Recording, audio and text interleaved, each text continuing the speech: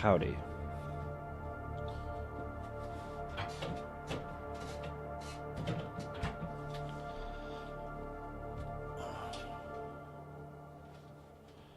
Well, let's not stand on ceremony. Let's play some MG up. Good to see you. Whoever's there who can hear my voice. Whom I can't see, but you know, whatever. Details.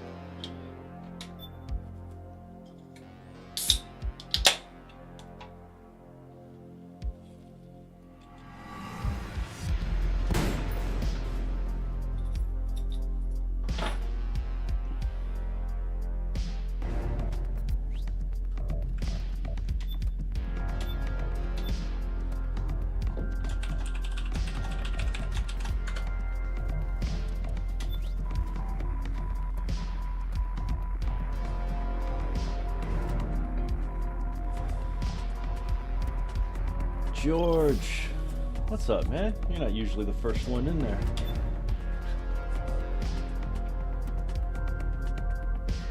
I like the way my guy looks, but I think it's about time we switch it up a little bit.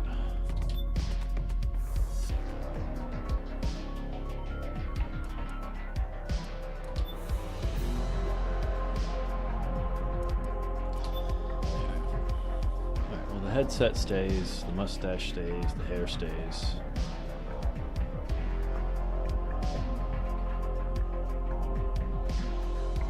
Okay, alright, let's switch up his rig.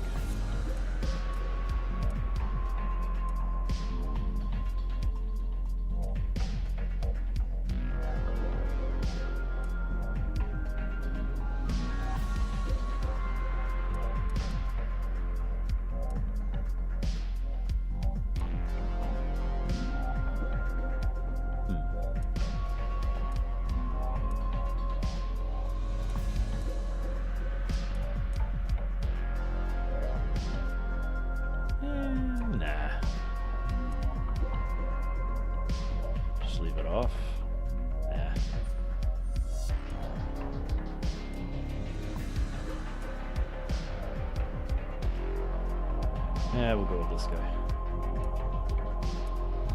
Oh, really? Yeah, that's the one I was. That's the one I typically use.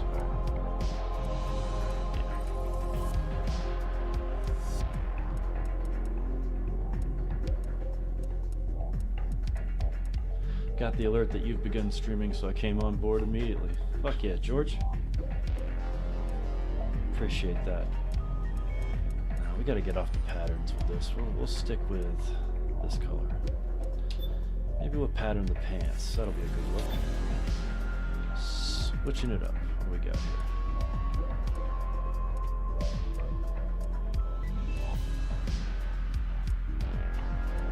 Where's that classic woodland? There she is. So if we switch that, what if we go back to my typical vest?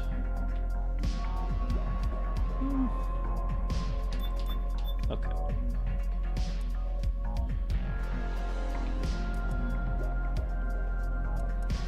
You know what?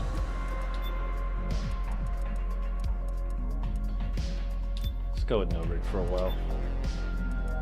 But keep the camo pants.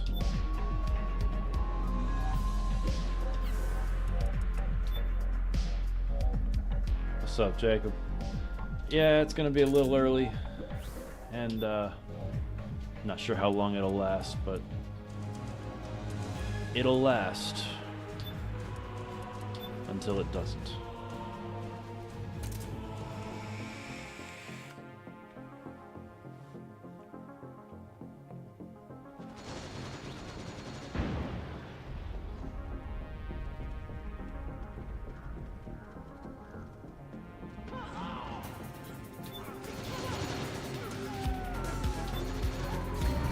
Oh yeah, when we're playing, it's kind of interesting random thing about this game mode when we're doing the sneak game mode with somebody playing a snake trying to steal dog tags. The guy playing snake gets to choose the music. It's the only game mode that I'm aware of that's like that, and this bastard is gonna kill me.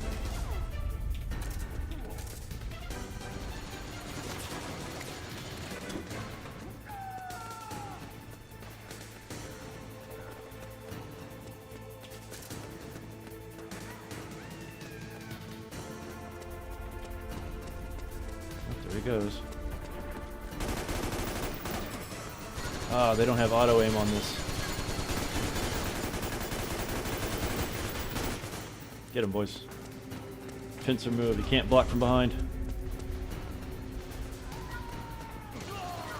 Oh, he's gone.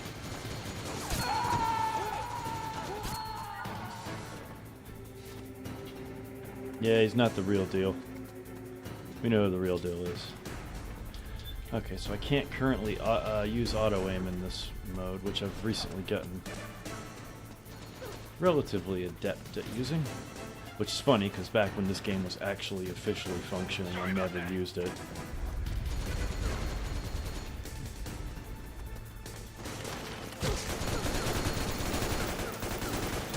Oh, shoot! Sorry. You kind of did that to yourself. Dude, stop running in front of me, you fucking idiot. Sorry. Don't mean to be rude, but you're being an idiot.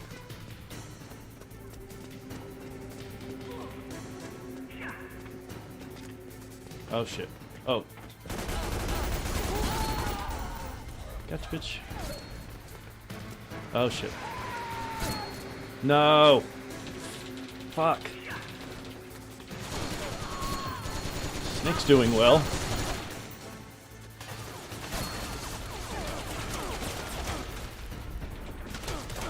There he is, down there. No, that's not him. Oh, Jesus. Guys, get him! Fuck. Wow. What a scene. Wake up, kid. Shit. Damn it. Be rude, Foxy. Yes, let the hate flow through. Okay, so I think I have shotgun. Yep, nope, I have handgun. Fuck. Alright. I currently have the pistol skill up because I was experimenting. Oh, Snake changed the music.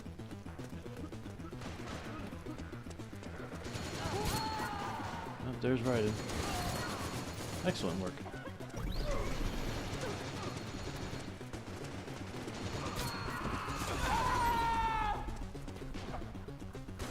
There's Raiden.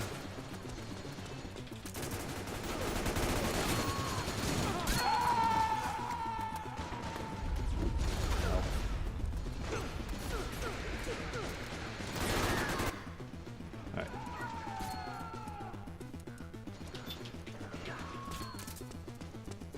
Somebody is having fun playing as Otacon.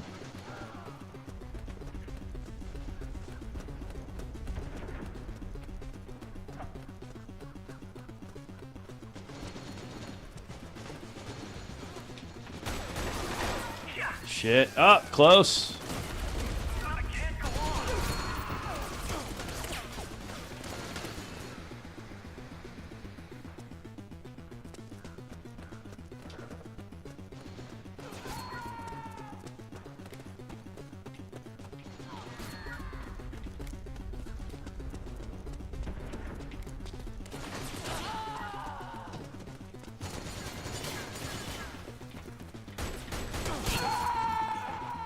Fuck? Oh, behind me. So how you boys been doing?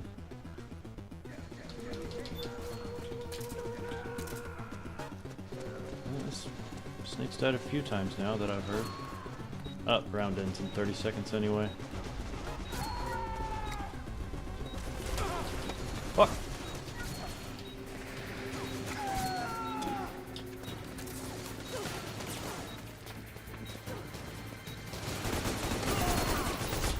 Sorry. 7, 6. Come on, one more kill. 3. Damn. Nope. One more death. Another kill.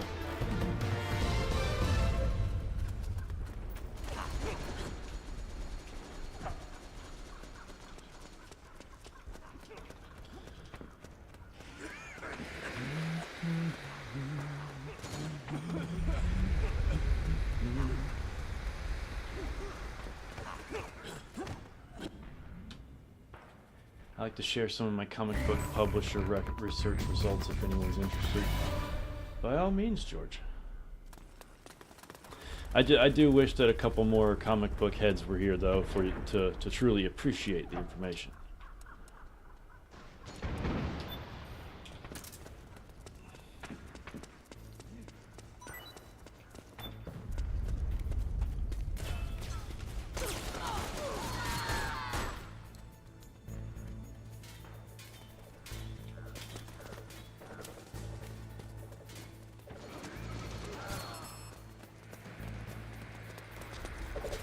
Oh, Vamp's here.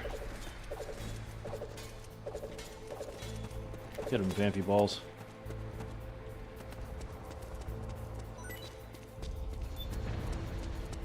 Oh, shit. Why you just sit there? You scare me. Oh, yeah, there's... That was weird.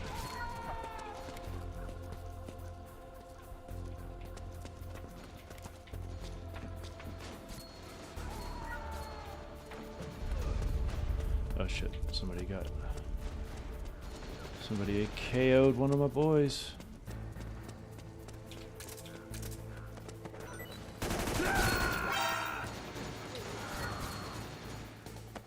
Get yourself up. At least I got Snake. But now there's a dog tag laying here. So I'm gonna guard the fuck out of that.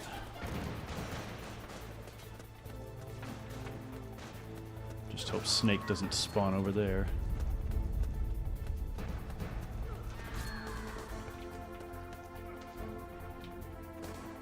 Yeah, we'll do it this way. Not particularly interesting, but at least I'll catch Snake before he comes up to it. Regarding that dog tag.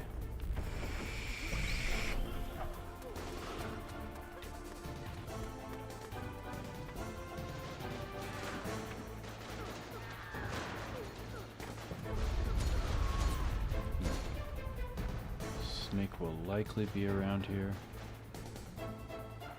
shortly.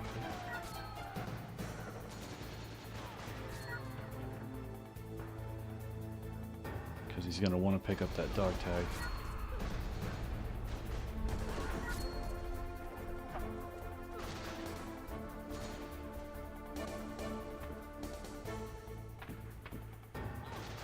Marvel had a subsidiary known as Star Comics during the 1980s, which published comic book adaptations of Saturday morning cartoons like G.I. Joe and Masters of the Universe. Sounds nice. They went defunct in the decade, sadly. Did they do good work? Yeah, I imagine the Transformers comic would come from the same place as G.I. Joe. Those shows were kind of basically like made right next door to each other.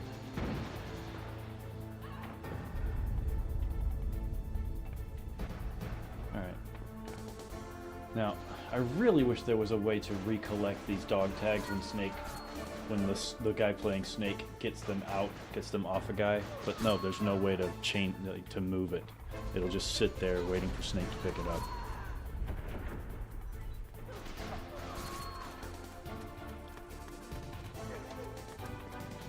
Yeah, okay, so he's already got, yep, he picked up those dog tags.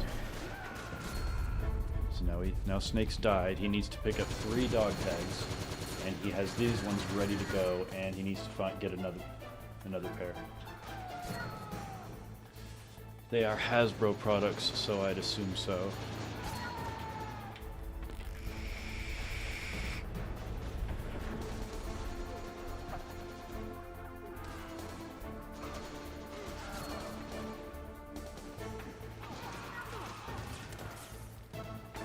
Come on, where you at, Snake?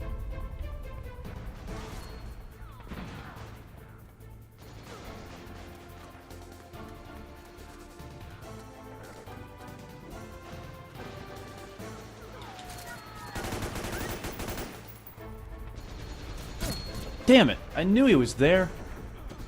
Fuck me, he just won the game. Get him, get him, get him. Get him, get him, get him. Don't let him pick the tag. Shit. Alright, I thought that would end the game. Get him. Shoot.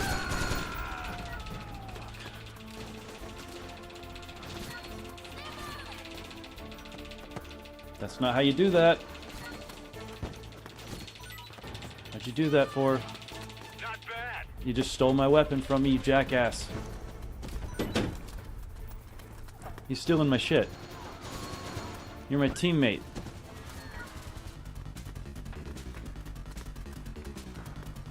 Fine, I'll just sit here. You guys can lose. Hey, what is this, nap time? Dude stole my oh my... They stole everything. Alright, I got the pistol. Fucking asshole.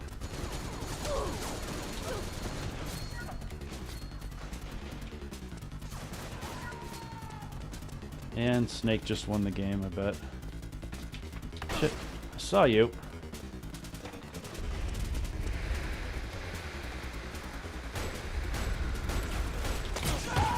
Wow, through the smoke. Through the smoke. Vertigo Comics is another publisher that currently an imprint of DC, with the only work I could identify from them was Preacher.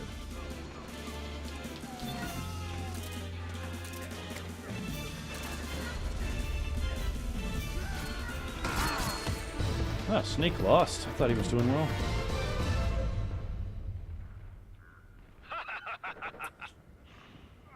At least I went positive. I guess because I killed Snakey Poo.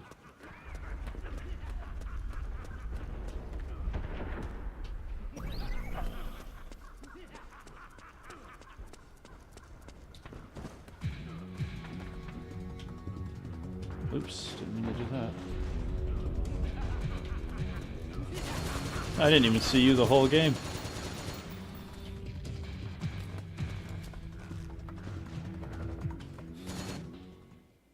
Didn't DC absorb the studio that made the Wildcats comics? Says Solid Snake.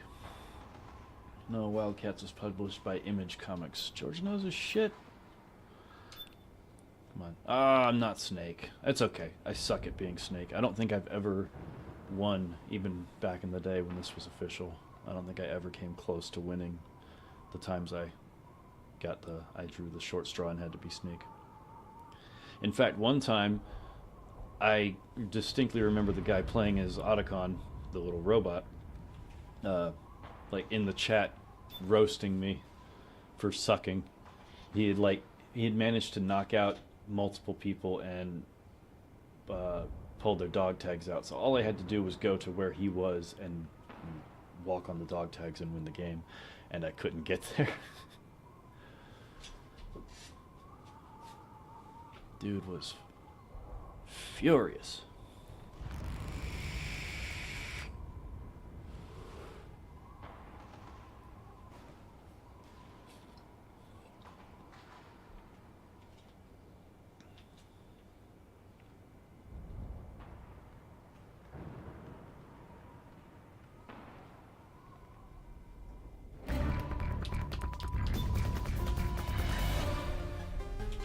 Oh, this is a good track. This particular Snake has good taste. Alright, so now I'm gonna find a nice spot to sit where Snake is likely to go. Good luck! And just wait. Spread your wings and fly! Until he shows up. Was that? I thought I saw him for a second there.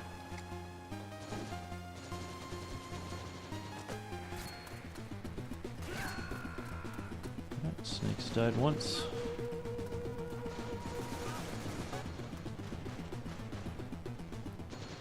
Oh, there he is. I saw him. Where'd he go? Shit, guys, team! I knew I saw him. Fuck. Okay, get him. No, that's bad. Guys, right next to you. Team. Guys. Oh my god. Whoa, he just fell through the map. Get him. Damn it. You Snake. Get him. Kill him. I don't care if you're an enemy. Wrong way. Oh, he should have shot Snake. He was too busy shooting at us. Fucking idiot.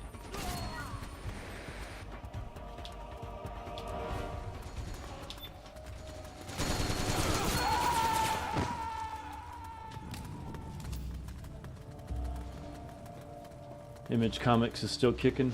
Is that right?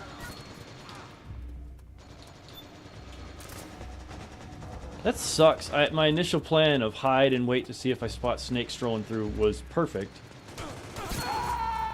Except for the part where I lost track of Snake, gave away my position, and got knocked out.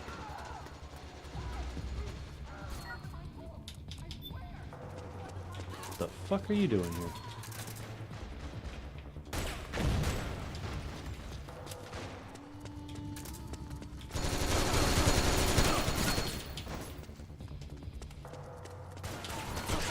Fuck!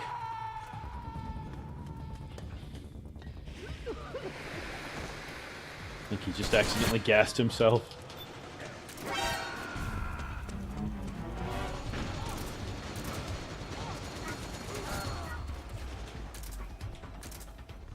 Right. Snake just went stealth right near me.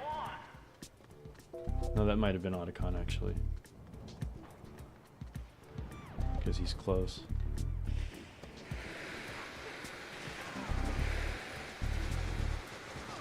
You were probably thinking of Malibu Comics, which produced Ultra Force, and Men in Black, which was absorbed and then shut down by Marvel. How'd you know? But how? But how? Cover! It's not fair, Raiden. The enemy's here!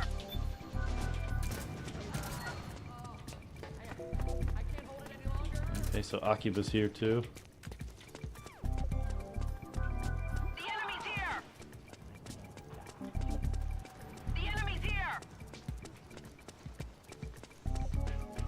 Typically on this level, this is the area that I would try to catch people when I was playing as Snake.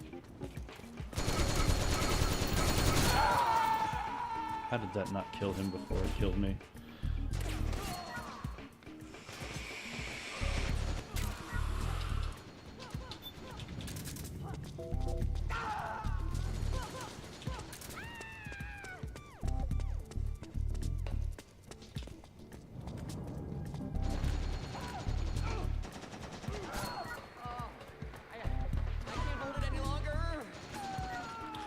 That's right, Akiba, you take that shit.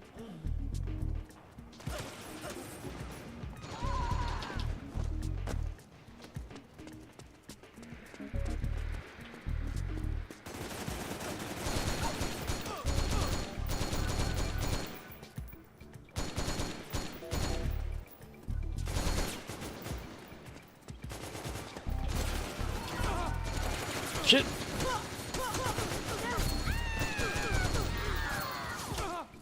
Shit!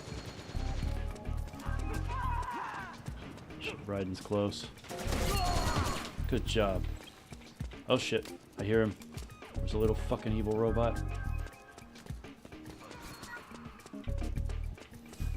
Oh, there. Fucking, I knew it.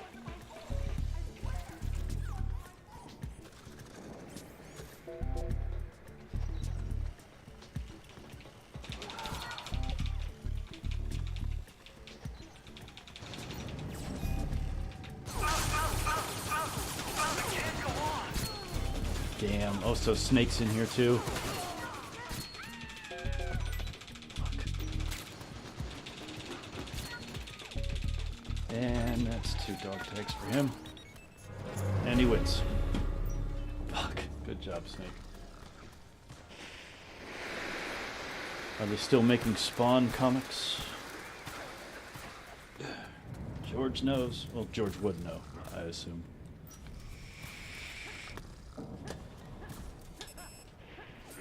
This son of a bitch.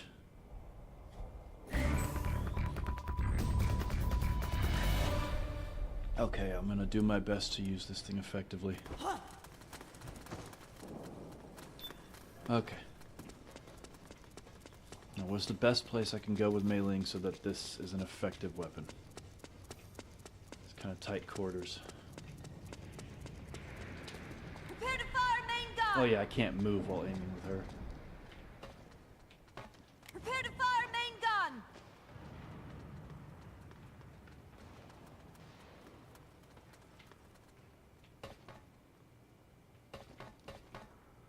I'm gonna get sniped.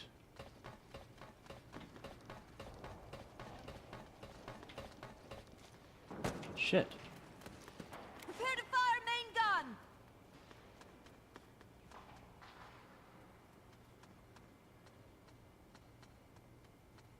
Where the hell is the other team?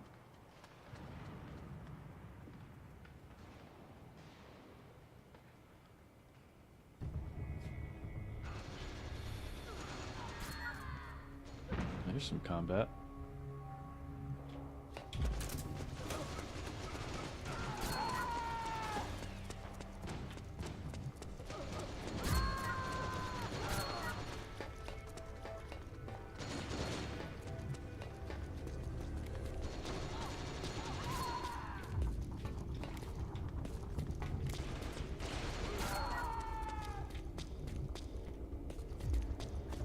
Now, how does this weapon work in here?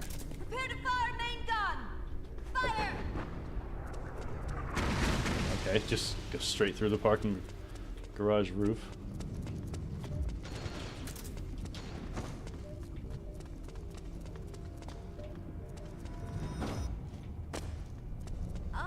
No. God damn it. Will help. Get him. Get him.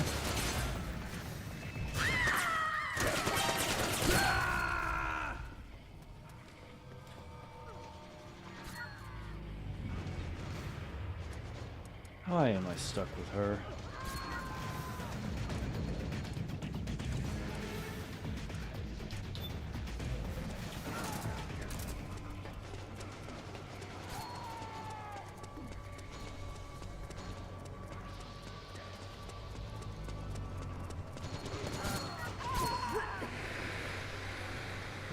it go?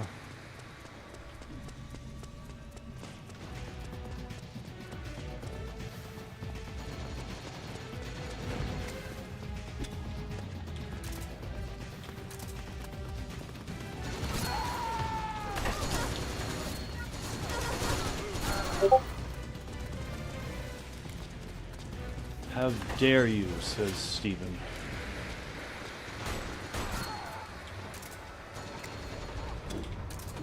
Prepare to fire main gun.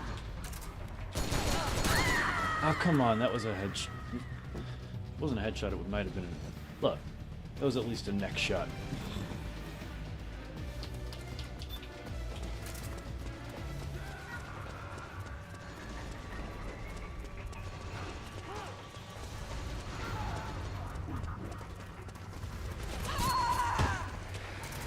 Prepare to fire main gun.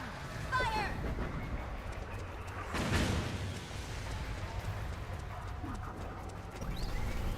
Prepare to fire main gun. Fire.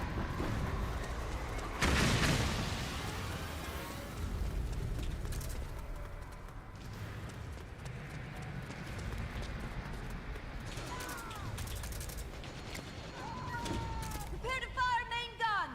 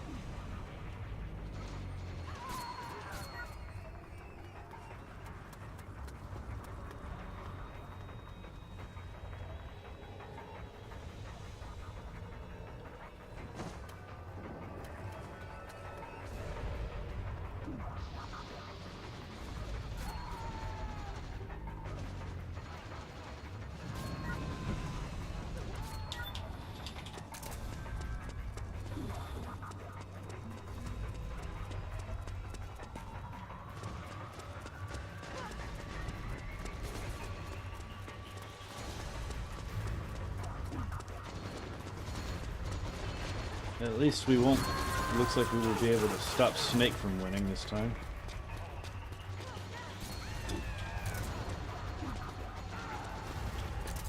Oh, that was a waste. Prepare to fire main gun. Prepare to fire main gun. Damn, I wish I could move while Prepare doing to this. fire main gun. Fire.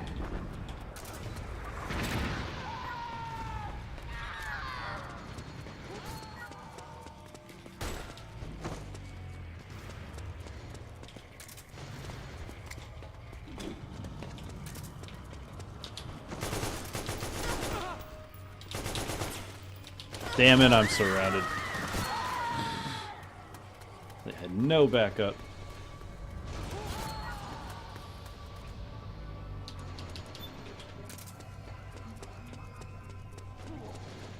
Round ends in a minute and a half.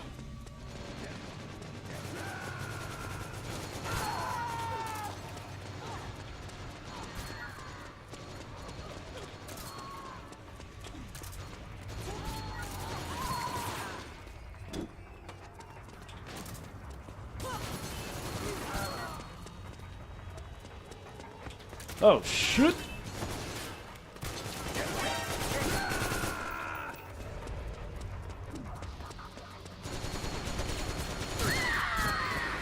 Where the hell was my teammate? Should have been there slicing that person to shreds from the side while that guy was distracted by me.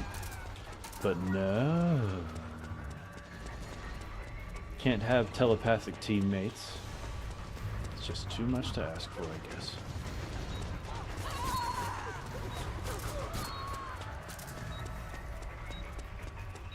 Come on, give me one more kill.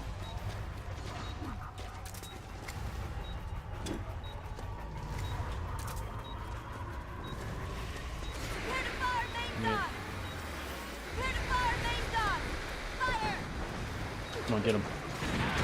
Yes! Clear to fire main guns! Fire!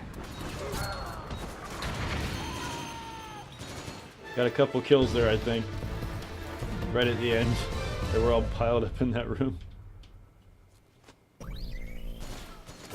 Baby.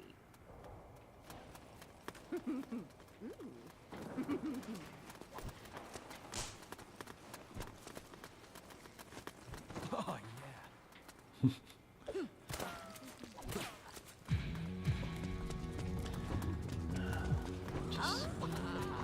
He's got that skill too.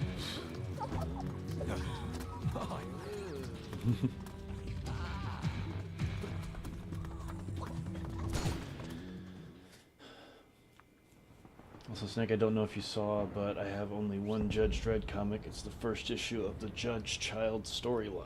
I love 2000 AD comics, of course, Dredd in particular. When I first heard of Preacher, I assumed it was Marvel's answer to DC's Constantine. I was wrong.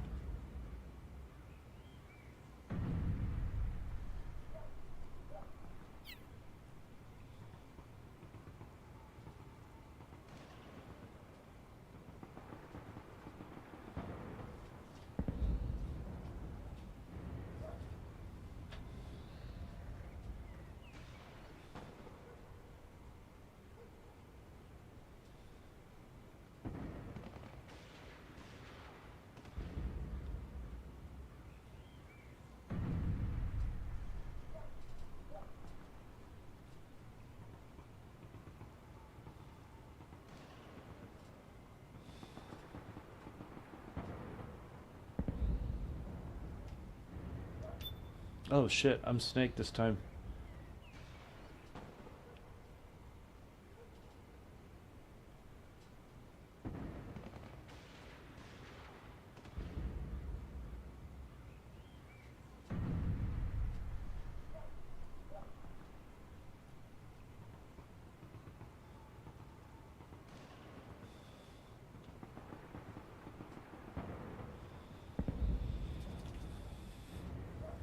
Let's not get our hopes up. I might actually not be Snake, I might be Otacon. Nope, I'm Snake. And I get to pick the music. So we are going with plant theme. Well,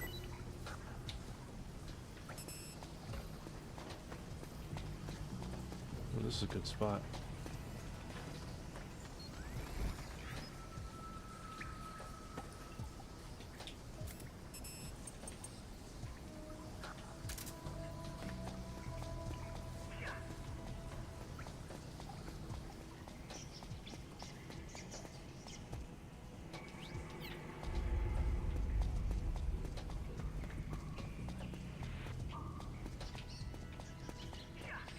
There's a way in there. Alright, so I'm in some kind of sub-basement area of this.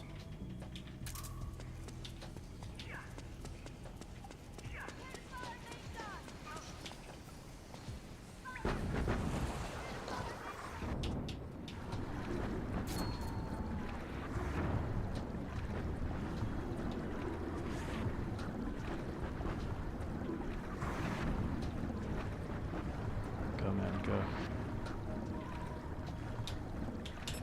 How do I go up? How do I go up? I'm gonna die.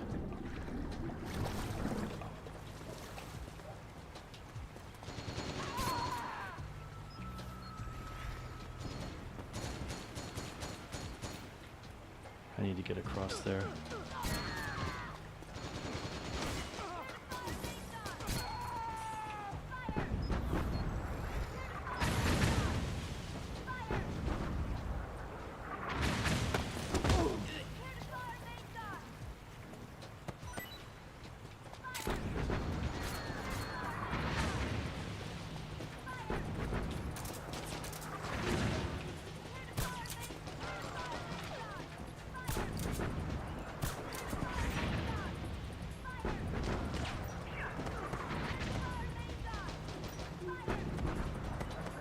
Let's torture this bastard.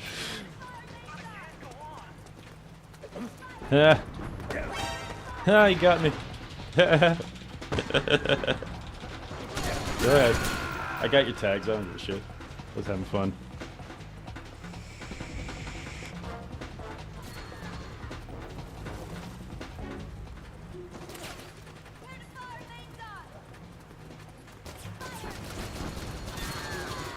Oh, there he goes.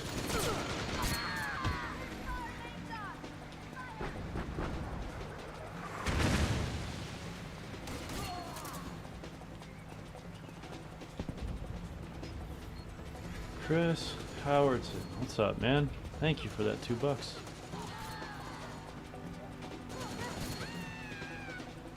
Alright, let's see if I can catch somebody. So, oh, there's dog tags over here for me to get. Alright, let's see if I can go get those tags. Otacon's been busy. Oh, shit. No. Gotta move. They can't see me. They can't know I was here.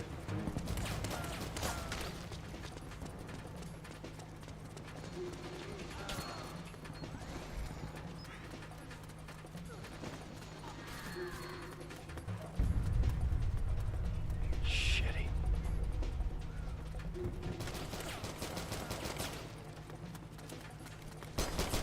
Fuck. He's shooting random places trying to spot me.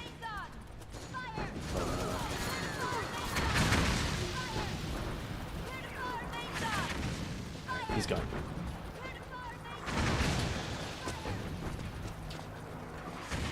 Oh, he's got 2 tags out for me. Otacon's been busy. Alright, let's see if I can get there safely.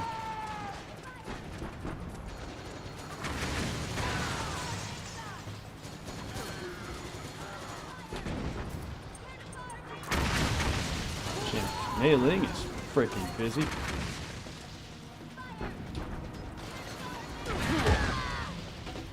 Fuck. Damn.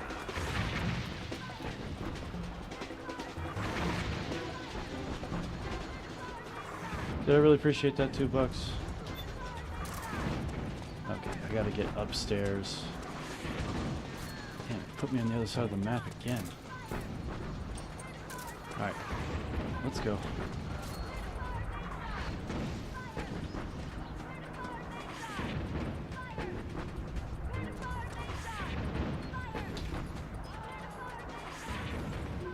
Shit.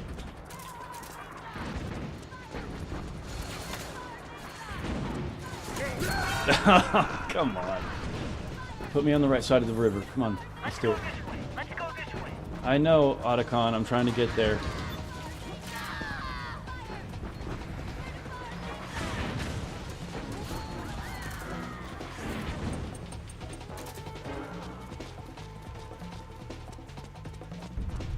Trying, Otacon.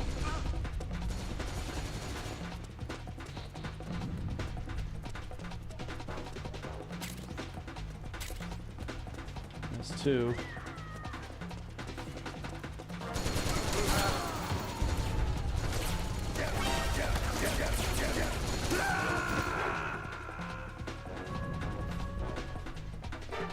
Good job, Otacon.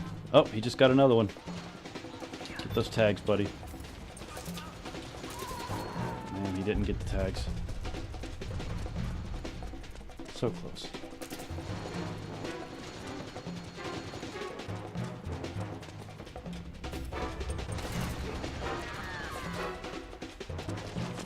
Didn't mean to do that. Alright. Come on, go.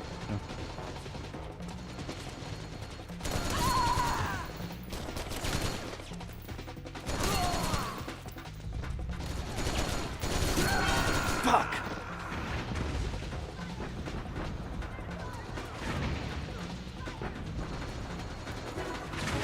Otacon can't be mad at me there. I just killed like 2 guys and then died to the 3rd. It's not something to scoff at.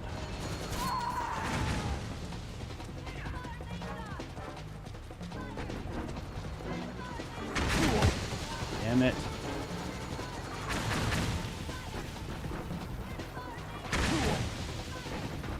Fuck me.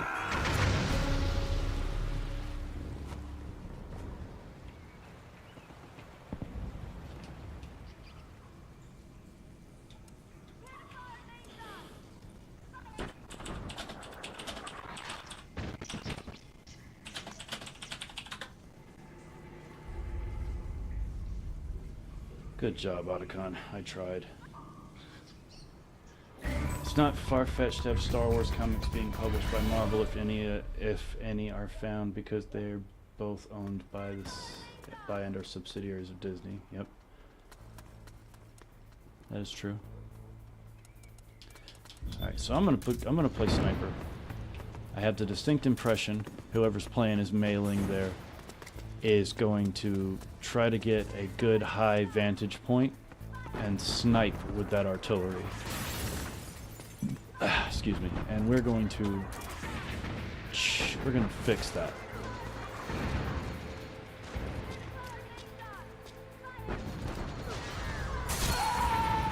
Damn. So now I have snipers to contend with. Just checking.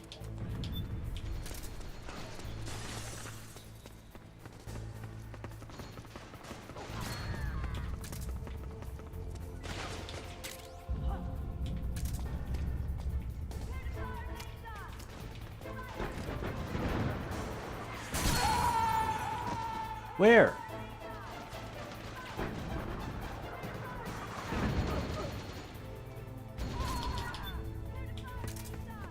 Where is that coming from?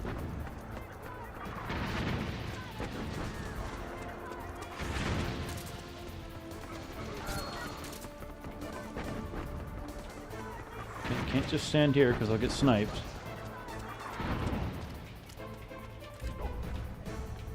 Oh, Snake's got somebody.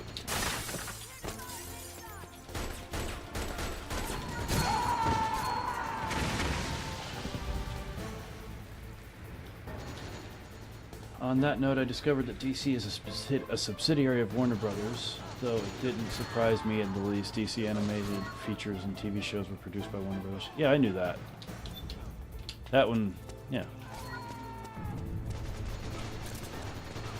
Thought that one was actually common knowledge, but who the hell am I? Fuck do I know?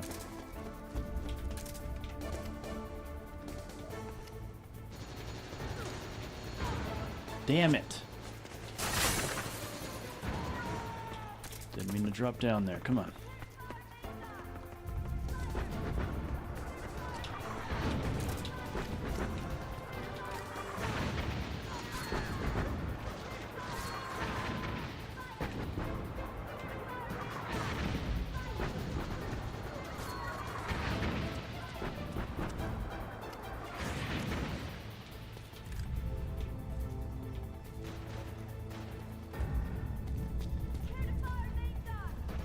Oh.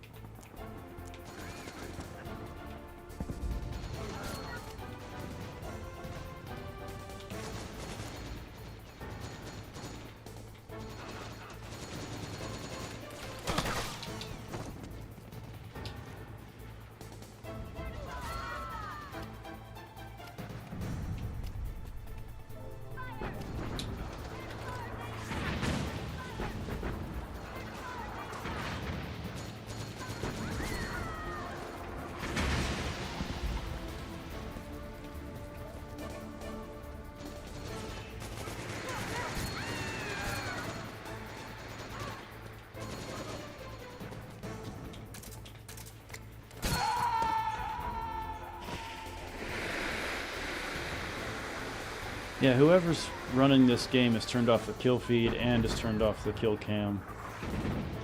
So I got no clue where that's coming from.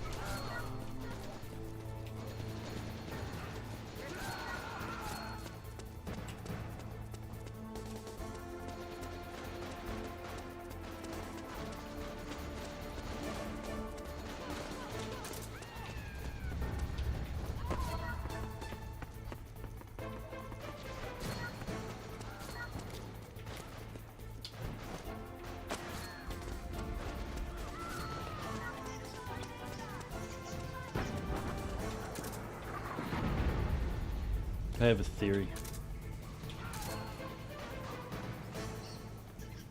I kept spawning down in the sewers.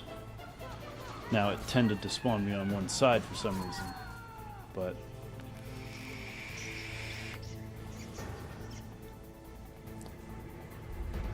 let's see where it puts me.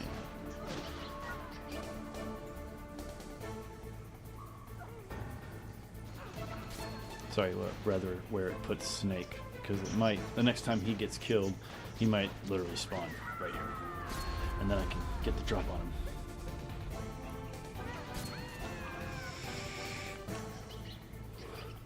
I think they bought them in the early 90s. Yeah, something like that.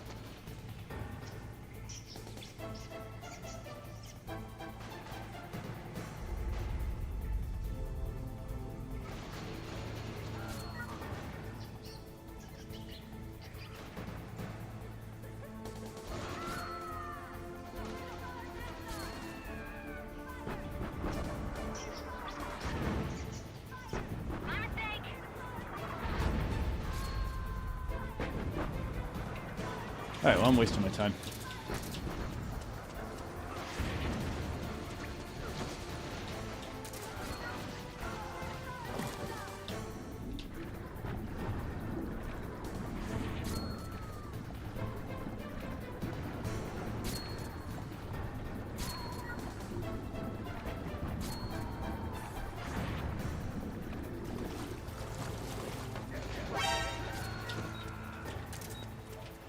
Okay.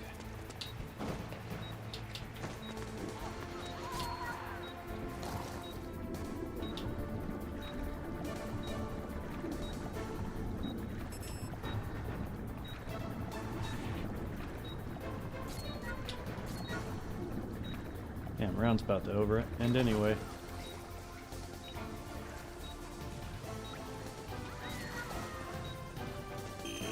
And it's over.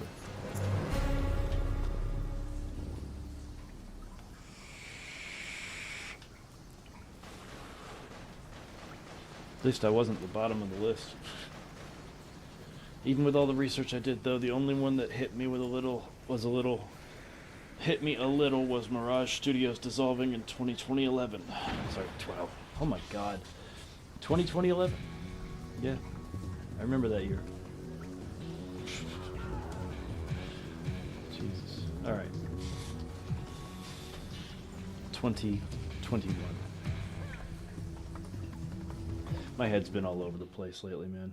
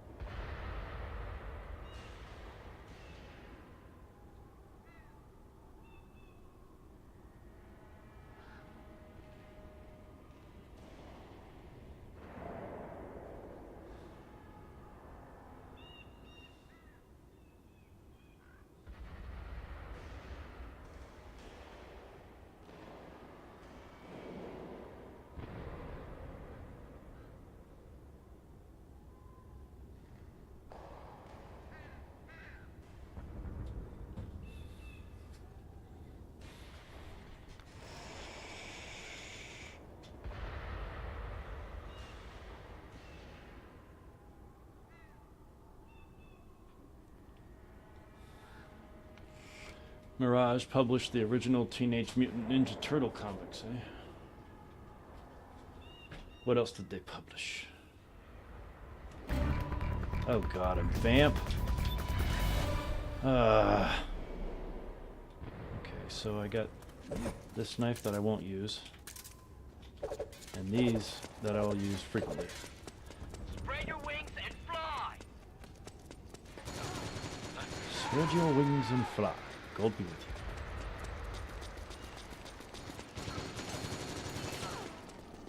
Fuck it, let's go for it. Damn. Take cover. Excellent shot, sir.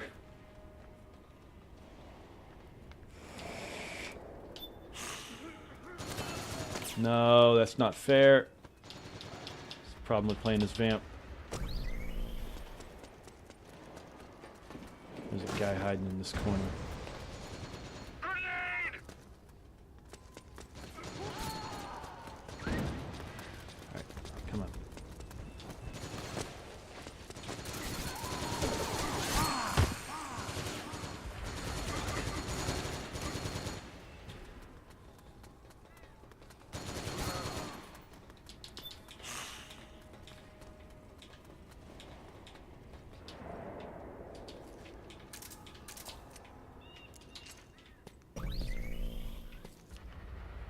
Just gonna stay here and wait.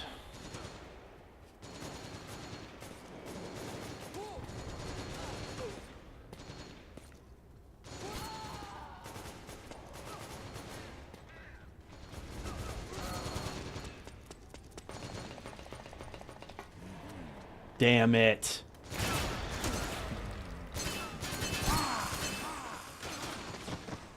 Mish. That's right, we're going back to Raccoon. In fact, we'll go watch that trailer again on here and just to look this around. Well, let this game end. Damn, Vamp is fast. Shame he can't use a gun. No! Again? How fucking stupid do you feel?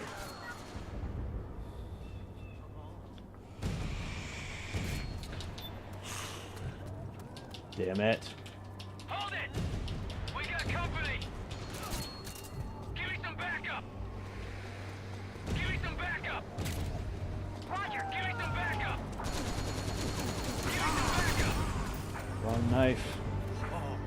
We got company. We Oh, got good, company. he's We got distracted. company. Come on, come on, come on. Yep, yep. Yep.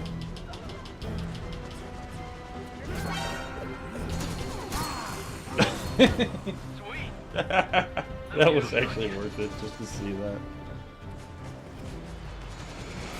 I'm counting on you. Take cover.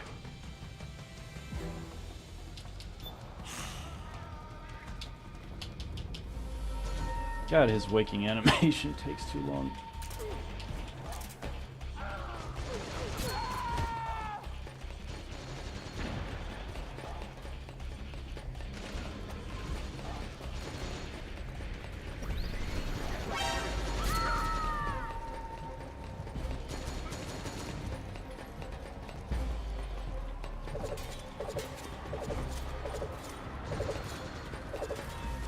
Yep, let's just be a little more aggressive. Where? Oh, how? Okay, fine. Whatever.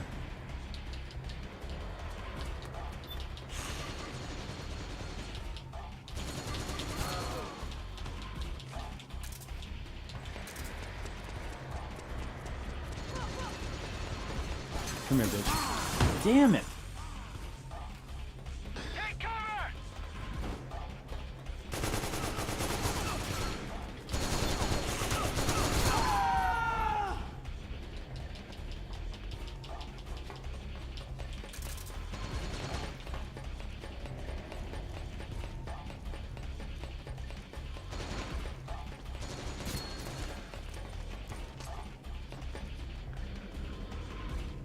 Go, go, go.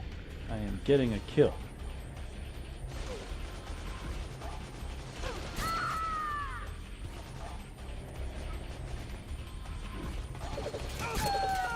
Yeah, like that.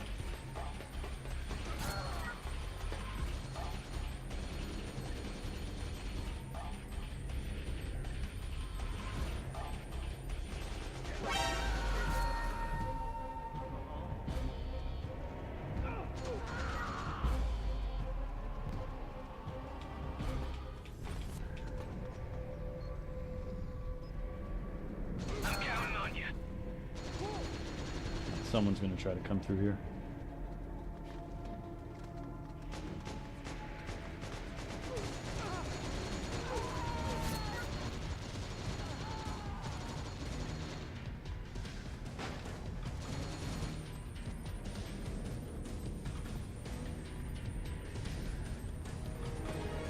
Come on.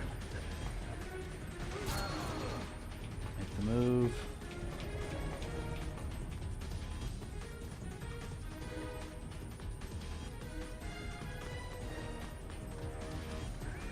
Give up and go the other way.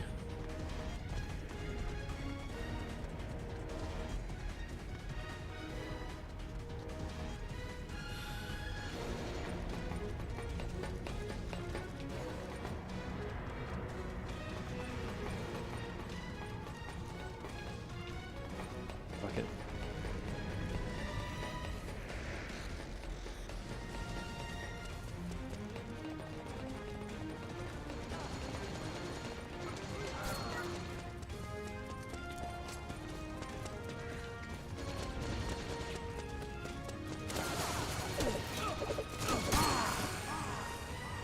At least I hit the guy. I do find it strange that they are now making Outbreak canonical. That's why I just don't pay attention to what they consider to be canon.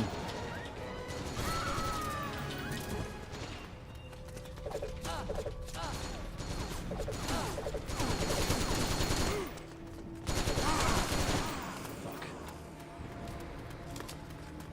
Yeah, I don't respect what Capcom approves of or doesn't approve of being canon because they don't care.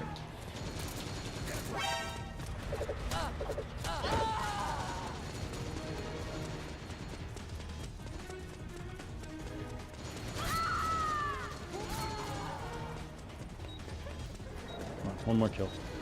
Make up for all those deaths. Nope, that's not how you do it. No! Damn you, Liquid, you senior citizen.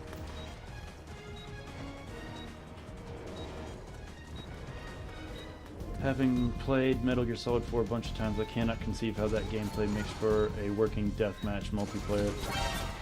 I mean, you're looking at it, baby.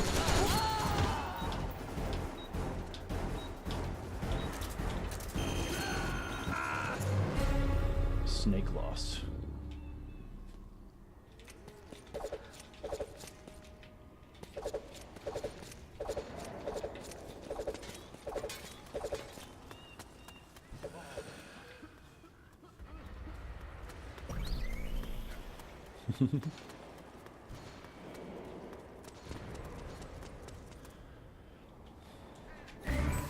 I don't know if they will throw in other Outbreak characters, but there's a wild theory going around that Leon is Grace's dad. No, she's not. As I know he's not, rather. No. Oh, we got a little glitch there. It's a little invisible text box right below the, oh shit. It's okay, we're good. Fucking meleeing. Oh, at least she's on our side. Okay. Fuck, I saw you at the corner of my damn eye and it didn't change a thing.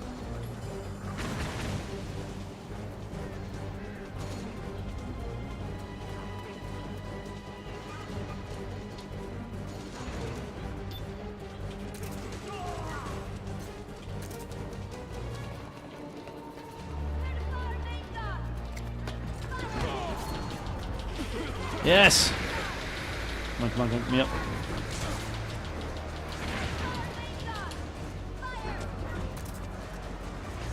Get him. Oh, you still managed to get me? Good job, buddy. fellow teammate. Clear to fire main gun. Fire.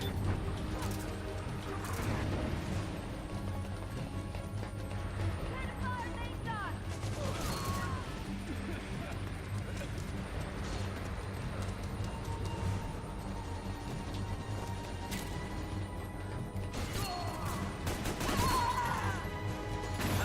Sorry, bro. There was no time for you to trank that person. Company.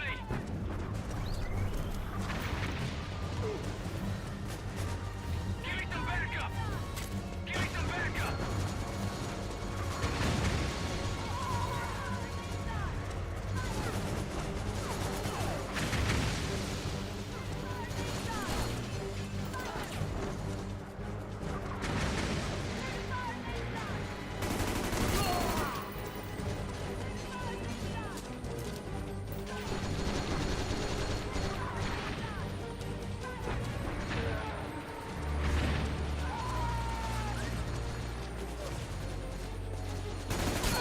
Fuck.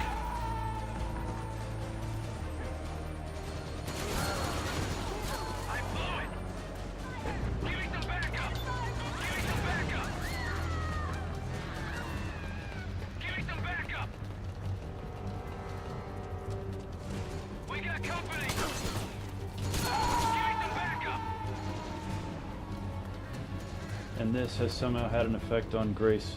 Wait, if I were to predict, I think that Alyssa was either unknowingly pregnant while escaping Raccoon City, was both infected and cured, Go, and go, this has go. somehow had an effect on Grace in the womb. What makes her so special and chosen to be the antagonist, well, protagonist, or chosen by the antagonist, I guess. That makes sense. That's definitely a way to do that. It works. It makes sense. I can accept that.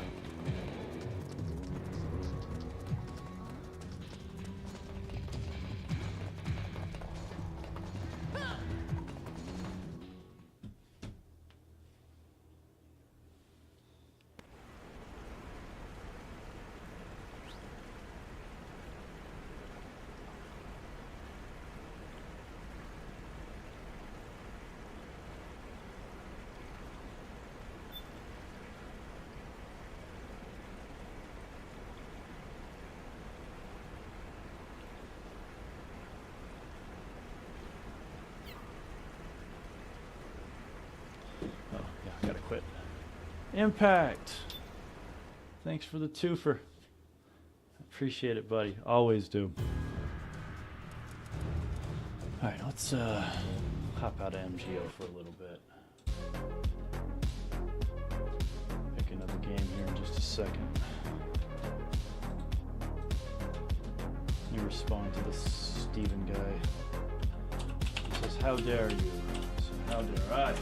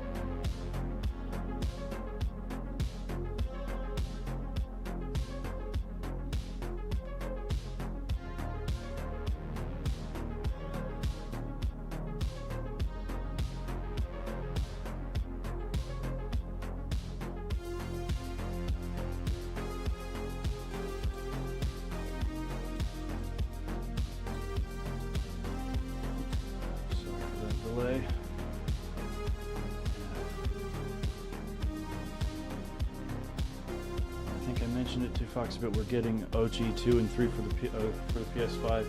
Dude, I'm happy for you PS5 owners that that's coming to the console, but I'm sitting there and I'm just thinking about that meme from that movie where that group of people pretended to be a family on a road trip in an RV to smuggle shit. Jason Sudeikis played the dad. And there's this meme of like this, like, I don't know, like, all you console guys like, dude, we're getting RE2. Like, you guys didn't have RE2? Yeah, I've had it the whole time.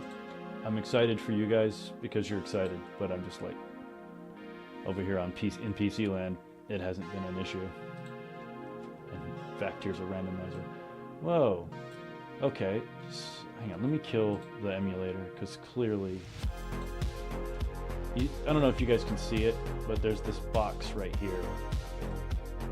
It was a text box in MGO, and it's still there. Hopefully killing the emulator will get rid of that, but it might not. And if it doesn't, we're going to have to, I guess we'll just have to live with it, because I don't want to restart the stream just for that. You can barely see it. Anyway.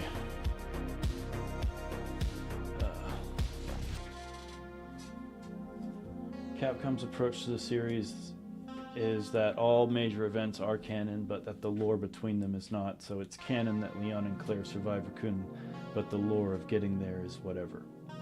Yeah, it's whatever. That's my point. They don't care. It's whatever. Alright. So we're going to try something different. We're going to do a randomized run. But we're going to do a randomized run that... I was thinking of doing a randomized run where the items are randomized but the locations aren't. So I won't have magic doors. Alright.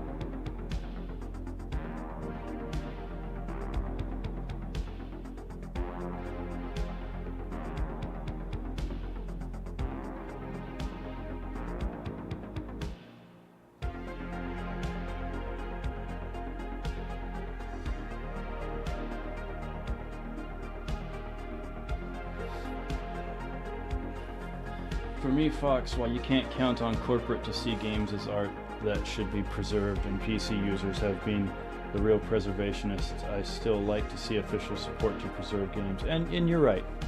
Yeah, you're not wrong there. It is a good thing, but it's just from a practical standpoint. I'm just sitting over here with my computer going, I've had that the whole time. I don't see why it's such a problem to get it on the console.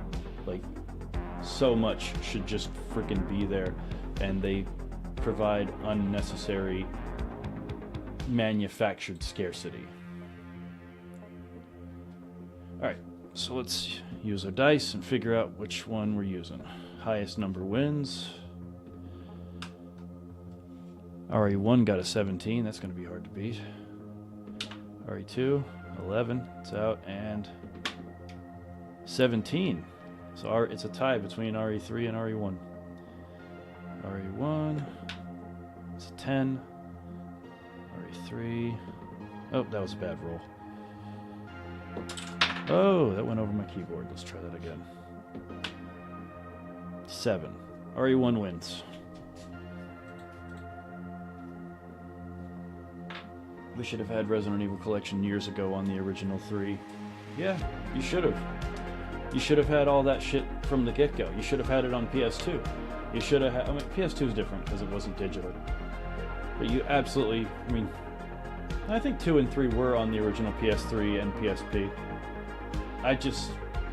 I'm of the opinion that Sony from the get-go should have been, if you bought it on PS3, you have it on PS4, you have it on PS5, you have it on PS6 when that comes.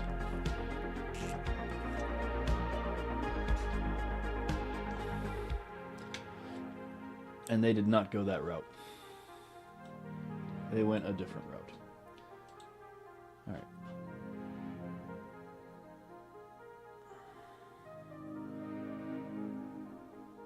Alright, we're gonna go with Jill.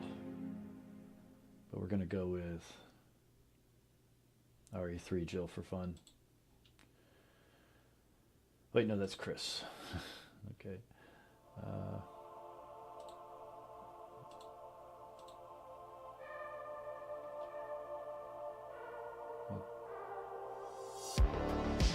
Go Veronica, Chris, because why not? And Jill, the RE3 Jill. Randomized cutscenes, no. Randomized doors.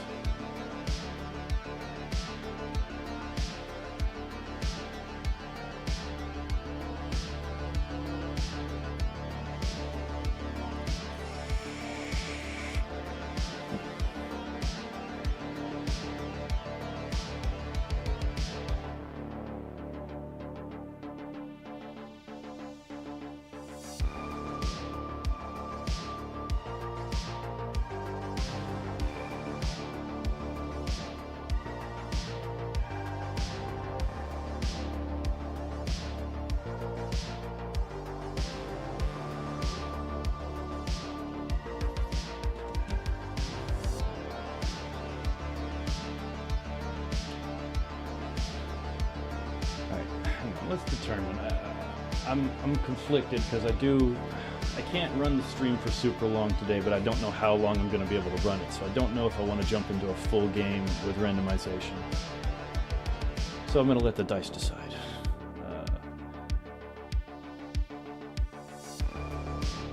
Rolling for a negative. So that was a bad roll. 15. 15 says we're not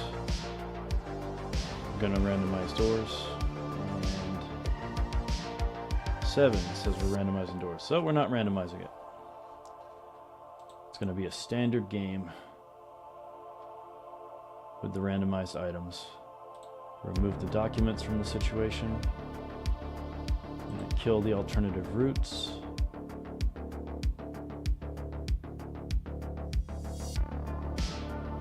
Alright, segmented placement here. This keeps it from soft locking me. Hidden key items. What's that about? When checked, hidden items, including arrange mode items, can be key items.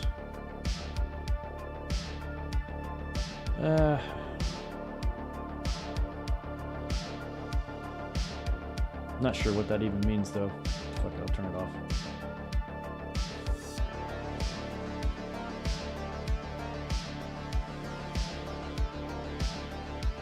Randomize the opening weapons.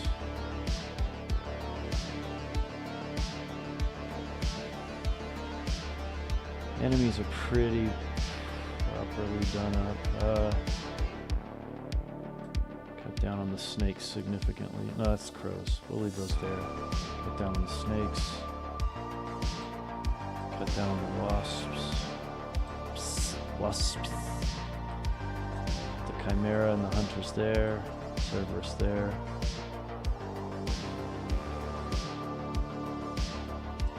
Cut down the tyrant and the yawn significantly. I don't know about this black tiger, but I'll put it down there with them. Neptune. Nope, we're not doing that. We're not going to have random sharks. Okay. Enemy skins. Get rid of that, get rid of that, get rid of that. Tyrant.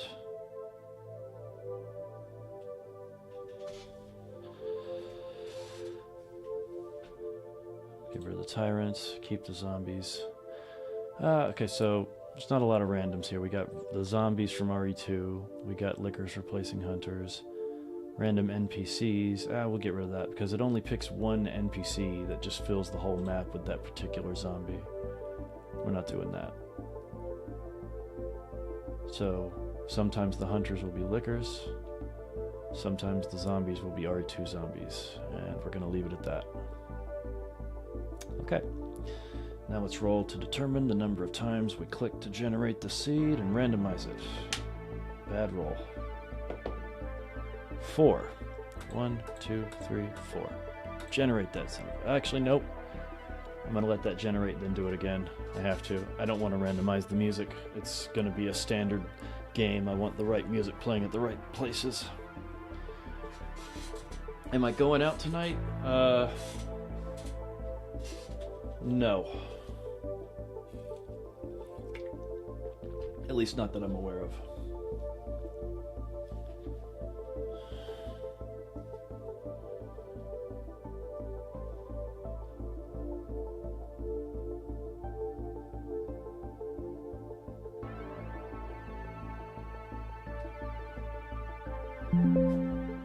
Alright, let's try that again. This time without the random music. Oh shit, I didn't. I gotta generate it one more time. I gotta turn off the random NPCs as well. Otherwise everybody will be different people.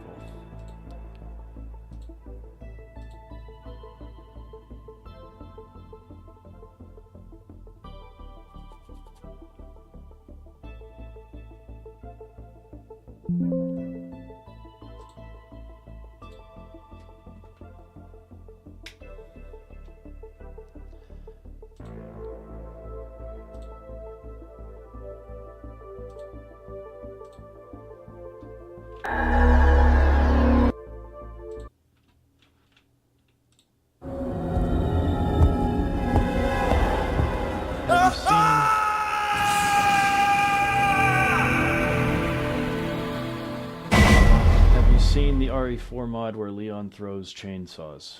No, I can't say I did. Oh, yeah. What the hell?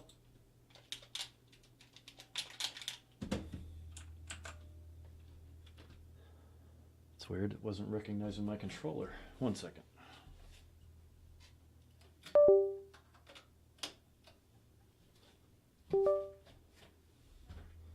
Let's try that again.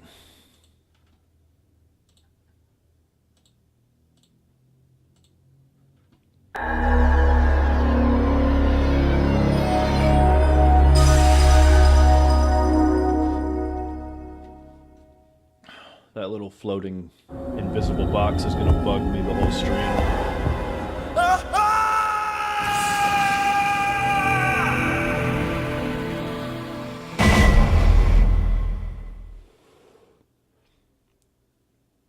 I'll message you later when you wanted to get your opinion about building up a PC. Dude, okay, hang on. Something is wrong here. Let's see. Controller input, X input, yeah. Rebind controls.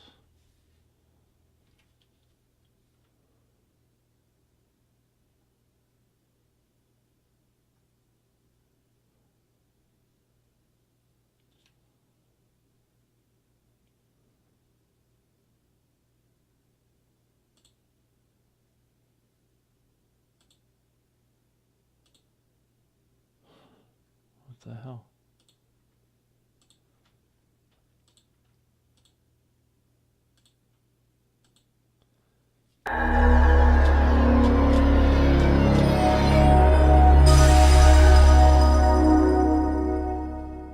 Yeah, is this thing... I was just using the controller in Metal Gear, so I know it works. Just hop into another random game real quick. Controller works? It's not good. That means the randomizer's screwing up.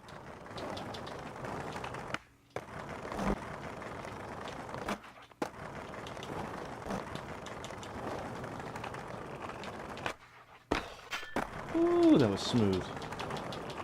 That's the trick. Not caring. I didn't expect to come in here and put down a run. As a result, it was pretty damn good. Now I want to look at it because it was actually pretty solid.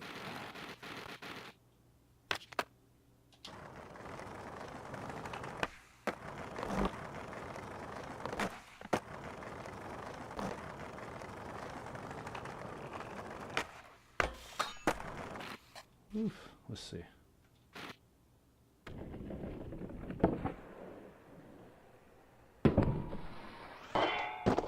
Nice.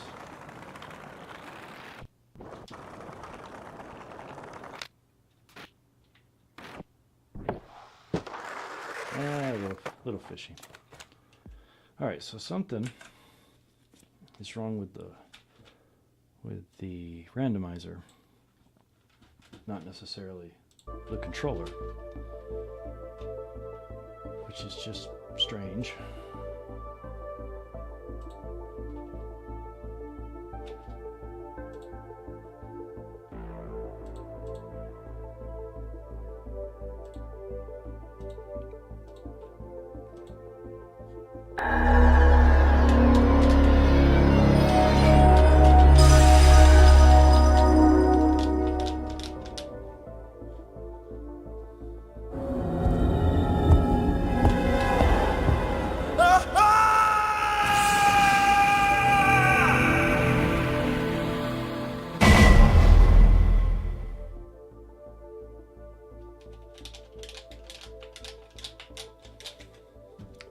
Well, that was a whole lot of effort from nothing.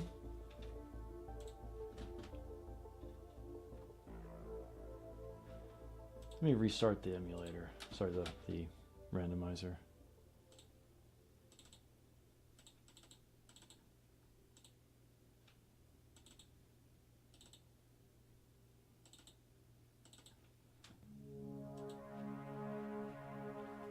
And this should be the same one I generated.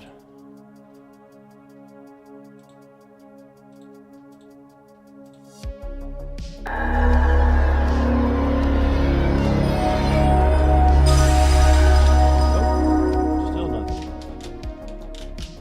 Can't skip this.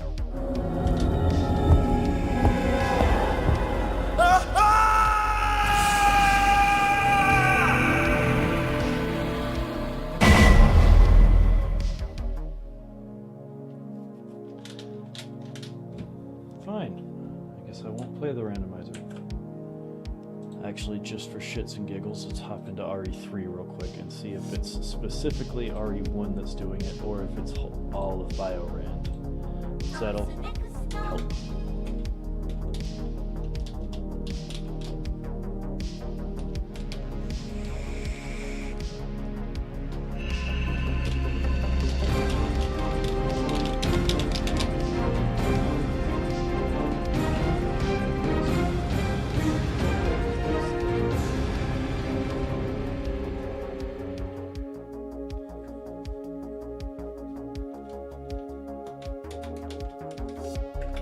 Okay, fine. I won't play BioRand. Have to figure that out later.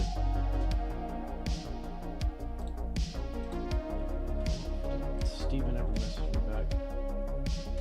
Fuck it, I'll just call him. They can play some Halo with me.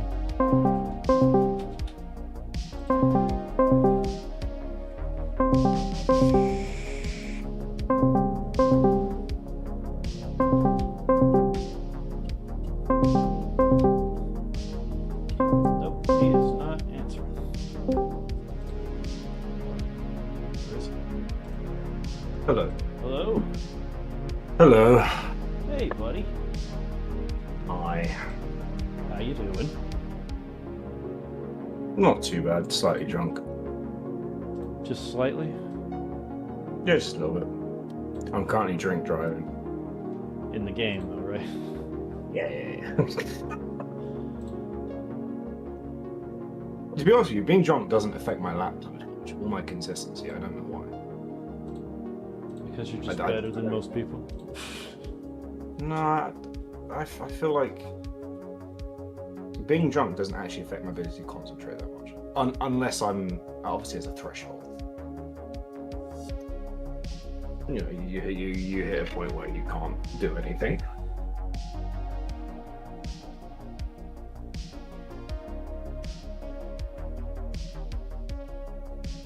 Would you like to shoot some grunts with me later? Maybe later. Let's see how it goes. You want to share your screen so we can all watch you drink and drive? Sure, why not? It's a new circuit, so I don't really know what I'm doing with it entirely. Perfect. That's what I was hoping for. Is that working? Yeah, that's cool. I can hear it just a little bit. What you rocking? See, it's a Lamborghini. No, it's a Ferrari. It's a know. Ferrari 575. I know, I'm being a smartass. Yeah, I was gonna say. I know the difference between a twisting, facing forward bull and a horse and a bull, and yeah. a sideways facing horse. This is quite a difficult track. It's Cadwell Park, which is somewhere in the UK. I can't remember where. It's really loads of elevation change, loads of bumps, loads of twistiness.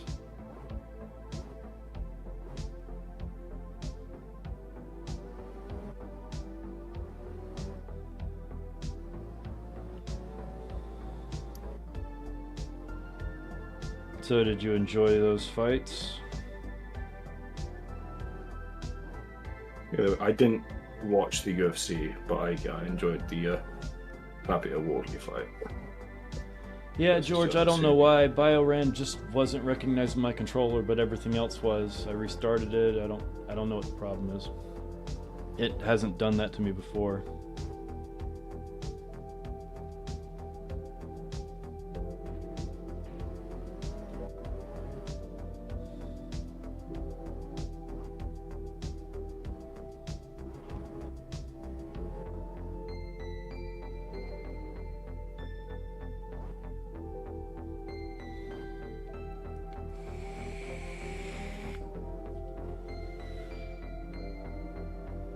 Boy, my phone is being so fucking slow. Oh, there's someone in front of me. I'm gonna catch him before the end of the lap, most likely. That sucks. Why is that a problem? He's gonna slow me down Just if I don't go wide. there you go. This track is really difficult. Now you won't catch him. No, I will. I He's right know. there. Hey, buddy. This car's Larry. It's got like 700 horsepower. Our sponsor is Piss right now. Making our brand look bad.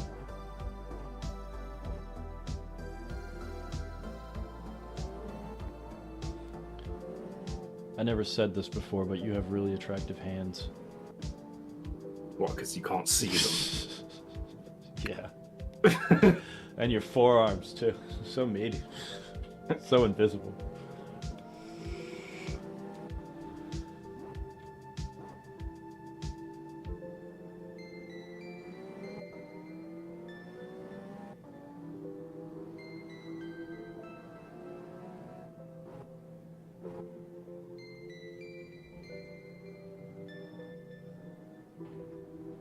Fuck it, I'm restarting my phone. This is awful.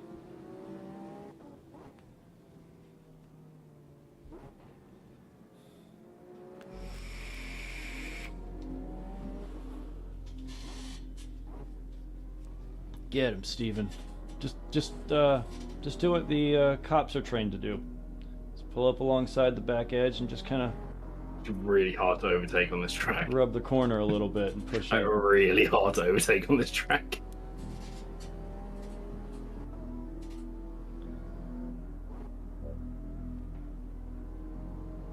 This one is almost like it's so narrow in places, and it's not that long of track that I almost could see like a 40 cart circuit race, like a kart race here, like just 40 deep.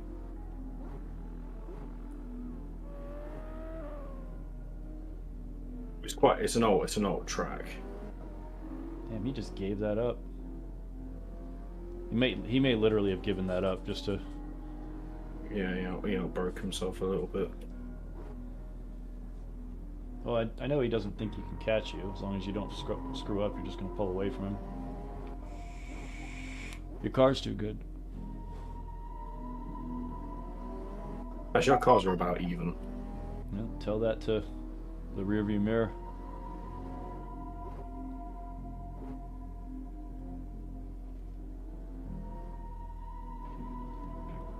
It's kind of a backwards BS corkscrew. This is way before the corkscrew, dude. Oh, This is a British racetrack. This is from the early 1900s. I know. I'm just saying that section of the track reminds me of a rudimentary version of the corkscrew, except you're going uphill. Excuse me.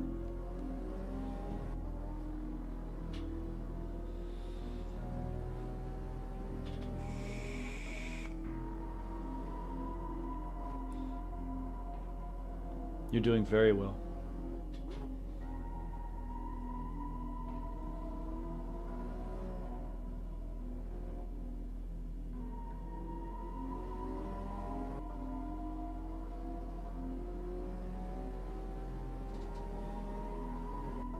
I think it makes this track awkward to actually. It's mostly how narrow it is.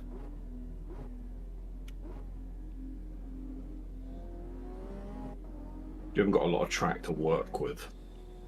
No, that's why I was saying it would be a good place to do like a 40 or 50 deep go-kart race.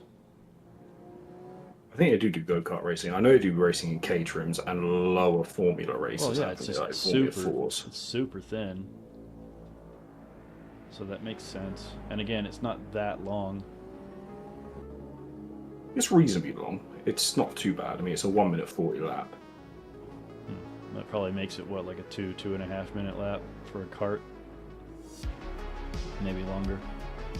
Probably something like that. And I mean, I'm not in the quickest car. I think this. But it's not a slow car. It's a supercar from the early 2000s.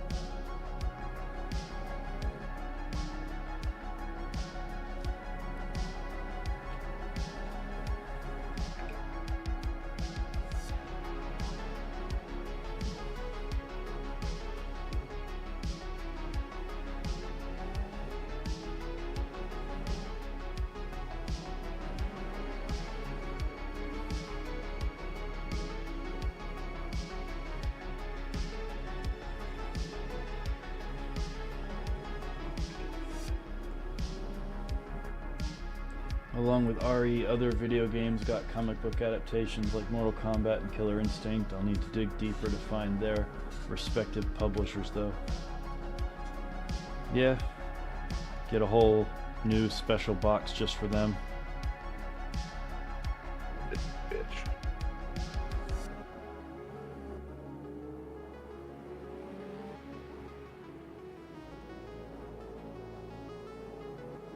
This guy's got a very, very heavy ass.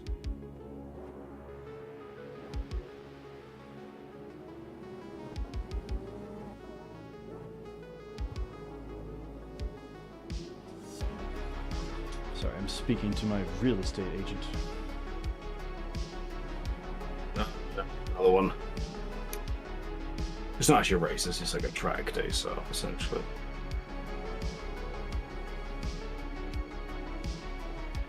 I think there was a Porsche 911 Turbos ahead of me.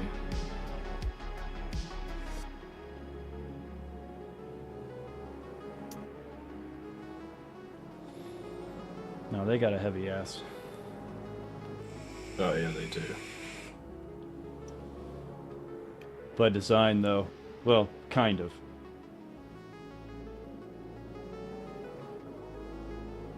This thing's front engine, but it's still very tail happy on the braking for some reason.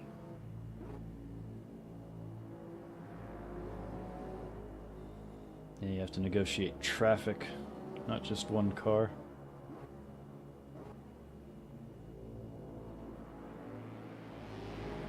Don't overdo it.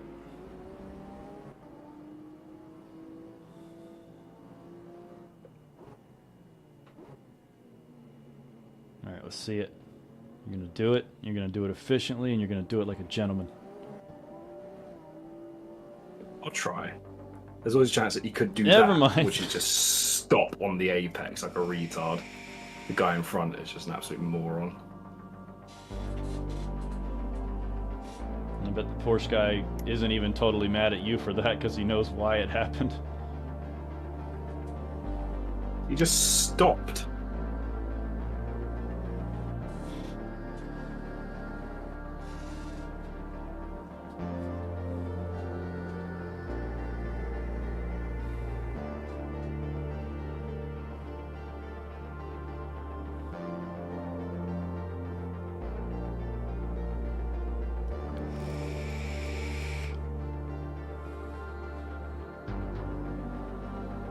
Come on. Get around him. You can do it. Uh-oh, it's about This to is turn gonna into a be- crowd. It's gonna be tricky. Yeah, it's getting worse. Out of the way. Sorry.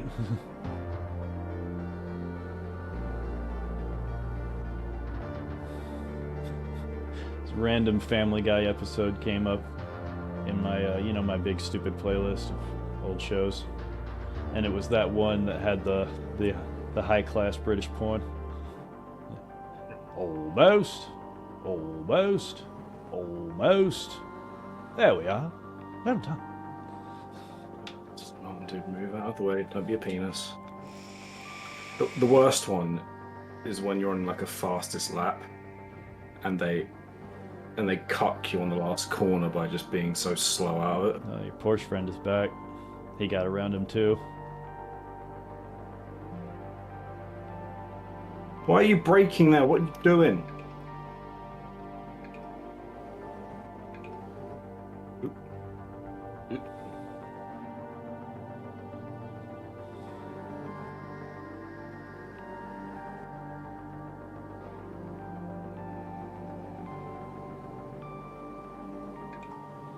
So slipstream.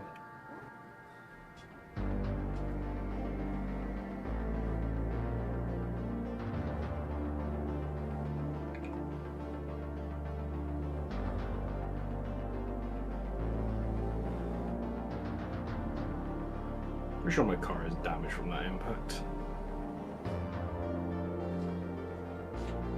Based on the fact that he's catching me on the street so easily.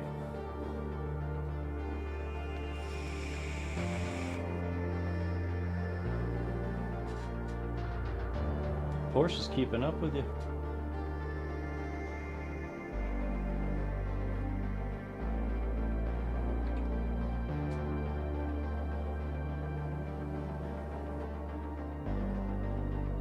But it is actually a faster car than this. It's lighter and has more power. And it's newer.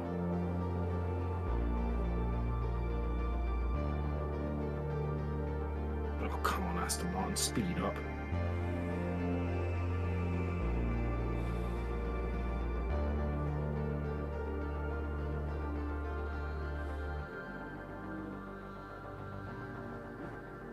Whoa, I did a jump. Oh, I need to repair my car. See, I've got the second fastest time.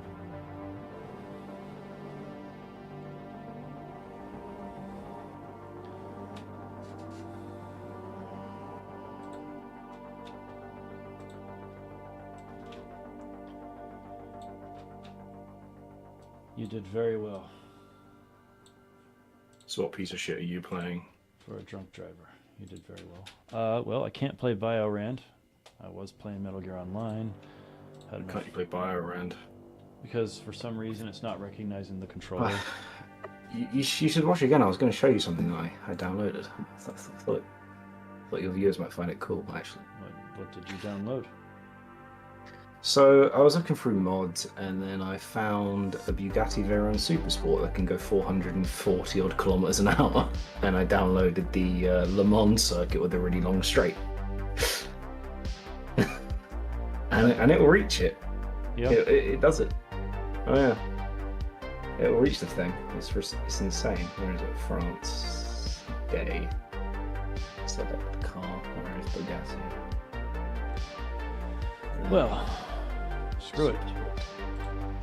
So it's fast as hell. Halo it is. Halo. Halo, yeah. Hello.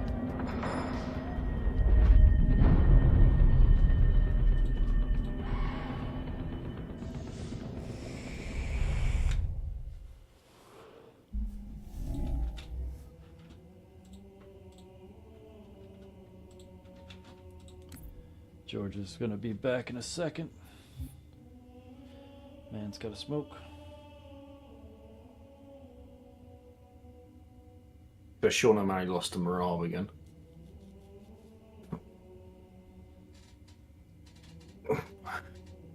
How surprising.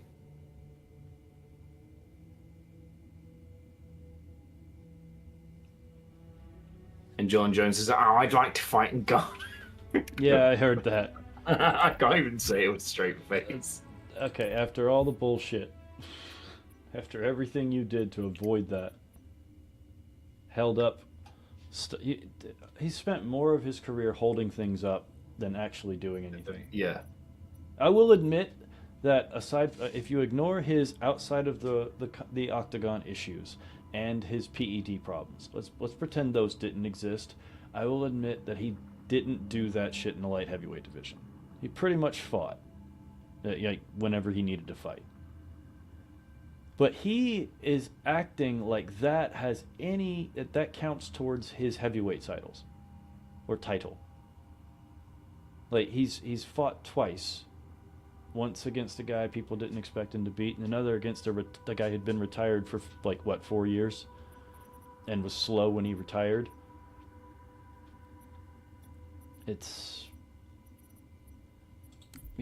Also, the other,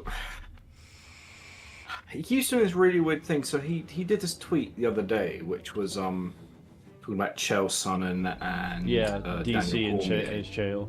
Yeah, and he's like, "Oh, I already beat you two," and like, "Oh, I'm making more money in a week than you make in a year." And I keep thinking like John, you're supposed to be an elite level all-time great athlete, and you have a net worth of 16 million.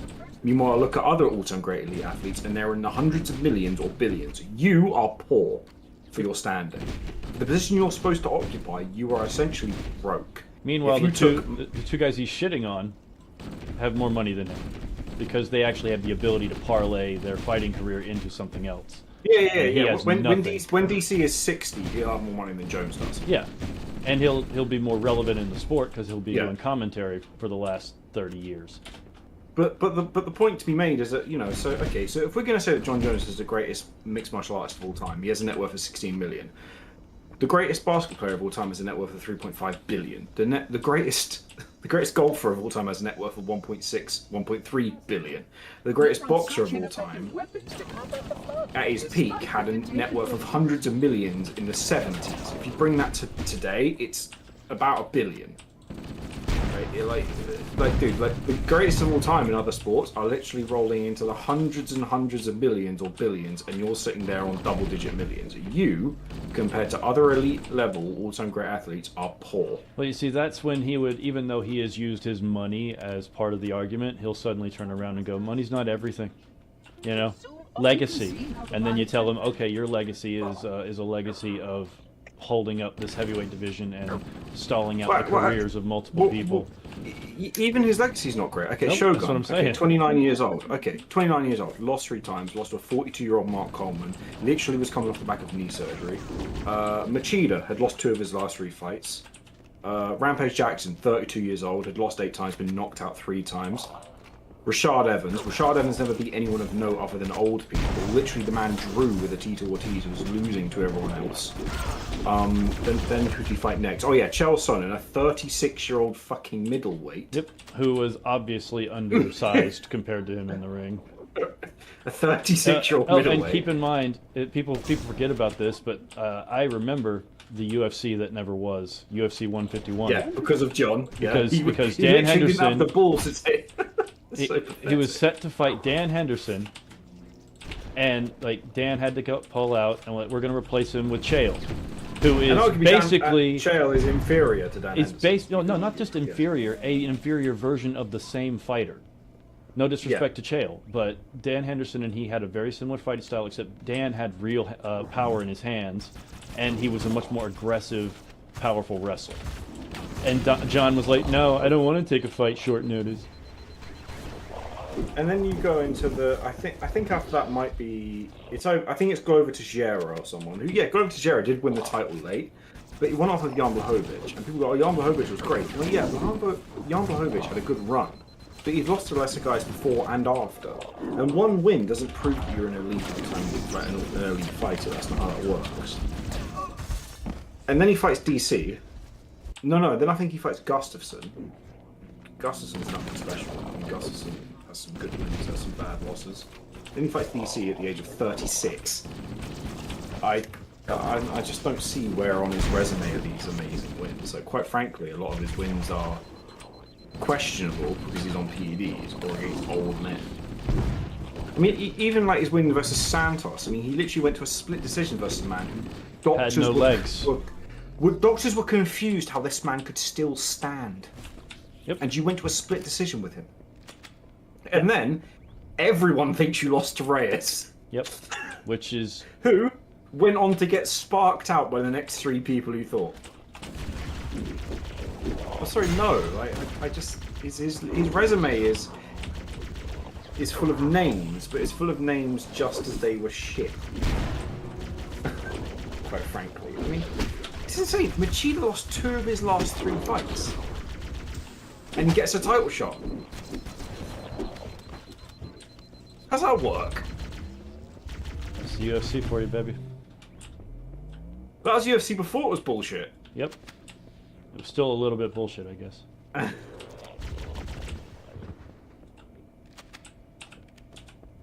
I'm running out of ammo and the good stuff. Remember Dan Severn? Love that guy, says Jacob. Oh yeah, Dan Severn was a beast and an actual like proper gentleman. And then of course there's Don motherfucking Fry. The mustache. Yes, the greatest. The greatest mustache. Fighting mustache. Who am I missing? Rampage. Vitor Belfort. I'm sorry. Yeah. So he goes 4 rounds of Belfort. Nearly gets armbarred by him, whereas like 2 years prior. No, not just armbarred. The right referee would have stopped that fight there. Possibly, yeah. But then we go back not too long, and at 185, Vitor still on TRT. What does Anderson Silva do to him? Oh yeah, front kicks him in the face. Just takes him out. But done, right? I just don't get where in this resume people go, oh, how amazing. Like, you're going the distance against Anthony Smith. What the how? I've been knocked out 13 times. How do you get the distance against Anthony Smith? How's that possible?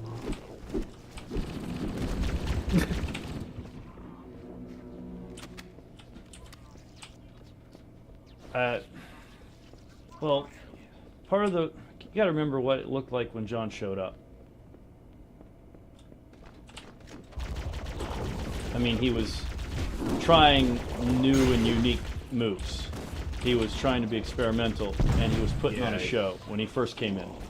But then you know Joe Rogan, who in one of his podcasts with Taporia said, John Jones developed a spinning back kick at 36. So, and then there's literally a 3-minute video of John Jones throwing spinning back kicks as early as literally the first fight he had in the UFC. Mm-hmm. It's like they attribute stuff to him that just doesn't exist. I'm expecting in 4 years' time, when John is like actually disappeared, they're gonna call him like a knockout puncher or something. No, that wasn't a thing. They'll try. They'll say something. Dude, I remember watching his first title when he went up against Shogun to take the championship away from him. I watched that, and I was in awe. I was in awe of what he was able to do to Shogun. Granted, he was a really lanky, big, light heavyweight, so he was able to kind of, do manhandling shit. He came up in the era where most light heavyweights were like 5'10". Like he came up in the era where most light heavyweights were smaller than me.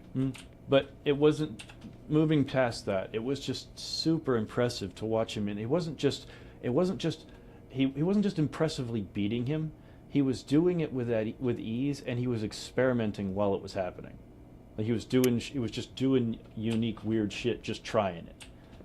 And yeah, I was very much on Team John Jones a long time ago because he was so fucking impressive, and he was young, We must continue. This way, please. Yeah, I can see it at the time, but I just think with retrospect, people overstay his resume. Simply the fact that the actual volume of like prime elite level fighters is basically none. I get what you're saying. Yeah. His best win is Daniel Cormier. Those are his two best wins. And Daniel Cormier was 36 and 38, and from one of those, he was on PEDs. So you can't give him credit for it. You can't give someone credit for a win on PEDs. You can't. That's absolute nonsense. What if you were just on a little PEDs? It doesn't matter. It's a binary. It's like Ryan Not chemically Garcia. speaking. I know, but the rules are binary. I know the rules. You cheated. So, Ryan Garcia didn't knock out Devin Haney, but he knocked Devin Haney down 3 times. And yes, Ryan Garcia's PEDs didn't mean that Devin Haney couldn't hold up his right hand, but he still cheated. And then people rag on GSP for the Johnny Hendricks thing, where personally I think there were 3 close rounds in that fight. There was 2 very one-sided rounds, but there were 3 close rounds in that fight. Against Reyes, I've watched it a few times. There's 4 rounds where Reyes wins. John doesn't win 3 rounds in that fight. You just no way in hell. So on Combat Revolved, the Combat Revolved mod, I just found a grunt sleeping down in the library, and he's got some weird weapon. I don't know. What is it called? The Violet Himorogi. I wish it was called the Noisy Cricket. I'm gonna let him sleep. So peaceful. I told you about this. My friend did a D&D thing where it was like based on like film and TV, and we were allowed to be a character and a prop. And my 2 characters were what's his name? Oh God, the kid that Jack Black played. Dewey Finn. Is that his name? What movie, bro? I can't remember what it's called. You mean the guy from School of Rock? School of Rock, that's it, yeah, I can't remember yet. So one of my characters was Dewey Finn and the other one was Palpatine. And Palpatine had the box of drugs from Fear and Loathing, and Dewey Finn had the Noisy Cricket. I remember when I gave you that idea, because you had to use shit from movies and whatnot. I was like, dude, do that. Remember you said that your DM was annoyed because he had to lay out stats for every item in the fucking suitcase. For fuck's sake. And the other one was the Noisy Cricket from Men in Black. Actually, there was quite a funny one, which he had planned a chase for us in a different D&D session where we'd be running away from a group of people. But he'd let us all pick special weapons, and my friend picked a staff that my friend who was DMing totally forgot about. And he picked up the staff and killed this group of people that were supposed to chase us for like an hour of gameplay, and he killed them all in one turn. And the DM was like, "Oh, fuck, that's a problem." But yeah, that was quite funny. Finding out what all the different drugs did. I think on one of the rolls, one of my guys got so high that he cast a spell just sort of like involuntarily and set the entire jungle on fire and burned an island to the ground. killing thousands of people. How do you burn an island to the ground? So it was an island that was just all jungle. And my guy was a mage, and I had a spell that would like cast fire and like an orb around me, quite large. And so I just set everything on fire, and it just burnt out of control. Gotcha. But Obviously, you do obviously he was understand what I'm rolling trying for to this. ask you. Yeah. But You can't burn an so island to the ground. Well, I burned all the trees and all the wooden villages. Yeah. You flattened an island. Yeah, With fire. Shit. But, well, that's good.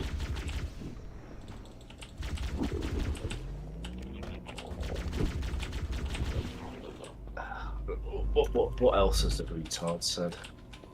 I've given up on listening to what John Jones has to say for a long time. Dana White composed that John Jones agreed to fight Tomas Manor amid crazy retirement. Crazy retirement talk. Oh, God. Oh, Dana's going to be back on it. You can ask him about, like, you know, how this fight is doing. Well, John Jones, it's like, Dana, we asked you about this guy. Yeah, but John Jones. Yeah, but Dana. What are you guys There are doing other here? fighters in your stable. Hey, Yeah, man, but John Jones. get out of there, guys. I got your back. Kill them all. Make them all be dead. Especially the little ones. Okay. But we do actually have some good fights. Ish. Well, better than the recent fights have been. For some reason, Better. in Combat Revolved, I'm in the library, and I get to a door, and there's a random pair of grunts and a jackal, and they're not mad at me. Maybe they know you just don't mean any harm. Oh yeah, they have these like spider drones too that are pretty effective.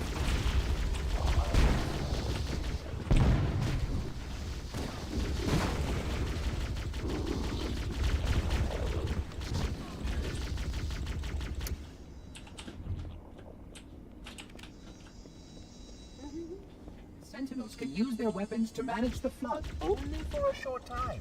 Speed is of the essence.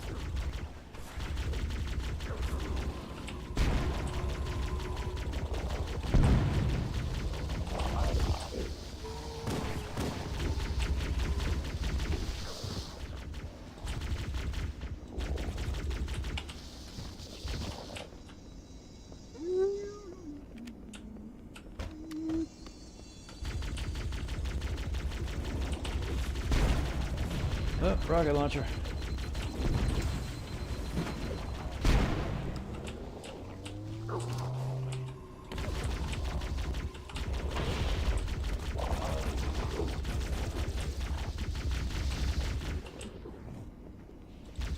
Oh, he's trying.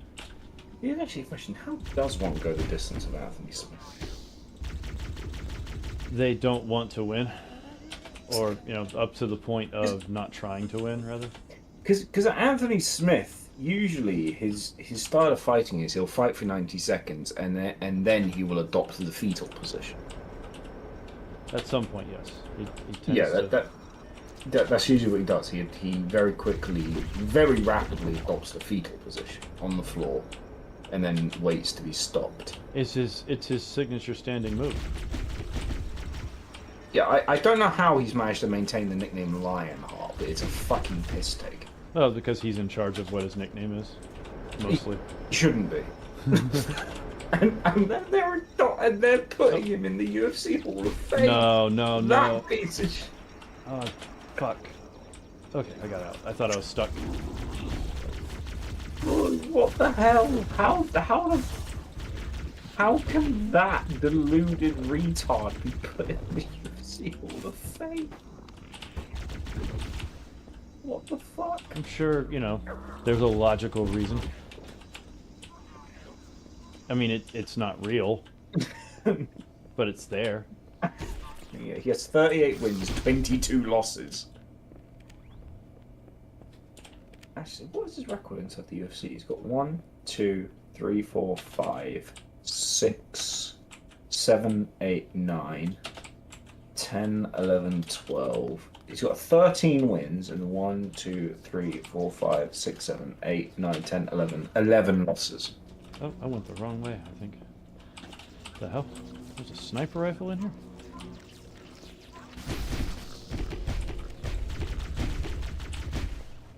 What do we got? Don't need any of that. Alright, let's go.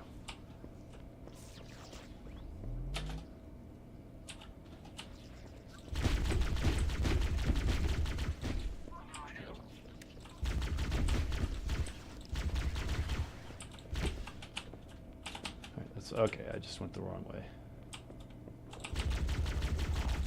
Don't go the wrong way, it's bad. It won't lead you to where you want to be. And then where will you be?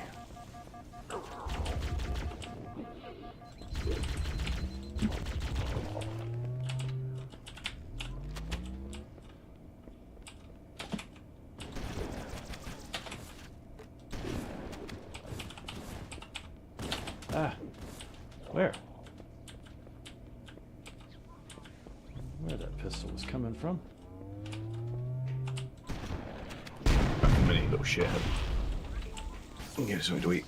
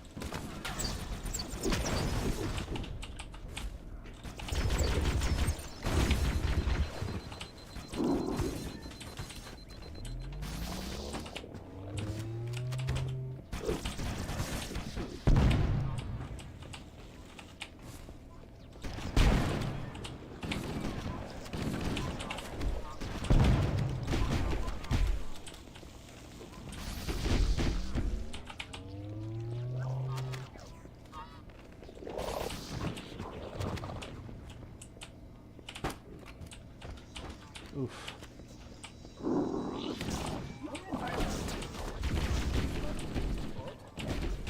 You are a good planner.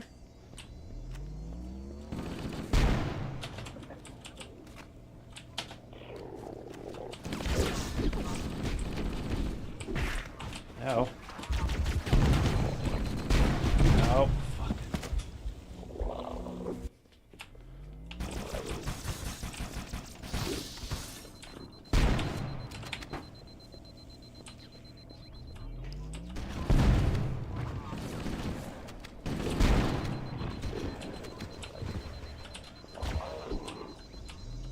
Your environment.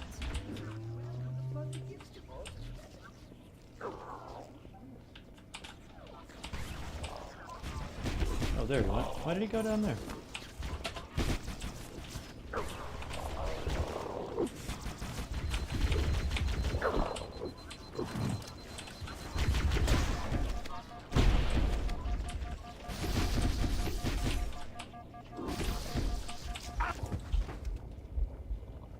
Damn.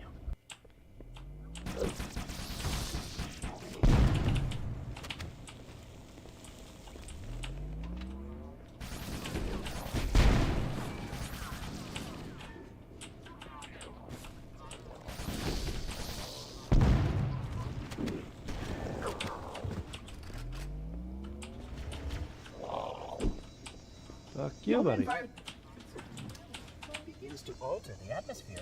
You are a good planner.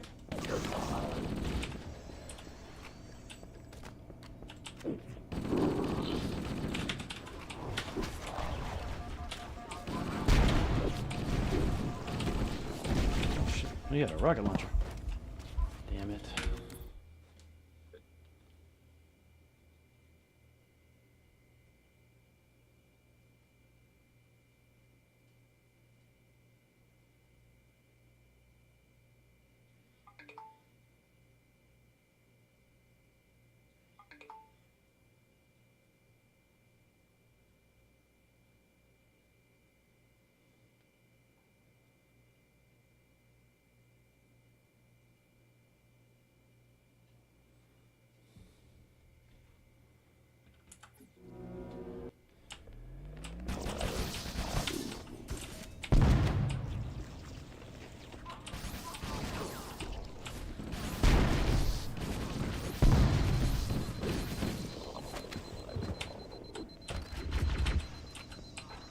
Your environment should begins to alter. You are a good planner.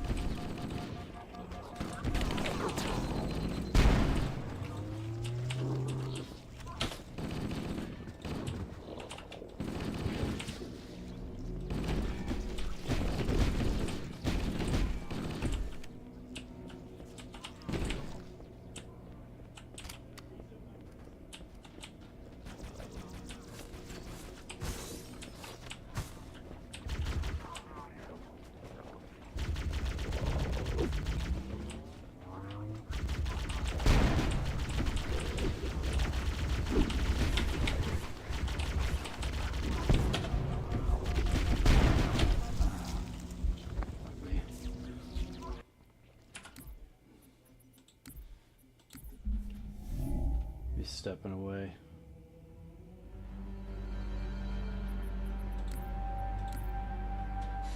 Back in a bit.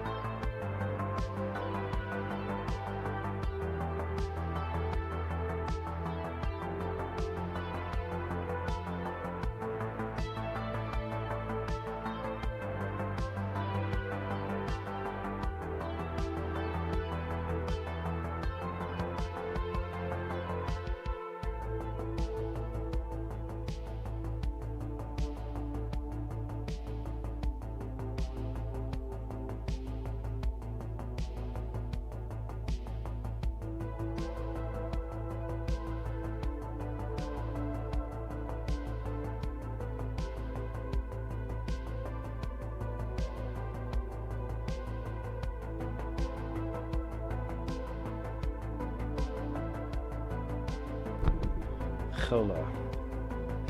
Hi.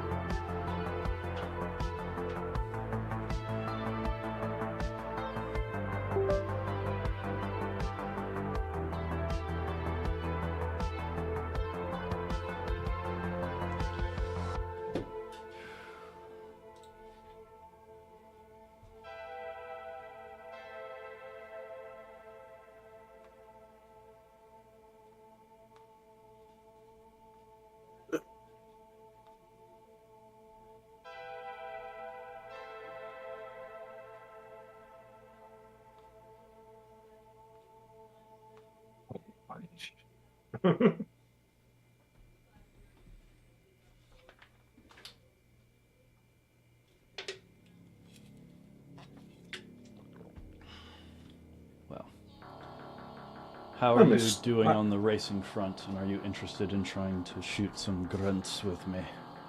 I'm probably not, because it means I've got to get up and I've got to move my steering wheel assembly and all that stuff, and I'm enjoying driving. You bitch. Yep.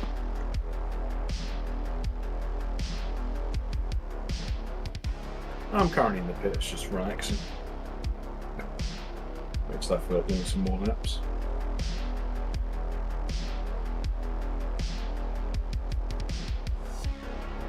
I'm also watching some old Top Gear episodes. Same time.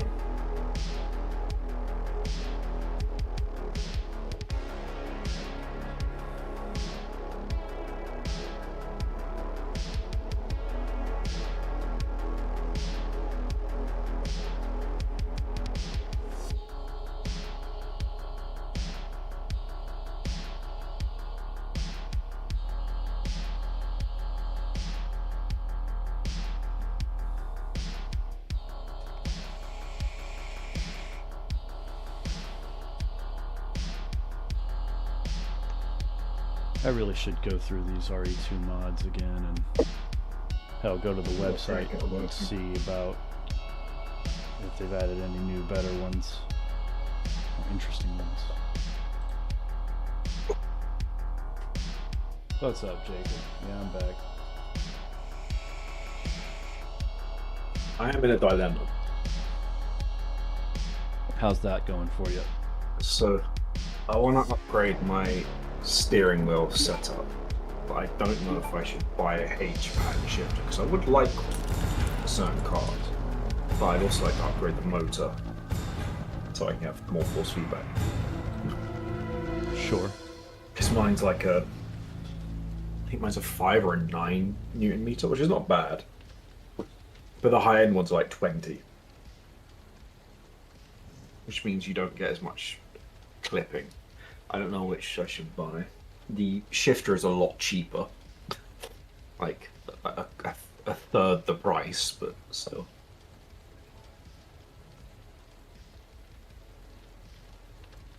I did consider buying a VR headset, but I don't know. I'm fine with just using the screen I have, and also the fact that I would have to have a resolution downgrade, which I don't really want.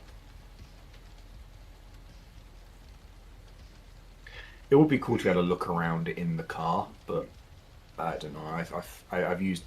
I've used relatively modern VR headsets, and they still don't quite do it, in my opinion.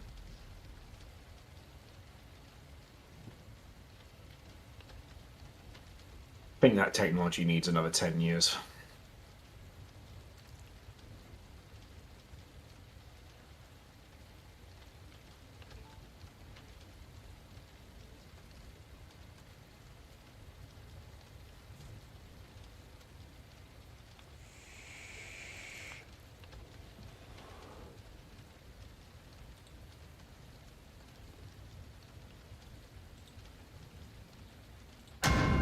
Resident Evil 2. We're going remake, George.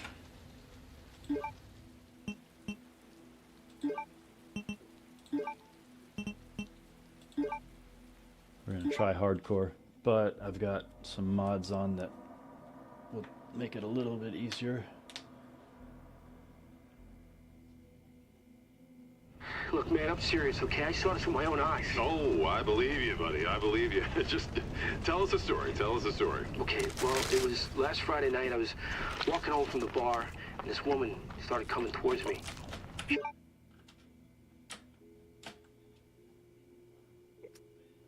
Sake. Top did this episode where they like drove old 70s British cars that British Leyland made, and one of the tests they did was filling them with water to see how long they could make it around the track before the water went below a certain level. And Clarkson's car was so bad that the other two only required one fire hose to fill it. His required 3 because it was leaking out so fast. You all right? And within about 20 meters of the start line, his door fell off. I'll be back for you. And all the water came out. Stop moving. Officer, you need help? Stay back, sir. I got this. Hey, get off this! Right now! Help me!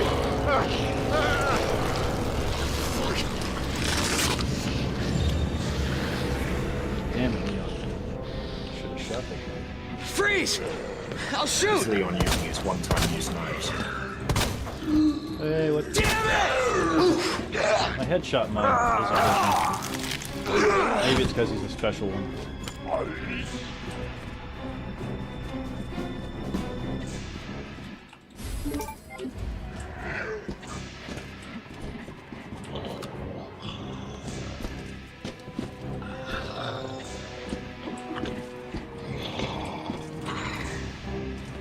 Fuck off!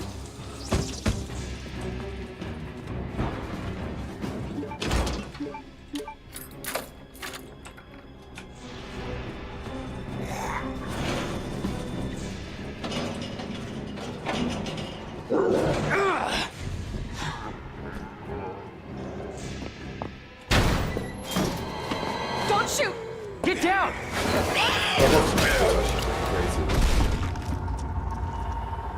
Guy lost every round for 9 rounds and then knocked the guy out.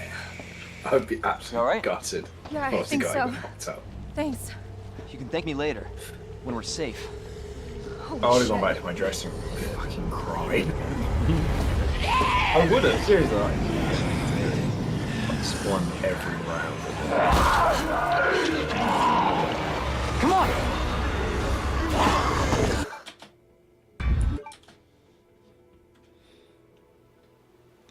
Attention, all citizens.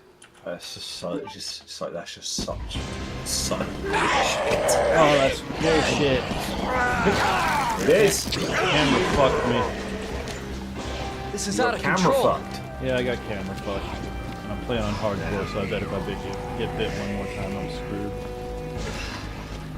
Oh, yeah. Better not get bit. Don't get bit. Bad for you. Shit.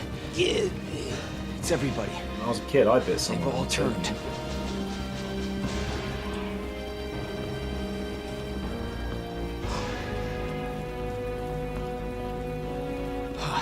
There it is. The station. You did try to punch me, so I think it's fair. I was only like 6.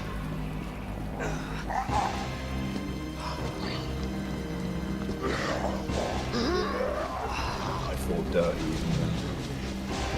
The low.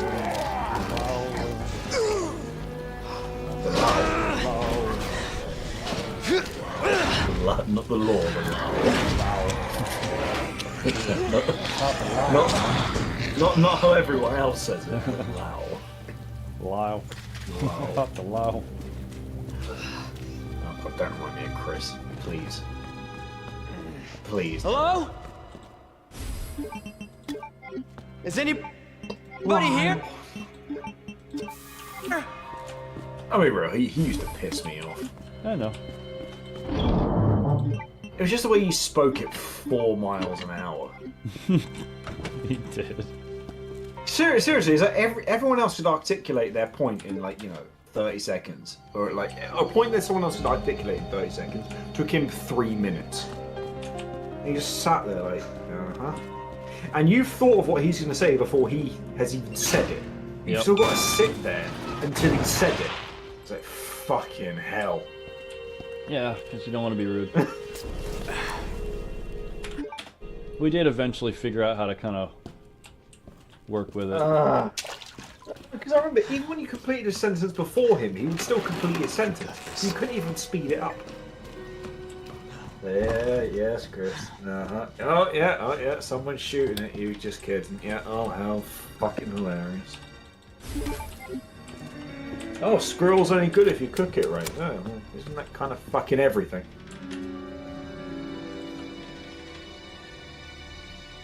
Fish are aliens? Yep, definitely.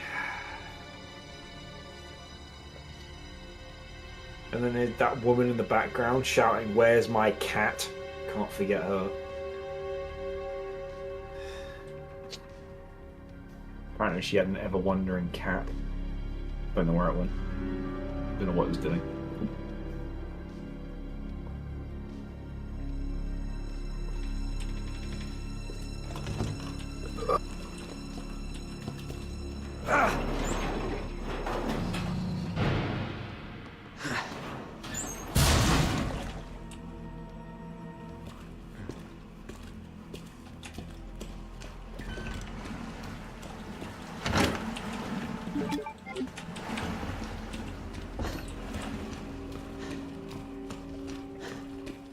Jesus. Open up! Hurry! Open up! Open this goddamn door! Help me! Please! Give me your hand. Help me! I got you. Give me your other hand. Blood test. 9:48.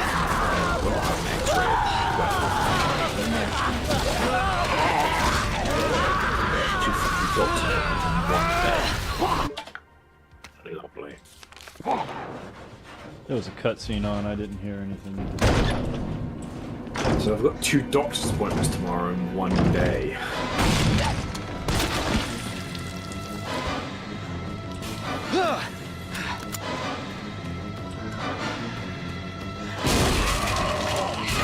Jesus! They're everywhere!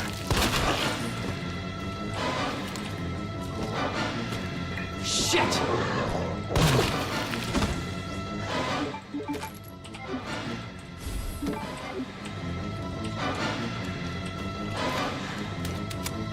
Oh, there's someone in an American car behind me. It must be more. You think so? Does anyone know what started this? Yeah, it has to be. He's in a Corvette Z06. He has to be weird.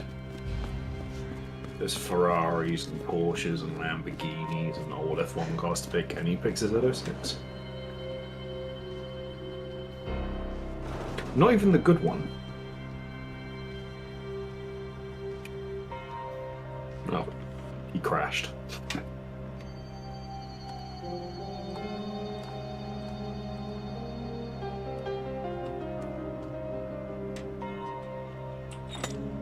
I hate how in order to get the first person view mod right, you have to change the FOV, and when it switches to puzzles, it means the camera's zoomed out. Yeah, a little annoying shit like that pisses me off. So, the remaster of Oblivion has that issue. So, the default FOVs are too low. So I was going to the console to edit it, and if you do that, the background that should show when you're in the like inventory menus is too small to fit the screen. So you have this little image of your character and whatever you're looking at, and then it's just this massive black void because you're field of view. I thought I was doing.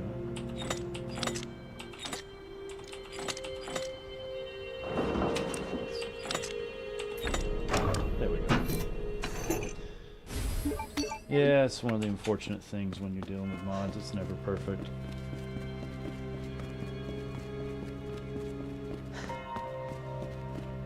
should go in the settings actually and reduce the camera shake just a little bit.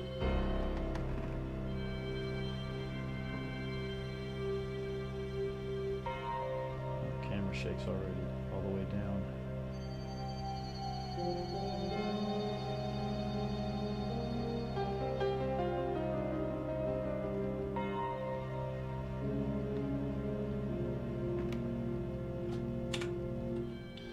I miss Top Gear.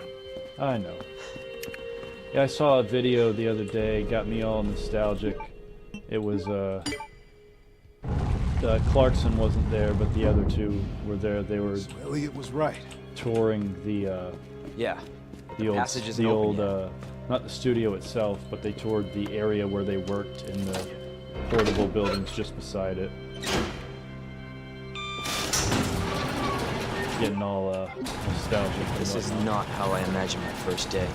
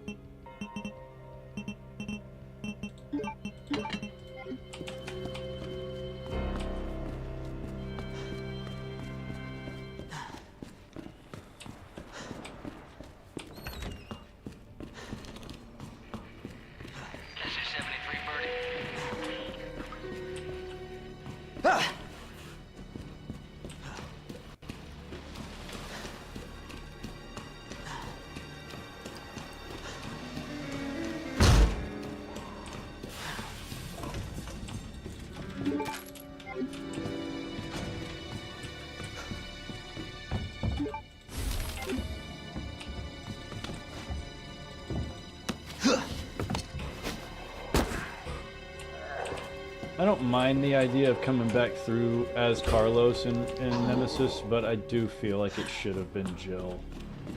It should have been closer to the original story, and this area should have been used to show Jill that Nemesis, to show the player that Nemesis is like an upgraded version of Mr. X. Yeah, they dropped the ball there, in my opinion.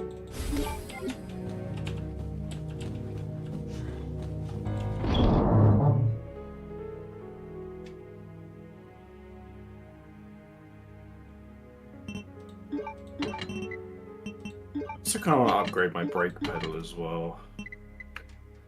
Because there's one that can give like more feel like a real brake pedal. The one I have right now just has a consistent resistance behind it from a spring and a rather busher. It's actually quite heavy. I physically can't push it back with my arm. Probably takes like a good 100 kilos of force to move. It's a really stiff spring.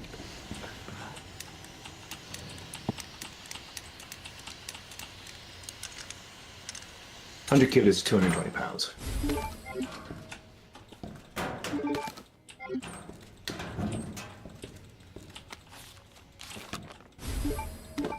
Oh god, here we go. This fucking puzzle. Where are you going? This stupid Is puzzle. it bad? Let's see this stupid puzzle. I'm gonna. Okay, so boom. Nice glasses. It's bright, dude. Turn the brightness down. Lights are in my face. It's part of the deal. Okay, so boom, boom, boom, boom. I used to have a mod that removed these locks entirely and just left the item that's in them. But for some Why is reason, the place it stopped working. Why is the place called Raccoon City? I don't know, the raccoons. Oh, there was an American boxer called Keyshawn Davis who missed weight by 4 pounds, so the fight was cancelled. And then during the card, he went and assaulted the man who he was supposed to fight. Uh-huh.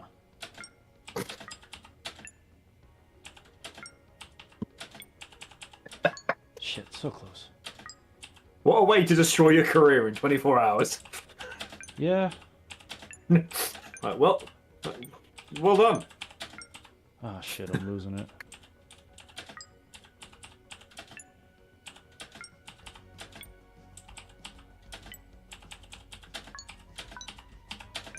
There we go.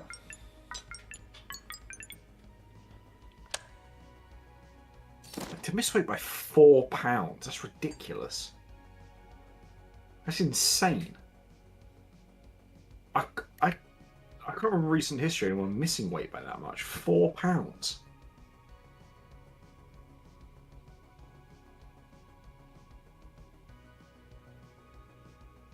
That's not trying. That's deliberately not trying to make weight. Yeah, like 4 pounds.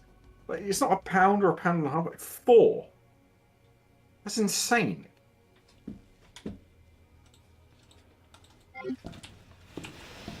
I think he fights at 135, so he was nearly heavy enough to be a junior welterweight, which is 140.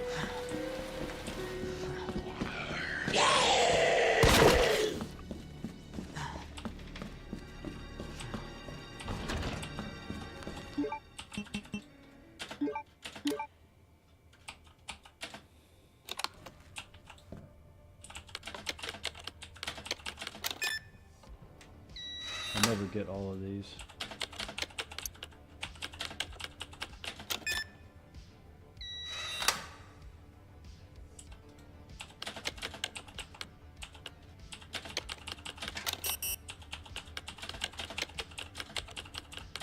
It's a real satisfying click sound to these keys. I said keys.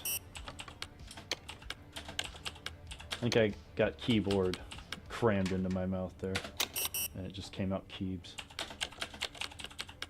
Are you gonna watch Deontay Wilder's comeback fight with me? Is that tonight? I don't know. I think it's soon. It's sometime this summer. He's fighting an absolute bum. I would like to.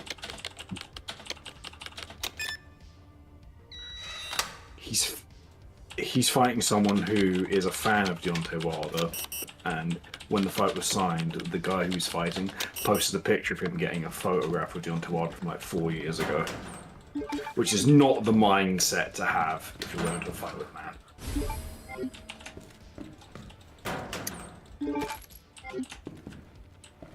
And I am praying to a god that I don't even believe in that this man somehow chins Deontay Wilder because it'd be funny.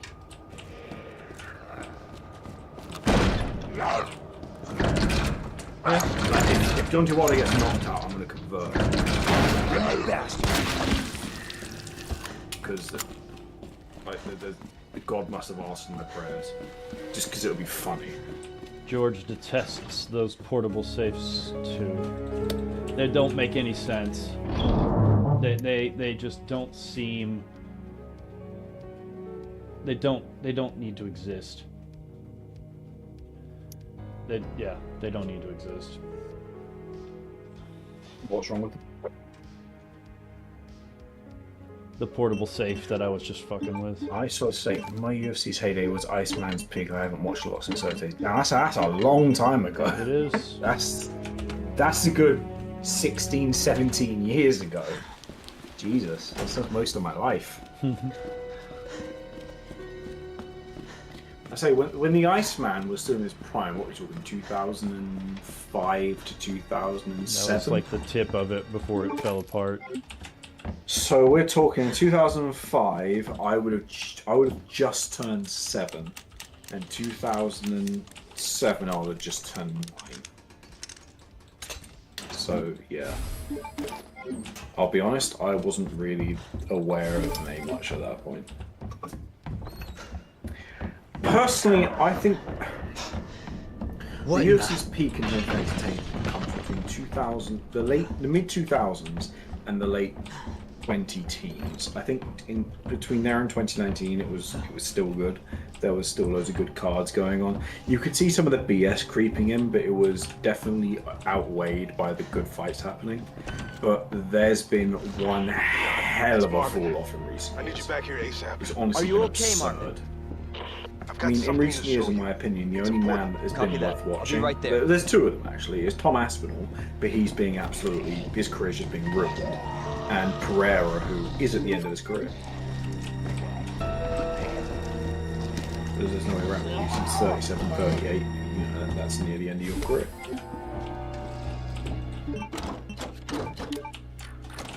And boxing, quite frankly, has been absolutely on fire in recent Hey there, years. Fox. Hey, gang. Taking a break from working. How goes things? Oh, it goes, brother.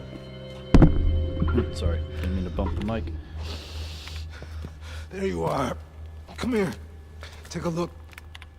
Oh, I was supposed to look at that trailer earlier, Yes. but I forgot. I knew she'd make it. You know her? Yeah. I'm not Name's Claire. ridiculously I came hyped into because town you know with her. me. I'm a pessimist.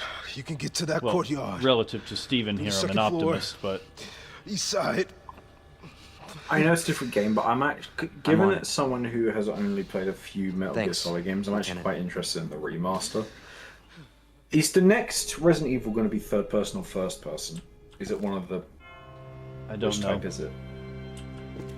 I mean, I like Resident Evil Village, I can't lie. And I like Resident Evil 4. You know, I've enjoyed the remasters. So, if it comes out, I might not buy it at launch, but a few months after, I'll probably buy it. But Metal Gear Solid 3 remaster is something else. Definitely interested in. Yeah. I mean, I don't know. It's got lots of... It is one of the ones that's more streamlined with the cutscenes, but it is still pretty cutscene heavy. Yeah? But it's a good story that stands on its own. I mean, it references the stuff that came in other games, but the stuff that came in other games is from the future, so it's not necessary for the plot. You might feel like, oh, that was probably referencing something, maybe, but you won't be lost as a result of it. Just great. And they're going to have a lot of control options and visual options. So that's going to be nice. You'll be able to play it like it was, or you'll be able to play it kind of more like Metal Gear Solid 5. My only gripe is that... Okay, I wish that there was also another option. In the same way that you can play with the original controls, or you can play with these updated controls, they should expand certain areas. Now, I know that's really, really hard to do, but if they could find a way to, like, you can play it as is, as it was, or you can play it with these areas, basically just the areas in between the important areas, more fleshed out. Literally make, like, they have, like, because it has loading sections. It has sections where you go through a door at the end of an area and then come out the other side after a loading screen. They could add an area in between some of those sections that just gives you more stealth gameplay opportunities. I'd have liked that. I guess we'll see how it goes. But as for Resident Evil 9, I mean, you could say they've been on a roll lately. Resident Evil Village was well received. Yep. A lot of people liked it. And the remasters, apart from 2, have been good, but then they are remasters, so we'll see how that goes. The remasters apart from 2? Yeah, no, 3, sorry. I was about to say. Was it 3? 3 yeah, is the 3, one that 3 was a little 3, disappointing. sorry, not 2. Apart from 3, the remasters have been good. 4 was good, 2 was good. They haven't remastered 1 apart from years ago. Yeah. But that wasn't really a remaster. I mean, none of these are Retexture, I remasters. guess. No, I mean, RE1 remake is a remake, and it adds a lot, story and gameplay wise.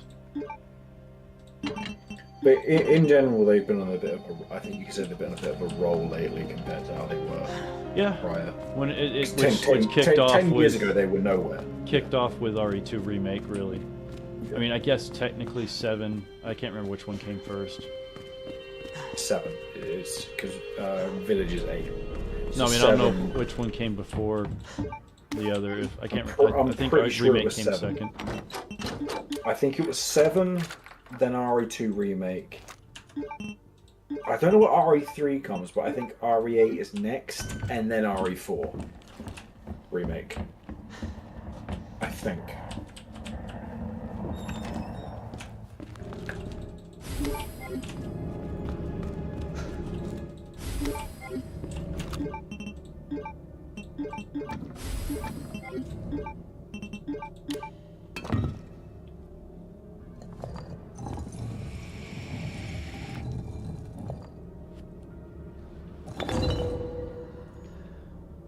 You think it'll get a Switch 2 port? Because I doubt it.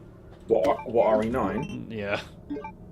It should do, because the Switch 2 is a decent hardware upgrade over the original Switch, and you can't deny the success of the Switch.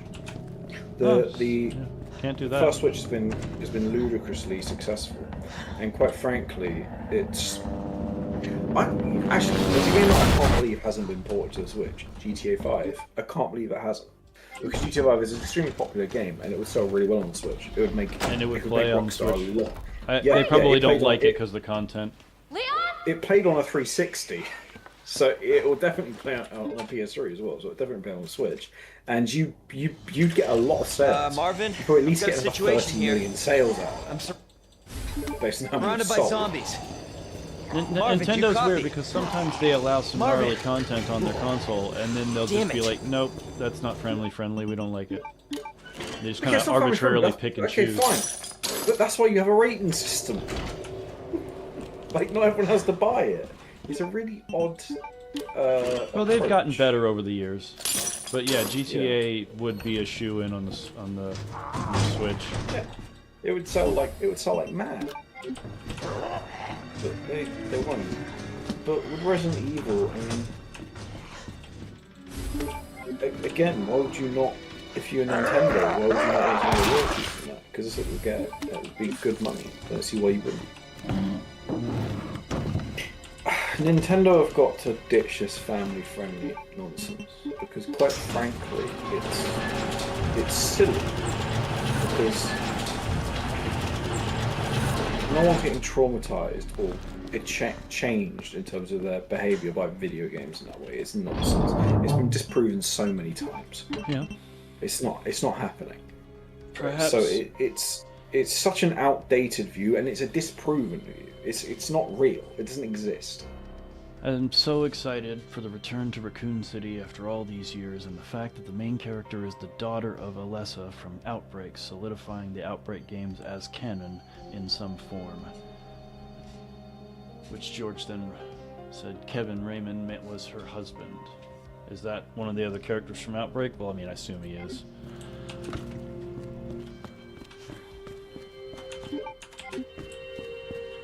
Oh, actually, yeah, I need to go back this way anyhow. Alright, let's go.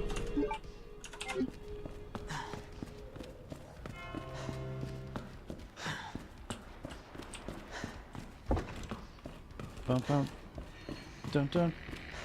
Dun dun.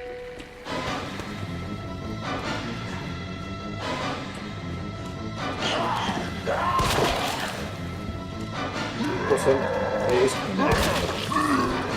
mistakes I always make. Hang on. I can't hear you. Oh, Why? Loud booming noise. Music. So when I was a kid, Nintendo was losing up on the family-friendly stuff other than their first-party stuff. Yeah, they have, but I think they need to relax to the point that Xbox and PlayStation have from a console perspective.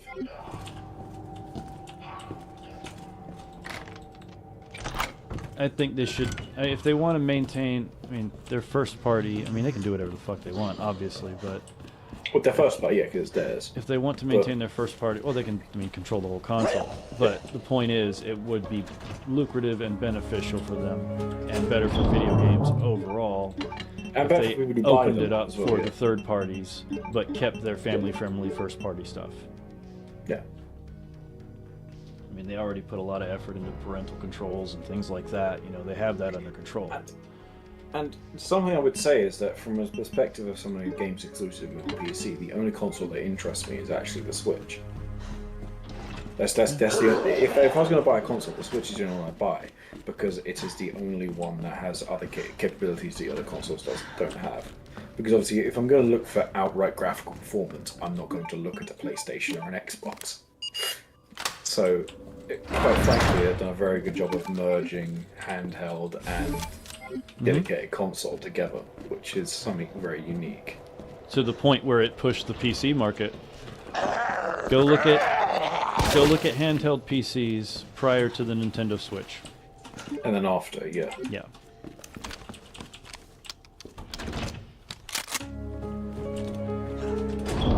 The market exploded. Now there were other factors involved. You know, being able to squeeze, you know, more performance into a tighter space became more of a thing. But also it was the popularity of the handheld. I think the thing that has caused it to explode is upscaling technology. The fact that we, with good optimization, get so much out of little hardware. Yeah. That's probably what it is. Like, frame generation and upscaling technology means that you can render things like 480p and then show them at 1440. Jacob, are you playing that on the original Switch or on the Switch 2? Or the Switch OLED. He's been playing No Man's Sky.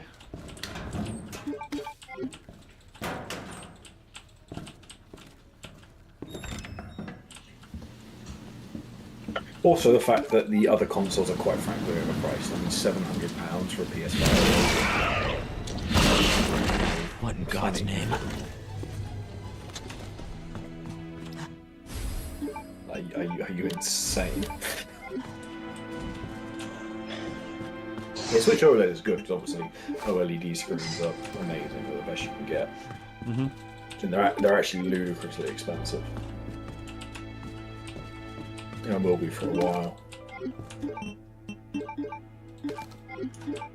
Makes sense.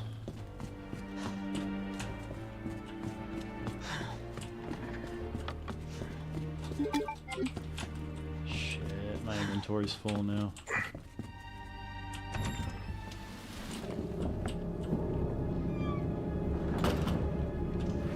It's insane for 700. This is like 700 quid for a PS5 Pro. It's just absurd. Considering that, you know, you could take that and put it into a PC, and keep in mind, you can do couch gaming with a PC if you know what you're doing. It's just like, it's absurd amount of money for a console. But I remember when the Xbox One came out and it was £420 and the PS4 was £300. And people were like, yeah, the Xbox One's way too expensive. And now we look at consoles that are £700. Like, screw that. Well, I mean, things have inflated. Prices they've inflated, are different. But like, it's still. I mean, things haven't like only some things have doubled. GPU prices in consoles. Like they're taking the piss with going from 300 to 700. I mean, they've added £400 on the price of their consoles. Why? Nobody knows. If you ask them, they probably couldn't even give that actually a compelling answer. Other than we want profit margins that are bigger than last year. Profit margins are nice.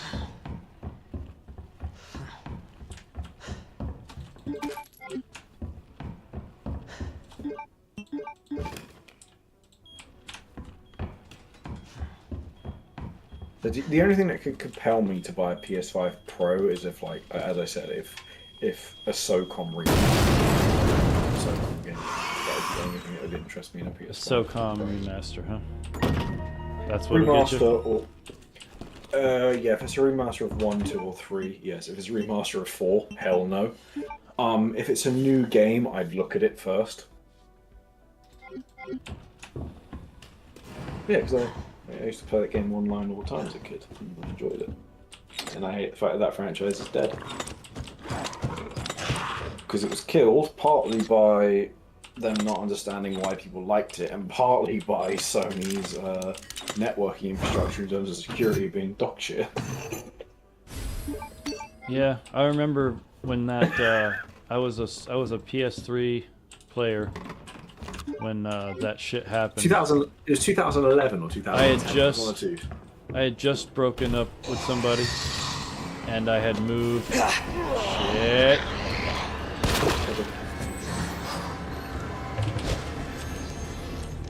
That was close. I had just broken up with somebody, and I moved into my friend's garage. And I was there for like a month, maybe 2, and I saved up some money, and I was like, I asked if I could get internet hooked up in there. They didn't have internet at the time. And they said okay, and I wound up setting up a single straight line, no router, like just, but it was the cheapest internet I could get, but I was the only person on my line.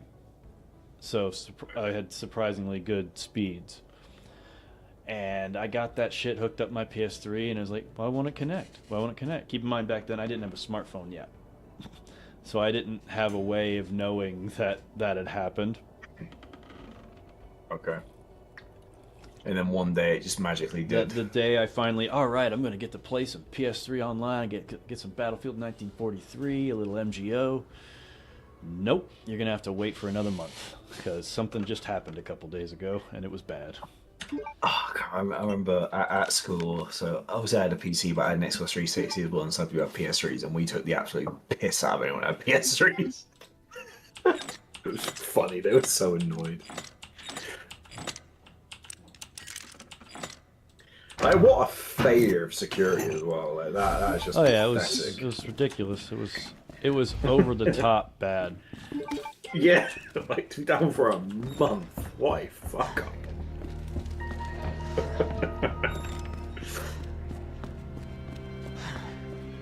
wonder how much money that lost them. That must have hurt. Hurt bad. Because that killed one of their IPs. That's what it did. It killed it. It destroyed one of their IPs. No one had been making online purchases at that time. There had been a lot of confidence lost. Anyone who was thinking about a PS3 at that point bought an Xbox 360. They're like, ugh. You know, one of them details. One of the, I don't know. It's not really dirty, but it just feels like it's a dickheaded business move. Sony had limits with all the third parties on what you could do with your game, and one of the limits was like player mounts in online lobbies. They deliberately told people you can only have up to this many players in an online lobby in any game you make. And then they went and made MAG and touted it as like this big thing, and like no one else was able to pull it off, but look what we did, 250 players in one server, blah blah blah. Like, there were other companies that wanted to go for something like that, and they literally couldn't. It's also worth saying at the start of their 7th gen, isn't it? Xbox 360 and PS3, that's 7th. I think it's 7th. I think so, yeah. I started 7th gen, and pretty much until late on, Microsoft were handing Sony their own ass on the silver platter for most of it. Like, the PS3 nearly sent Sony under. People don't talk about that anymore. That nearly happened. That console nearly destroyed Sony. It was in a way, they coasted on their Sony in a way, Sony haven't recovered, because Sony went from one of the biggest tech companies in the early 2000s. They did cameras, TVs, rivaled Apple, music players, phones. Yeah, they did everything. And now what do? Well, do you see Sony TVs anywhere? No. Does Sony make phones? Not that I'm aware of. They don't make anything that anyone cares about. No one cares about music players anymore because your phone does that. Do they make anything in the PC space? No. So all Sony really has left is some films and the PlayStation. Which is funny because they diversified into those fields. As a result 20, of failing 30 years in the ago. hardware space. Well, no, not necessarily. No, they moved into the video game they space. had them, but what I mean is that they pushed hard into them. Yeah. When they started to fail in the hardware spaces. Because I remember as a kid, Sony TVs were everywhere. Mm-hmm. I had a Sony phone as a kid. I remember them being everywhere. Until about 2007. And then all of a sudden, things started to dry up. And now their main thing is the PlayStation. Which apparently the PS5 and PS5 Pro haven't sold well. So it goes underground. That kind of fits into my opinion that That's our way out. dedicated home console is Lieutenant Brenna! on its last legs. Marvin! I hate to see WCW It's time to go. and Sony have more in common than, you know, We need to get you to a hospital right now. WWF having more in common with Nintendo. No, It's like no, Sony comes along and like shows up Save and like yourself. everyone's, oh my god, this awesome Come on, new I've got thing. you. And the ratings go up. Like Look, WCW we can still make did it out with of here NWO. together. Just give me... And then WWF It's or too Nintendo late. just sits back and waits. Just does their thing. I tried, Leon. And here we are 30 years later, almost. But I and couldn't stop it. Nintendo is even bigger. We can't than it let was this thing before. spread. Yeah, and Sony It's on in, you in now. reality don't have much Just in go. the way of hardware They're still outside powerful, of their PlayStation. Yeah. but yeah.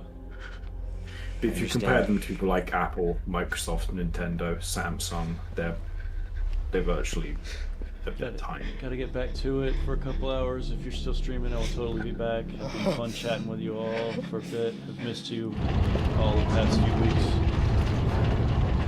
It was good to have you, Creepy. Hope to see you in a little bit. I won't let you down, Marvin. Not sure what you're working on, but best of luck. Still working on the fence?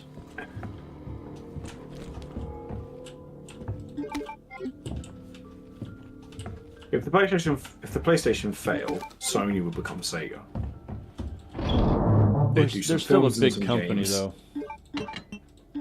Sure, but they could rapidly become Sega. Yeah.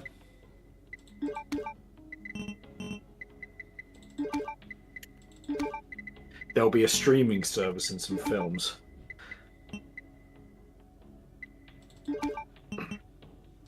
Yeah.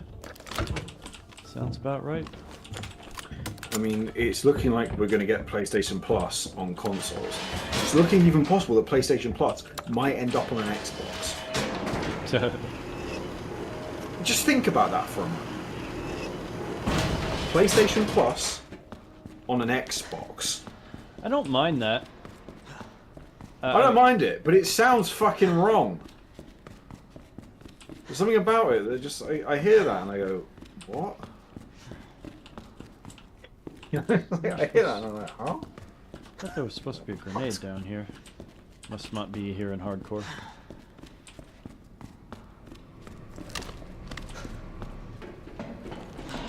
I mean, it's kind of like Sega, except Sega was dead when they started selling Sonic on their consoles. They were already dead as a company. This is Sony whoring itself out while still alive.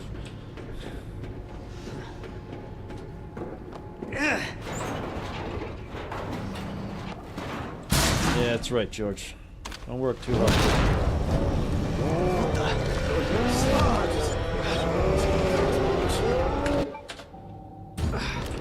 Words won't work on this thing.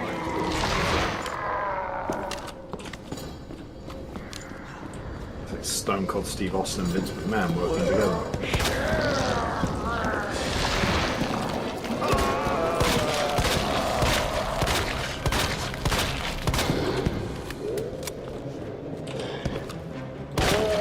No choice. Gotta take it down. Oh shit! He's close.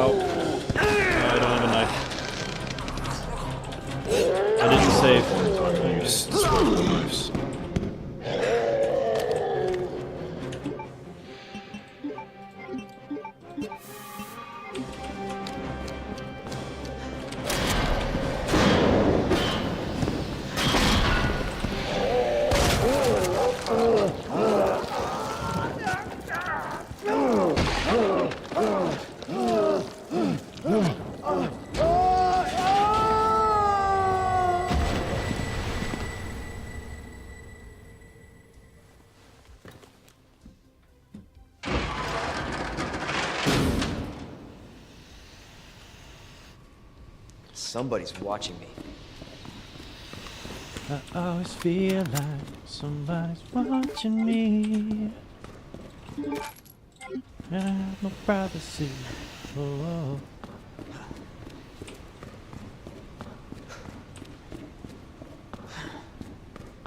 Nice technology, someone probably is watching you. Character just said, I feel like someone's watching me. I didn't just say that out of nowhere. I thought there was a reason behind your nonsense. Yep, true story.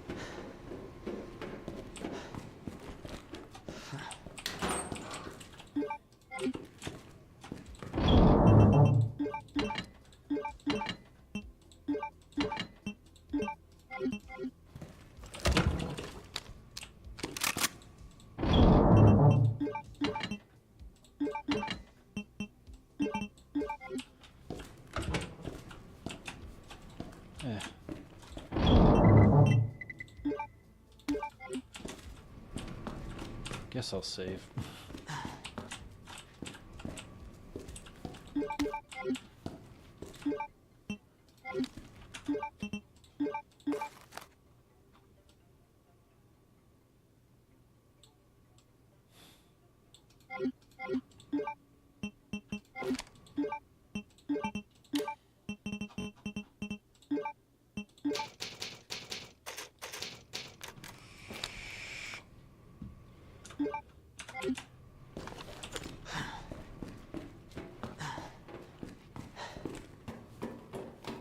Tekken! Didn't see you there. What's up, bud?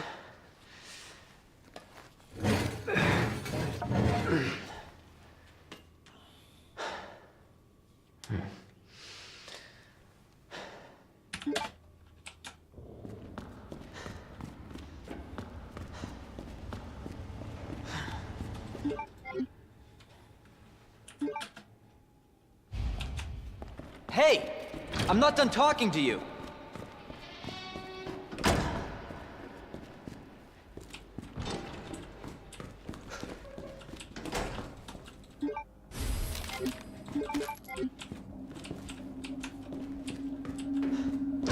No, I could just emulate them. I was considering buying a PS3 just to play a bunch of old PS2 games. Buying a PS3 just to play a bunch of PS2 games? Yeah, because they do look better on PS3. And I know I can emulate them, Dude. but I'd kind of like to actually own them. I get that, and you should collect them if you want to, but emulation, especially for that era, is really good, because... Oh no, I know it is, and I have a PS2 emulator. I do emulate PS2 games. Being able to upscale it and all that? Yeah. Oh, yeah, of course, yeah. But I can't actually own them at the same time. I don't believe it. A real human. Because, I mean, the reality is, even if you can upscale them, they still look like upscale PS2 Hello, games. human? You been here And long? actually, sometimes enough. the upscaling doesn't help. Are we the last ones alive? True. No. Sometimes there's it a few of fucks up particle That's effects good news, I and guess. things like that. Yeah, sometimes the Science. shittiness is you Irons. need it, You mean because cheap otherwise irons? you look Is at he it and still go, around? oh. Who cares? Hopefully he's God. somebody's dinner by now. What do you mean by that? He's the bastard that locked me in here. I'm sure he had a good reason. He did. I was about to blow the whistle on his dirty ass. I'd have done the same thing to him, I guess.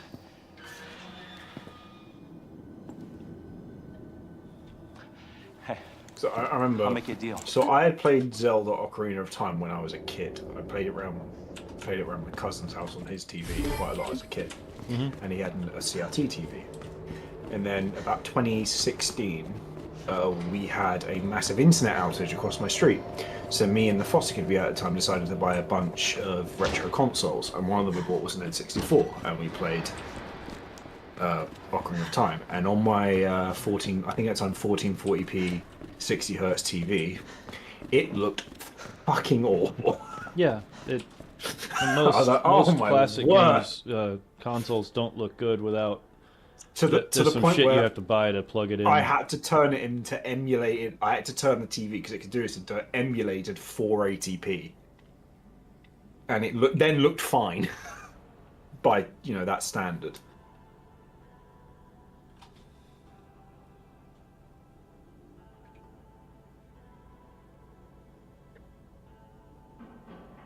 Sorry, not 1440p, 1080p TV.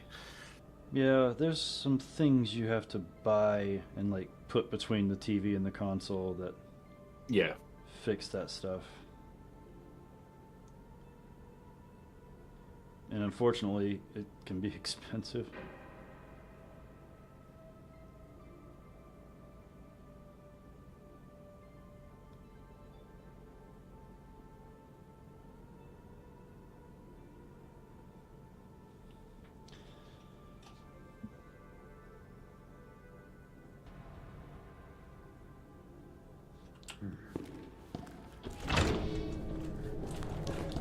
All right, let's go. I'm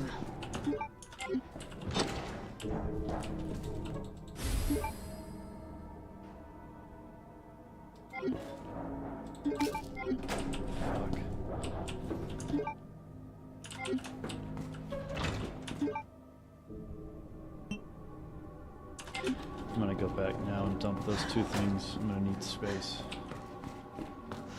Yeah, there's an adapter, but there's a cheap versions that just connect them, and then there's these alternate versions that are like way more expensive and just kind of, I don't know what they do, but they do something extra that just makes it work better on modern screens. A lot of it's to do with dithering. Yeah, that's what it is. Oh, that's one of the problems with playing the original Metal Gear on a modern TV. Dithering was one of the main. Sonic is a big one as well. Yeah. Actually, Sega's consoles games in general, because they had a narrower color palette than Nintendo, had to use a lot of dithering effects. You can definitely tell that in the videos where you see the comparison of Resident Evil 1 on the PlayStation versus the Sega Saturn version that came out. Yeah, and then you look at when it's dithered, it looks fine. But as soon as you then don't have dithering, because as soon as the dithering doesn't work because you don't have the blur of a CRT TV, all of a sudden it looks like absolute crap. Like, what is this shit?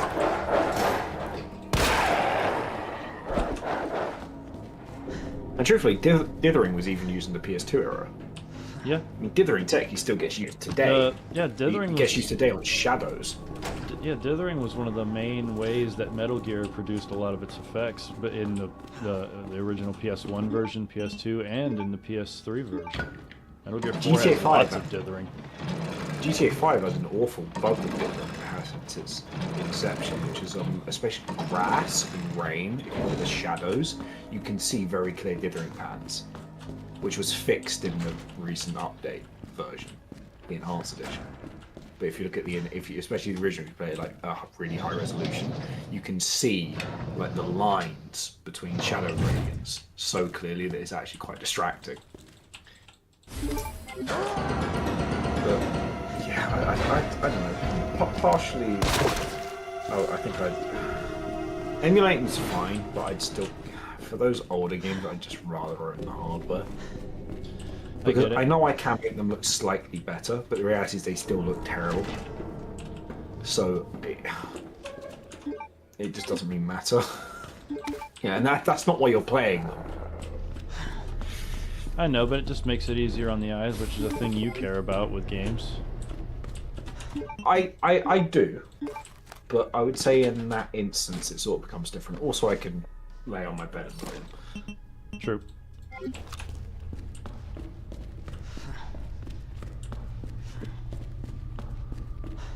And PS3s and games are cheap.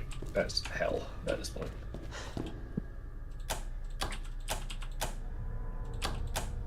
Obviously, the reason I get a PS3 is because it'll be slightly newer than a PS2, which means it'll probably last longer. And technically, PS2 games on a PS3 do look better. Because there are certain things that it does apply to them.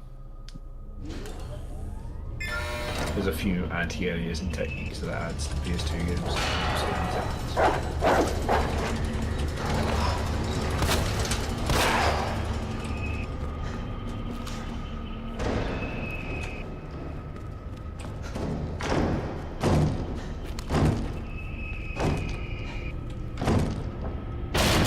Son of a bitch.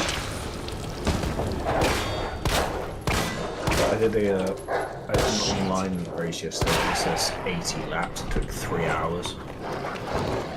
And my arm's still kind of aching from it. 80 laps on a track and 80 it took 3 hours? 3 hours. Yeah, about 3 hours. These are the road. Sounds intense. Gonna have to, you know.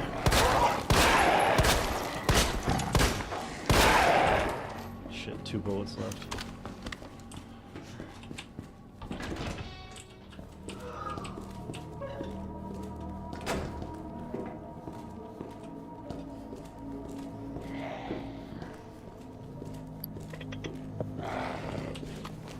Jesus. I think I came third.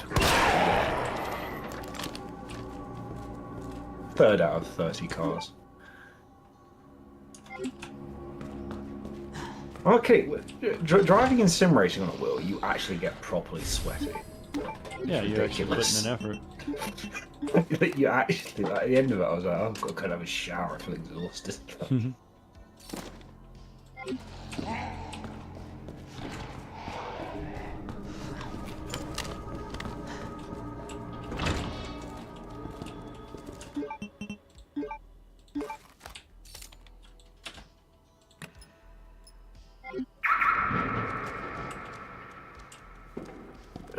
Someone saying they have an adapter for their PS1. I used to own the PS1 that was like had a built plug. Was it built? Was the screen built in or was it attached? I can't remember. I think you attached it to it.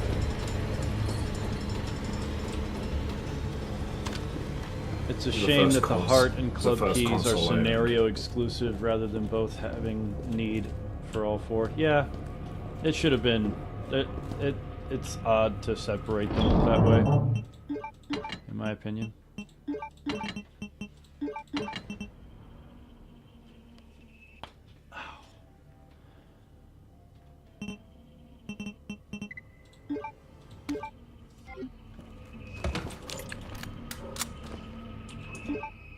What did you say was the first console game you ever played? Did you say it was? Technically, the first console game I ever remember playing myself was colloquially called Mario Golf, but it was not Mario Golf. You say you weren't really sure if that time to pull the cartridge out. Yeah.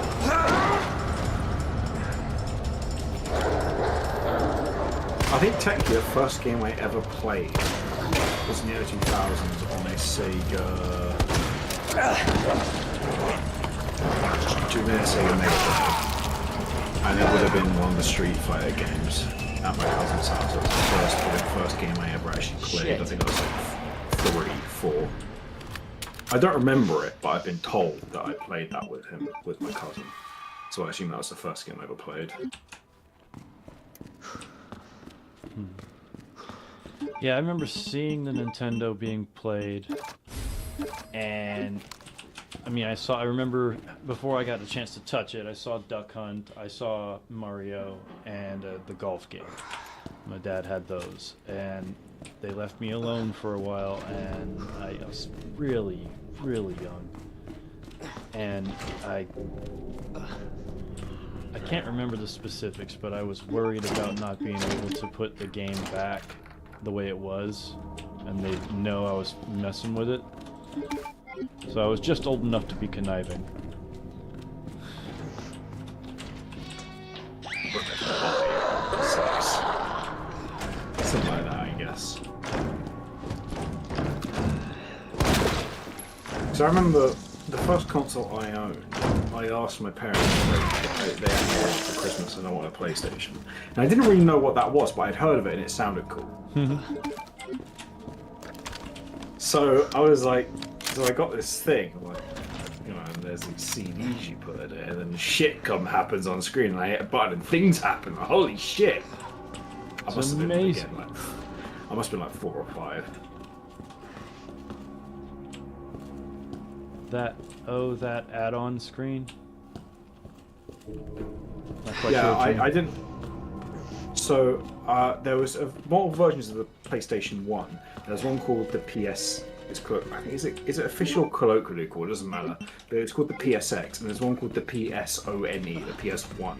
Yep. And it's like this small curvy version that had a screen that clips on just above the CD tray, or something like that. And yeah, that's what I had, because as you know, I mean, so I was born in 1998, and a lot of kids in 2002 didn't actually have TVs in their room.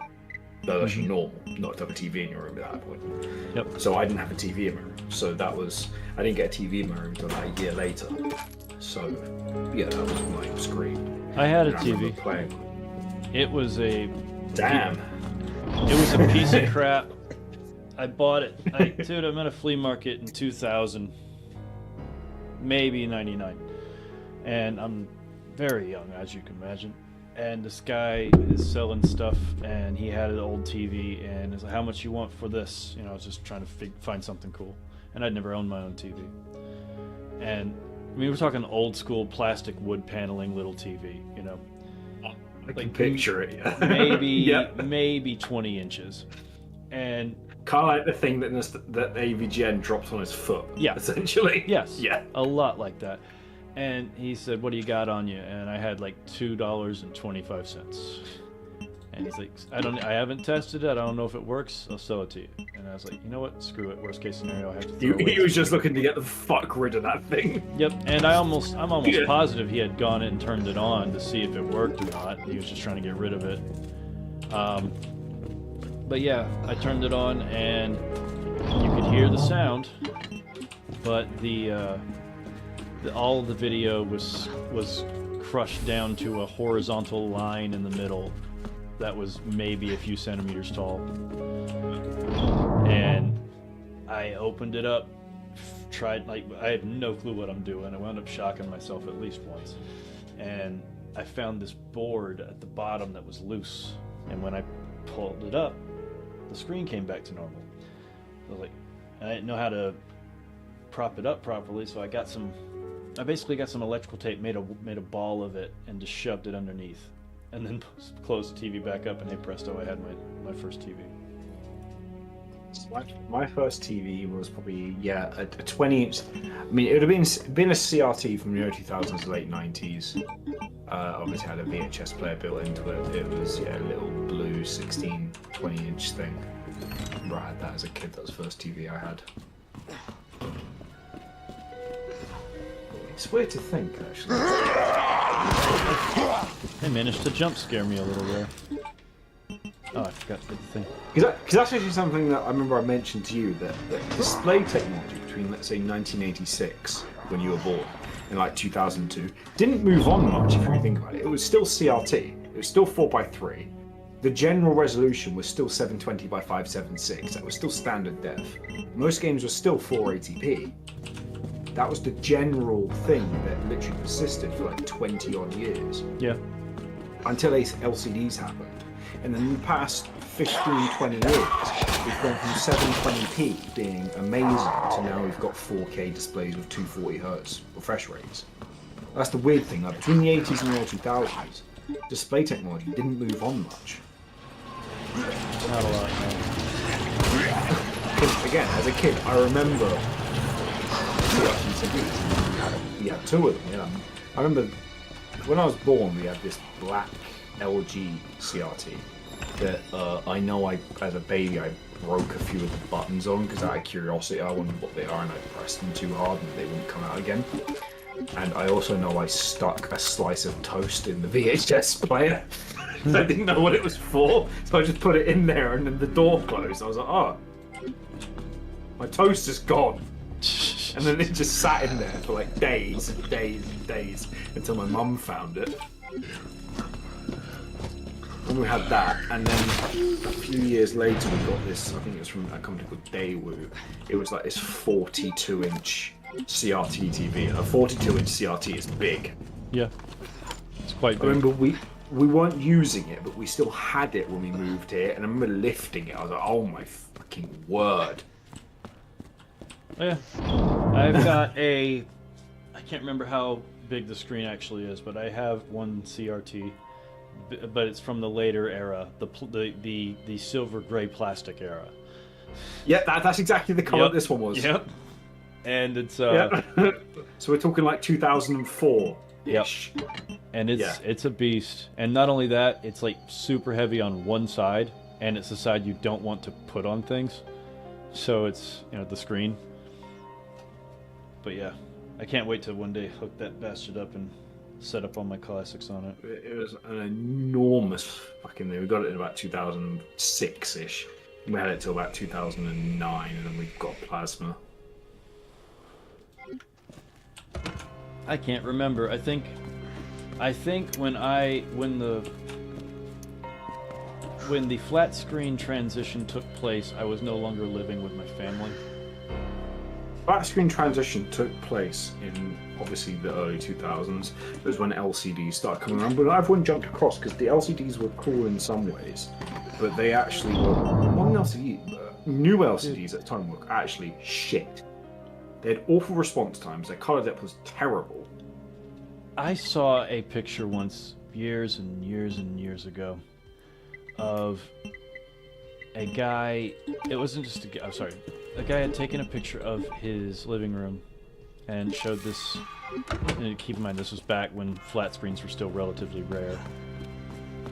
And he had this big, beautiful, but 4x3 flat screen on the wall. And it was nice. And then he showed another picture that was from the side with this door open, and you could see that he had just cut a massive hole in the wall and butted his old CRT up to it so it was flush with the wall and looked like, well, not flush, but it looked like it was a flat TV on the wall, but it was a CRT sticking through from the other room. I didn't think people didn't know what flat screen meant either. They thought they meant it was like thin, you know, from back to front. But flat screen literally meant that the glass or the plastic or whatever on the front was flat, because CRTs are curved. Yep, because they had to be. Well, not had to be, but I can't remember if they had to be or not, because I know I've seen them with flat screens, but that doesn't mean that that's actually the screen. It might be glass over the screen. Yeah, I don't know. But the majority of them were curved. Yes. I do miss the solid ding, ding, ding noise when you knocked on a screen. They don't ding anymore. I don't like it. Not a fan. You might damage the fucking thing. Actually, to be fair, modern screens are actually quite resilient. Oh, might as well grab that.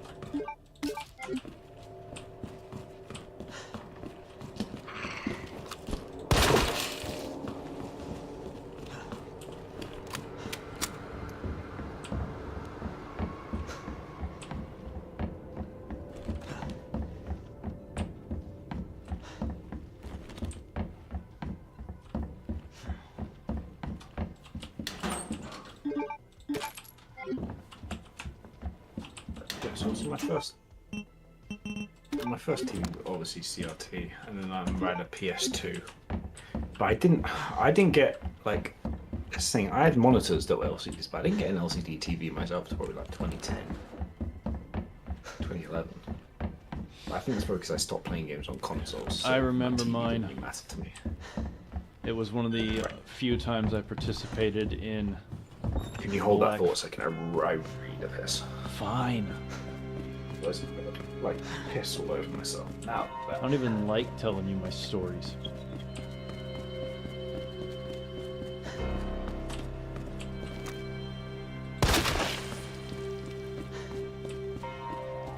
I'll stop this, Lieutenant. I promise. Needed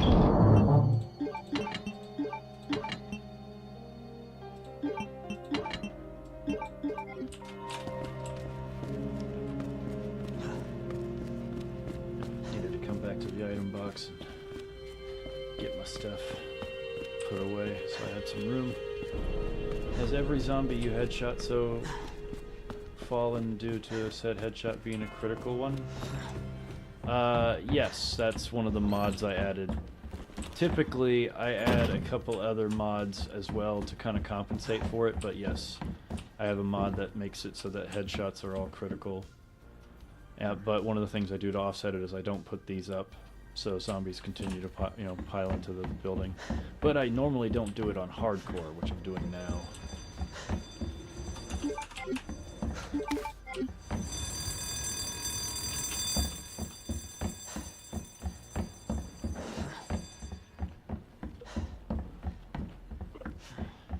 Normally, there's a couple mods I really like. One is the Nowhere Safe mod, which makes it so that enemies can enter the safe rooms, but also they wander more freely through the environment. So they might just wind up in random places. And it's really awesome because it throws you off. And another one that I liked is, I can't remember, I think it's called the City of the Dead mod, and it just adds more enemies. I can't remember what else it does.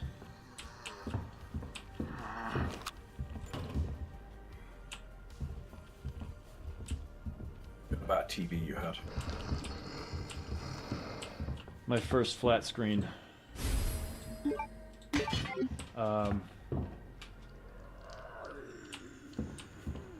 It was a Black Friday situation.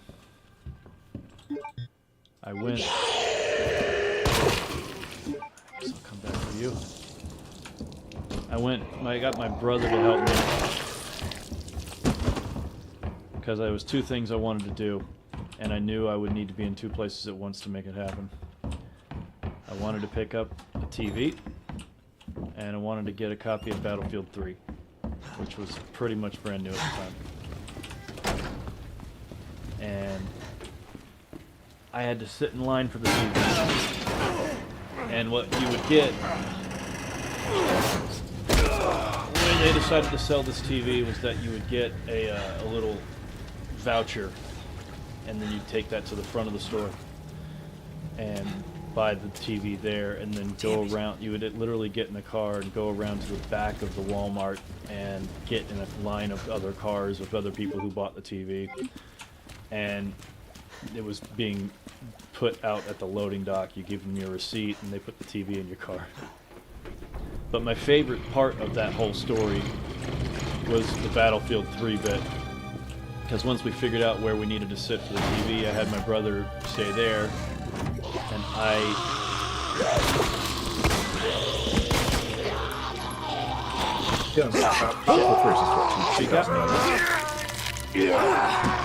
But yeah, there were only 3 copies of Battlefield 3. What? And they were on the... Damn it, this woman is making me... I couldn't shoot her. There were only 3 copies of Battlefield 3. They were physically accessible, but we weren't allowed to get them. They were on these, little... I don't know, it's kind of like the size of a pallet, and it's got a bunch of, like, spots on the outside edge for, you know, DVDs or games or whatever. And Battlefield 3 was there with those other games. And for whatever reason, I was like, me and this one other dude, like, figured out we're both here for it. And it was like, all right, so it's me and you. Like, we're gonna watch out for this and make sure that we get our copy. Over time, it got to the point where there were like 4 of us. And then something happened a couple aisles over. We could hear it. It was a commotion. And for whatever reason, I've never been in a situation where I felt like a riot was genuinely about to pop off. But that commotion triggered a wave that went through the building, and I could feel it getting louder, closer. And it's like, what the fuck is happening? Everybody needs to chill the fuck out. And it got just past us. And then, I shit you not, like the little podium that all the games were on got like jostled and knocked around and like halfway knocked off of its pallet. And then the dust settled right after. When the dust settled, there were only 2 more copies. But I wound up getting my copy, and then I had to go join my brother. It was ridiculous. We like stood guard over the games as the shit went down, but someone managed to slip in and get a copy. All right, I need to put that away. Yep, we're good. Are we? What we're seeing there is one of the advantages of digital distribution. Actually, no, I need to reload this pistol.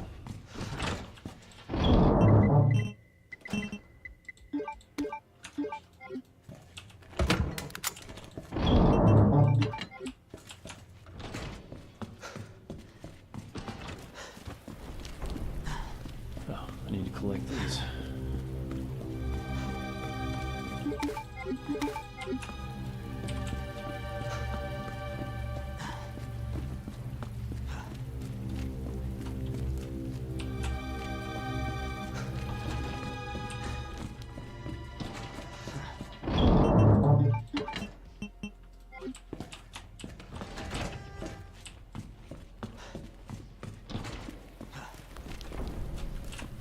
I already flipped the switch. I think I flipped the switch. We'll find out.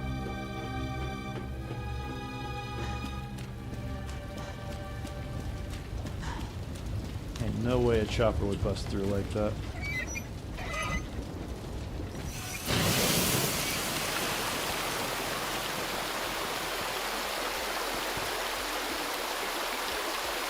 Thing would have made a mess on the other side.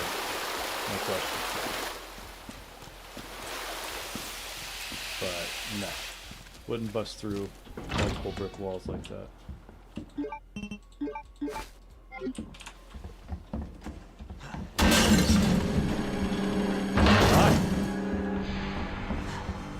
Jesus Christ!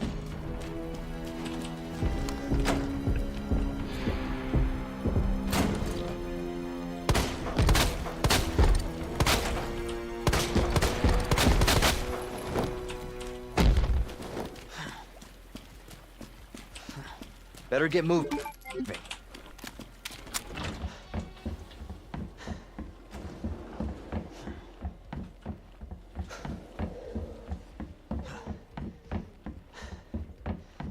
Okay, I think my next move is to get to the 3rd floor. Why does Leon in that game not understand how to use a knife? He's not a big fan of handling it after he's given it to somebody. But he doesn't understand that a knife is not a one-use item. It can be used multiple times. Mm-hmm. Oh shit, I gotta go upstairs. I can't go through this door yet because I didn't go through that way. When I played that game, it actually pissed me off him doing that. Yeah. I could see it. Leon! Hold on to your fucking... there you go. But you know, Leon, if you just hold on to the handle, you don't only need one of those.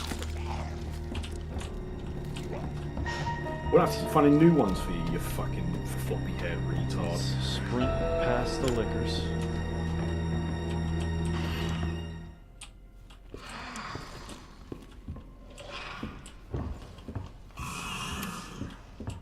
Whereas I can't say Leon's name. Leon! No. Terrible idea. God, I hate her. Who, Claire? Ashley. Oh.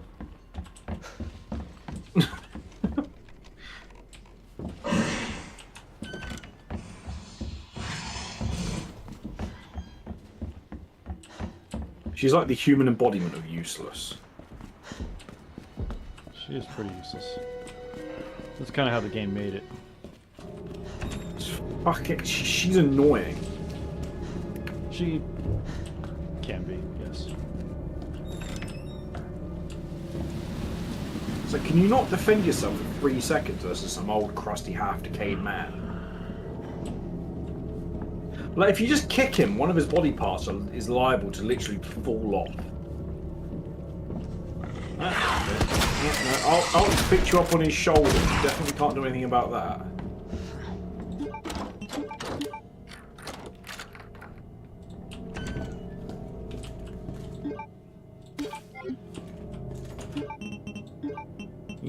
Actually, you need to jump down from there. I'm scared. It's like, well, you stay up there and get eaten by weird village people, or you jump down and live. Take your pick.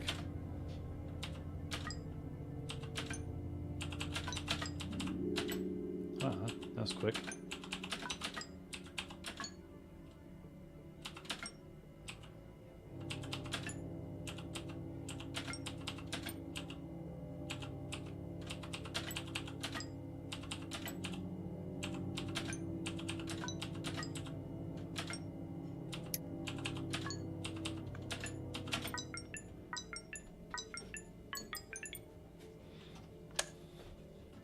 To be fair though, at least feminists didn't make the RE4 remake, because what would have happened is Leon would have been fucking useless.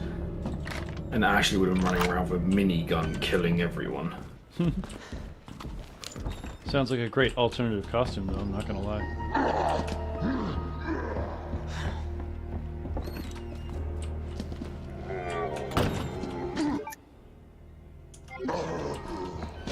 Or you would have played as Ashley, and she'd be virtually invincible, and you'd rescue Leon.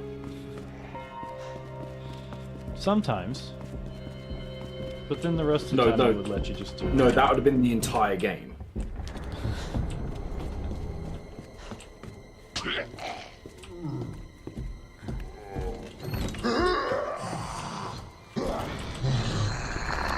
Oh, it's a great game. It subverts your expectations, because nowadays that means good. That's bullshit. Because, you know, the virus is female and all that shit.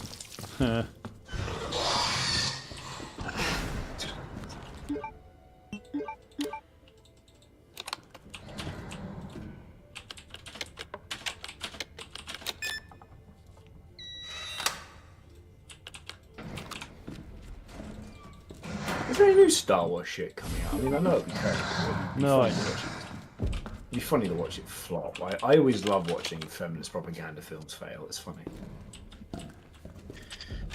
Especially when they blame everyone else. Usually they blame men for their feminist films not selling. But even women don't want to watch them.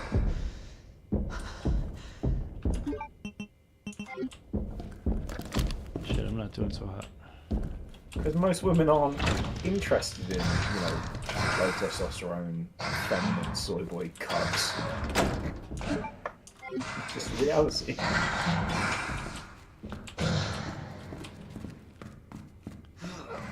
Just gonna go down here and let him forget I exist for a little while.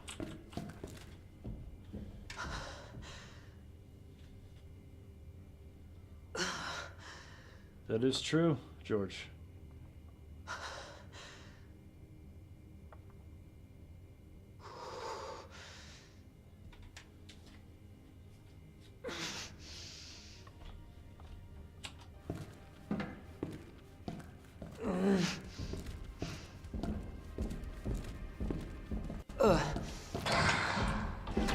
Damn it, he's not moved.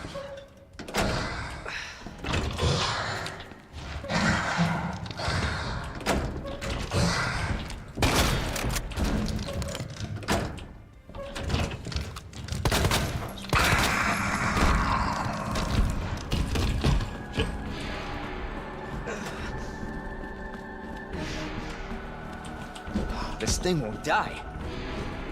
Base.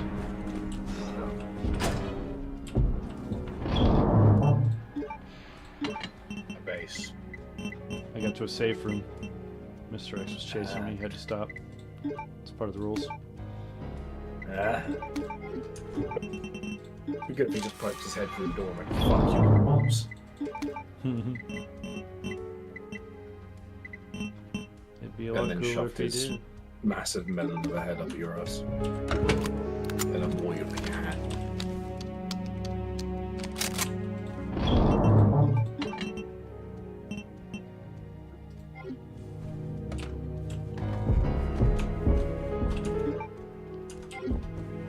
Alright, now let's go down the west wing, first floor.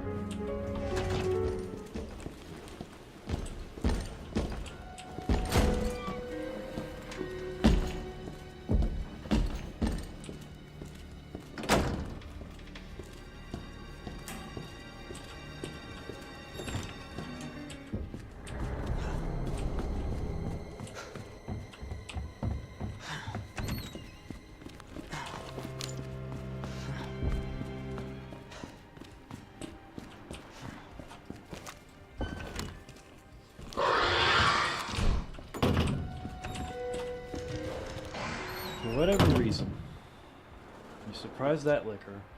If you run back through the door, the liquor fucks off. Almost always. Good news. Good news. Yep. Tyson Fury has said he's retired. He's done that before.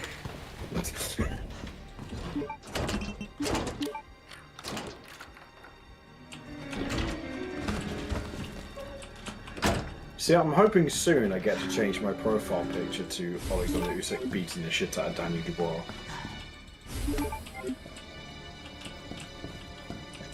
But I do like that picture. I get a little bit of happiness every time I put my Discord profile picture. I just smile a little bit. That's the background of my right-hand monitor, actually. Just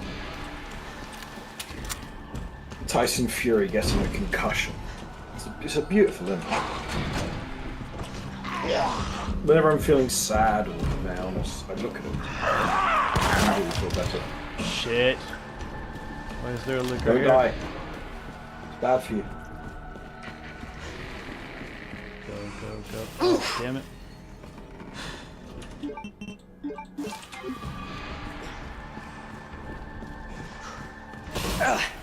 Go. Okay. Made it out by the skin of my teeth. But I did in fact make it out. Or through the liquor room. Is that the one with the... What's in there? I forget.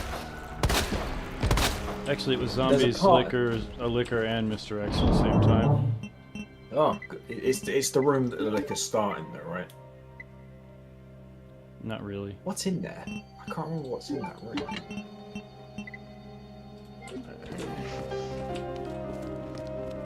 Shot Mr. X in the head. I did. To be fair, he started How'd it. you do that? Yeah, to be fair, he is a bit. Oh yeah, I shot his hat off. He's an absolute cheese. Hey, what kind of prick walks around a police station in the middle of a zombie thing in a stupid leather jacket acting like an absolute twat? I mean, who does that? Hey, it's a coat. What the fuck is he looks stupid? He looks like a male stripper who's taken too many steroids.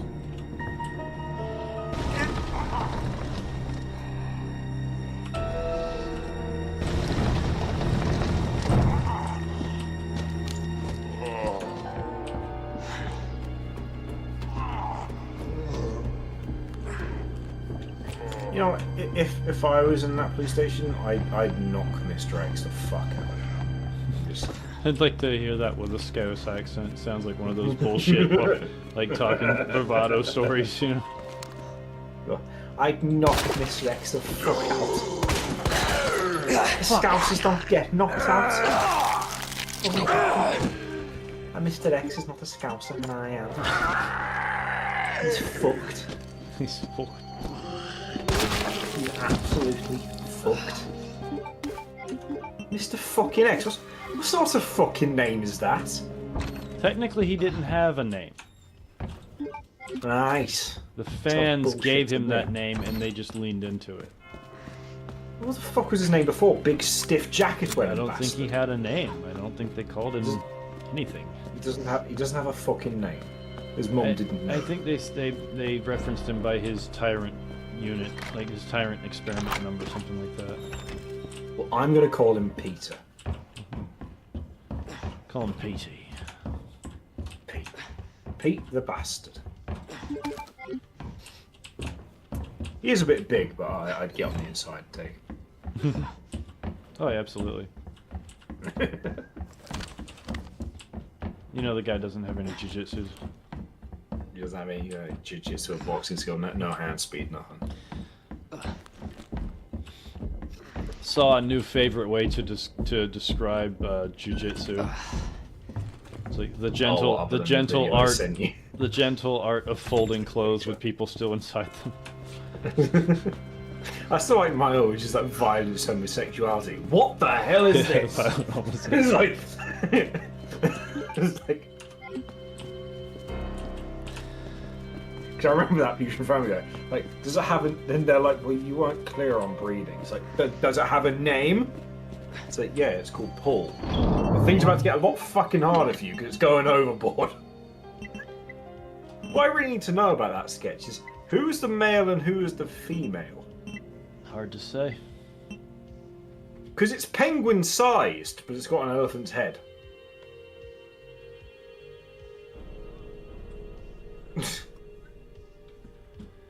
Yeah.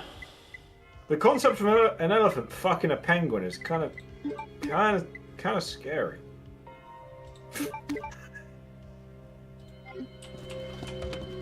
That's definitely got this stream demonetized. Appreciate it, bro. No problem. Hopefully it's, it's buried in the middle, they might not care so much. Okay, to give you an idea of how bad YouTube is, when I was watching, so there's a YouTuber I watch, his name's Hatman Strikes Back, and he does like commentary for boxing matches, so you can watch the boxing match and listen to him at the same time, so you can get rid of the terrible shit fucking commentators like Adam Smith and Darren Barker. Yeah. And his commentary is better. And we were trying to like super chat him with money, to like ask him questions, and we couldn't type the word Fabio Wardley, and we couldn't figure out why we couldn't send him super chats until we realised that the name Wardley had the word war in it. And as soon as we got rid of the A or the R or the W, it was fine. Jesus.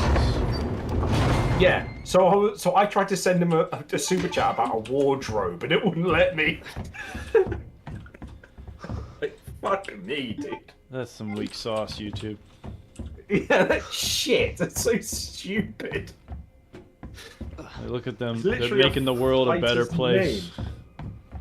Like, honestly, dude. And it's like war as a word is not an inherently bad word. Because there are just wars. There are wars that but it's not even what that's about. Yeah. It's off, YouTube. I say, I'm sick of the censorship of the internet. I'd rather the internet just wasn't censored at all, and people would just say what they wanted. And then, sure, if you get offended, I did see. If you get offended or click on a link that gets all of your information stolen, that's on you. I don't have to write a report on this. Be an adult.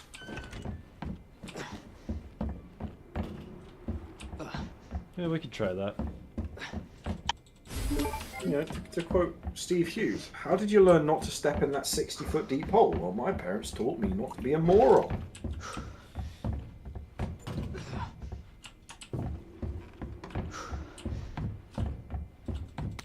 I love that when I was in ice. Next to a waterfall, that if you fell into the water, like, death was imminent. And there was like a foot-high barrier with like a plaque that you needed to push your eye up to see. That in Icelandic said, "Don't fall in the water." And that was it. That was all that was there between you and death. It was quite funny. Yeah. It's a plaque saying, "Don't fall in." Steve Hughes bit about it. Is your bike wet? You're on the wrong bit, mate. You're on the wrong bit, mate. Cut to England, don't go in the water. You'll drown. I remember I was a kid, we were in France, and we were actually at Disneyland Paris, and there was this like little bit of sand in the middle of these benches that I was playing. He said, "Oh, you can't play there, there's electric cables under there." And I was like, how deep? They're like, oh, 12 feet. How That means deep do you inconsequential. think I'm gonna dig? Yeah. I was 7. I was 5'1". If that. Yeah, you're not that guy. Like, what do you think I am? Like, Jesus Christ.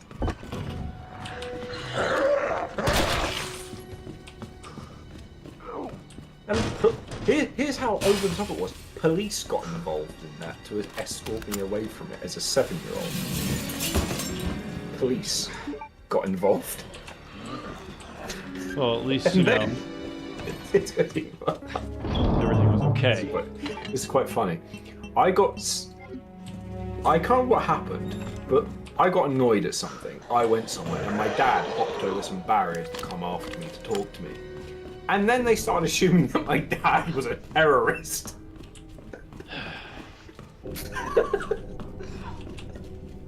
I know my cops aren't much better. In fact, in some ways they're worse. But Jesus Christ, like your cops. 2008, 2006.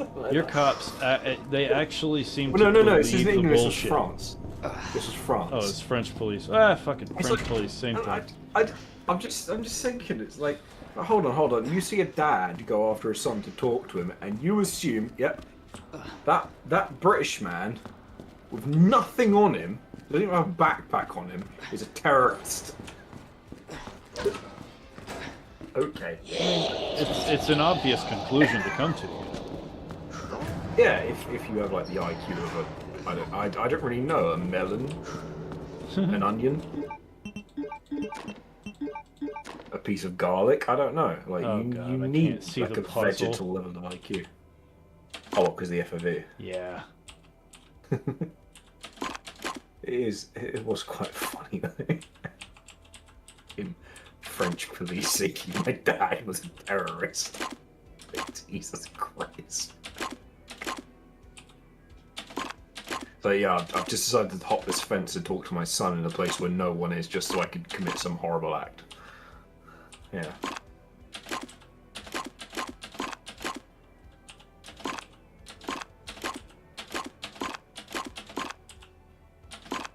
I remember this book.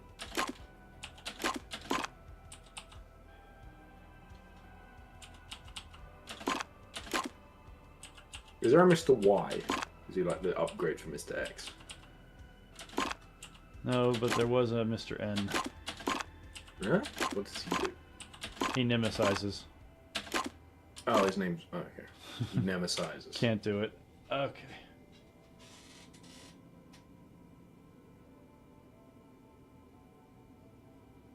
So I guess he's the horrible cunt. Yes. Camera, FOV, offset, current FOV. I watched a video earlier, which was Darth Vader's voice replaced by Bricktops. Yeah, see, Which that's was, old. It is funny. I like the bit where Mon Tarkin talks to me, goes hello, and all it says is "you cunt," and then stops. Jesus Christ.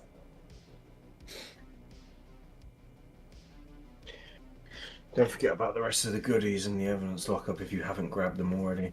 Pretty sure I got him. Oh, do you remember in this game me trying to do that fucking liquid puzzle while I was drunk? Yep. Can't remember how to switch the FOV. Thought it would be in the first person settings, but it is not. Sure, it'd be current FOV. It doesn't do anything. I can't rotate it like Camera?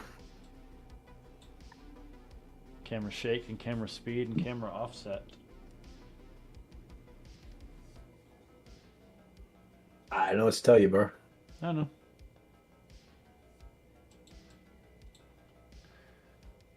You've been Oops. Didn't mean to hit that. been confuzzled. It's okay. I'll just make this work. Alright. As I was.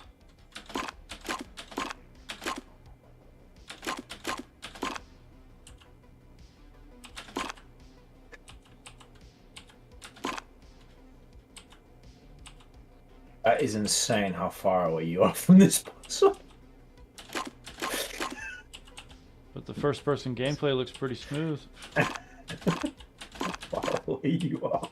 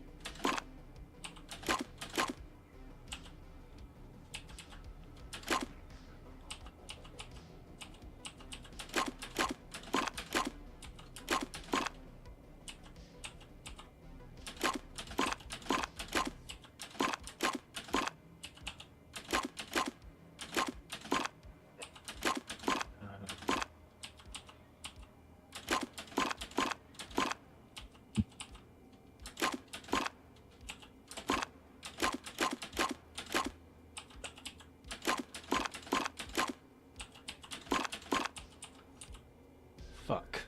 I can't see this damn thing. That's right.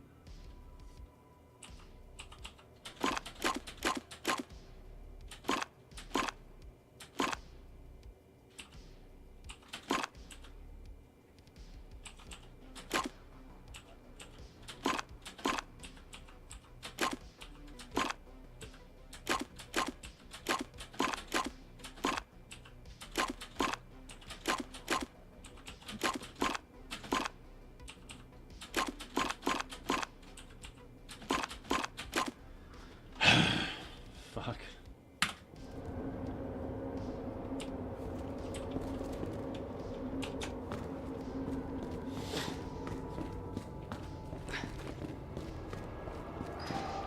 I need to stop for a little bit. Say how far away from that puzzle you are. That's atrocious. It's normally not like that. I can imagine, but that's so bad. Gameplay looks good though. Oh yeah.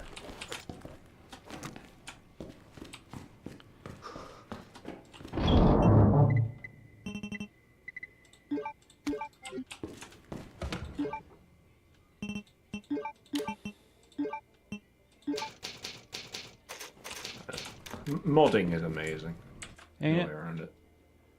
Oh, it is. It's the best thing ever. Alright. Being able to mod games to your liking is just... Mm-hmm. It's fucking exceptional. It can't be beaten. Little quality of life mods, massive overhaul mods. When somebody puts in the effort and makes something really special.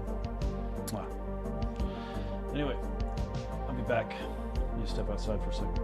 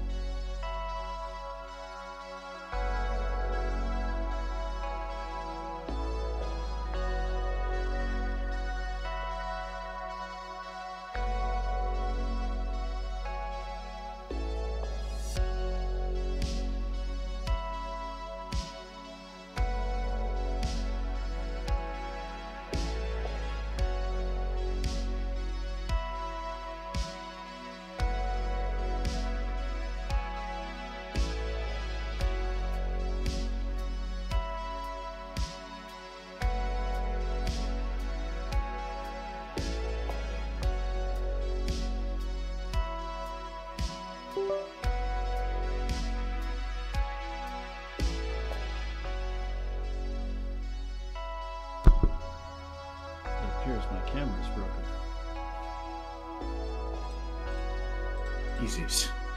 Yeah, it's stuck on this one frozen image of moi. Yeah. It's weird. I'm gonna unplug it and see what happens.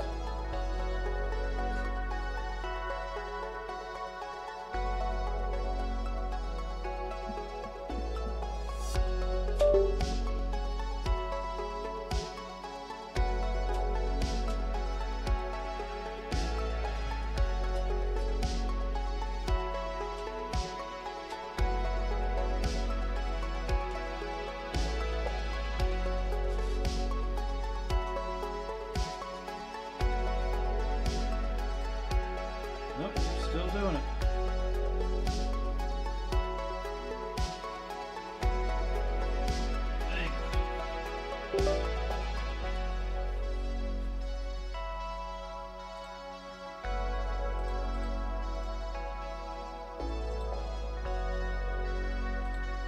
Okay, I'll try to make another one. Okay, the camera seems to be working.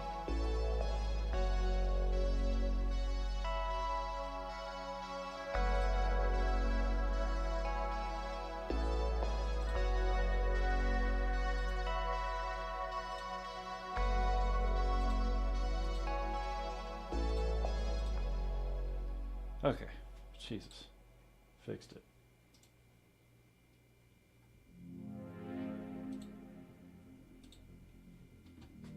All right.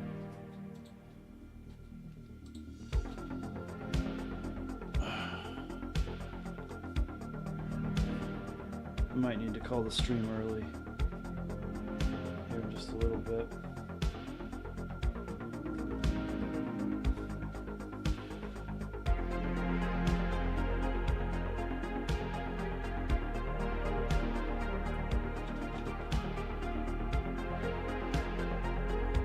Yeah, I'm back. So totally back, bro.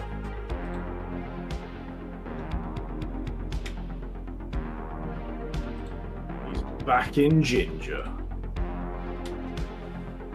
Well, I was always doing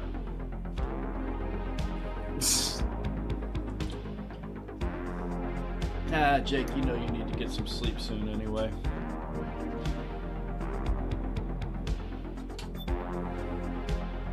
Sleep's overrated.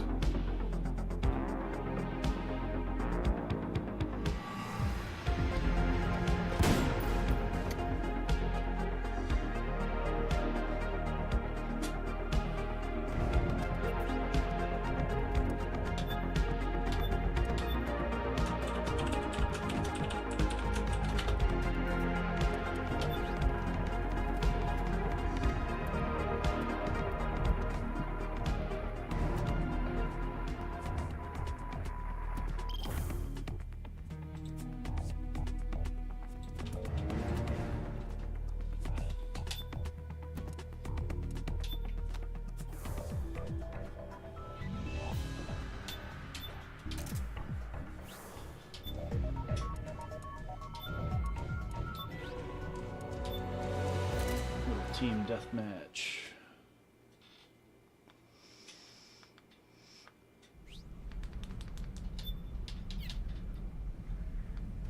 Looks like I got here just in time.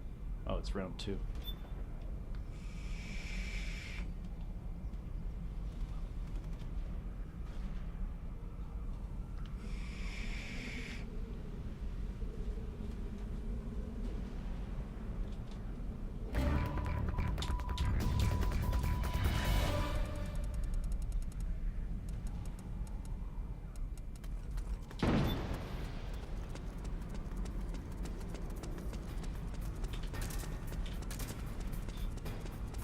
Alright, we got this box head.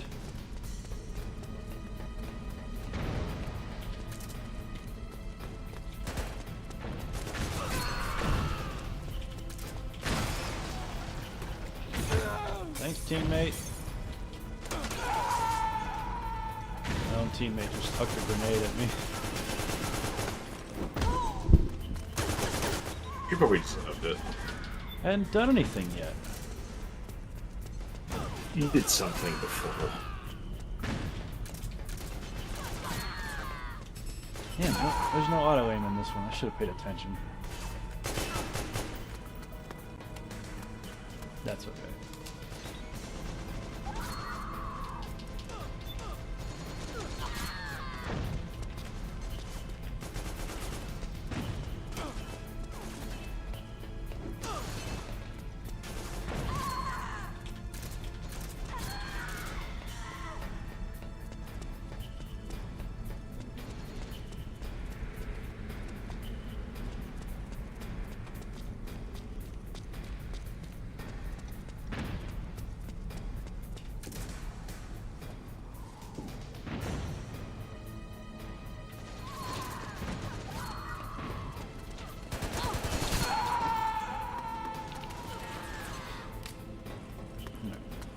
Let's get ourselves a nice pistol. I currently have the pistol skill upgrade. This deagle, the son of a bitch.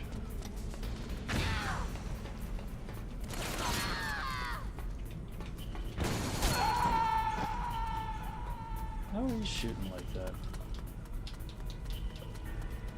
You don't have auto aim on.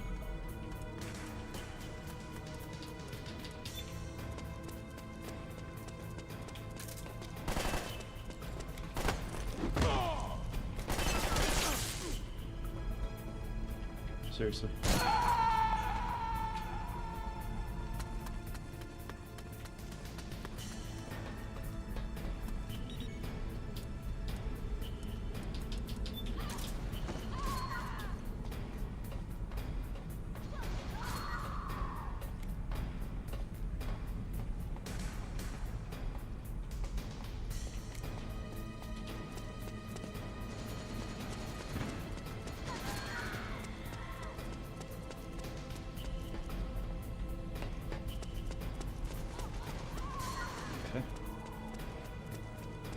Looks like the situation was handled.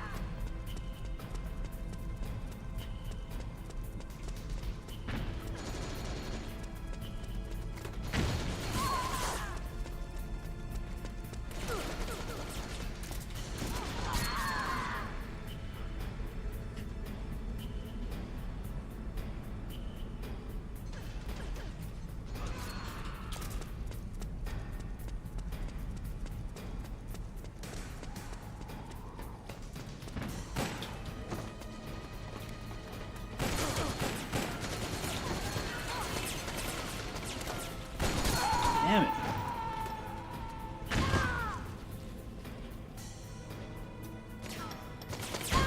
Keep failing.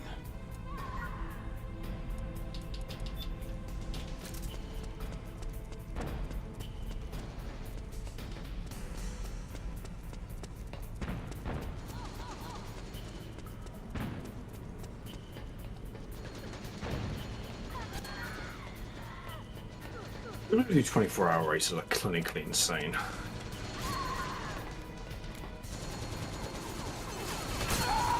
Oh, behind me. Perfect.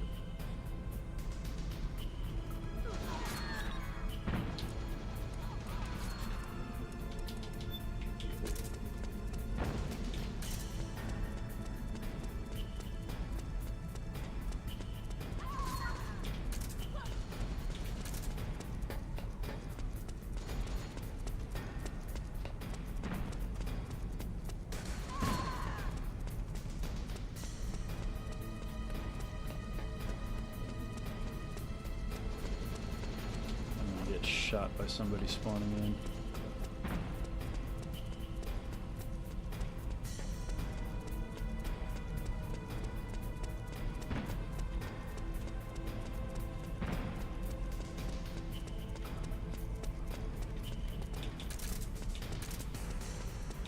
Shit.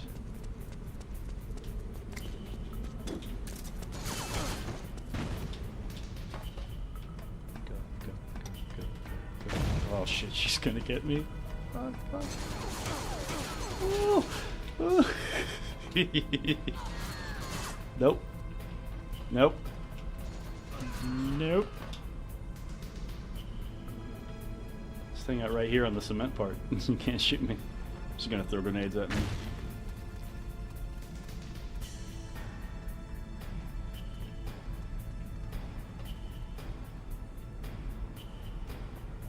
Alright, she took off. Guess she didn't want to deal with my shenanigans. Oh, she's back. Oh.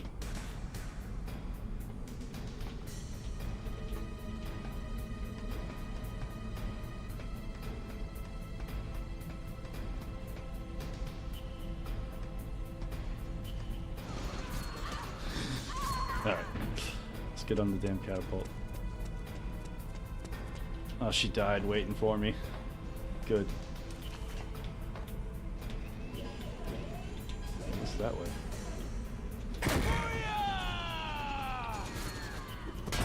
Ah.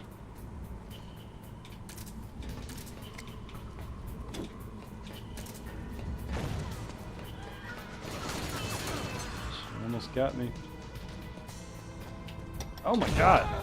Excellent fucking grenade! Perfect fucking grenade. That was beautiful. Oh, it counted as a suicide for me for some reason. Oops, I mean unaliving. Self-unaliving. My bad. Don't want to get all demonetized and shit. I think you've passed that point. Well, having you on the show doesn't help.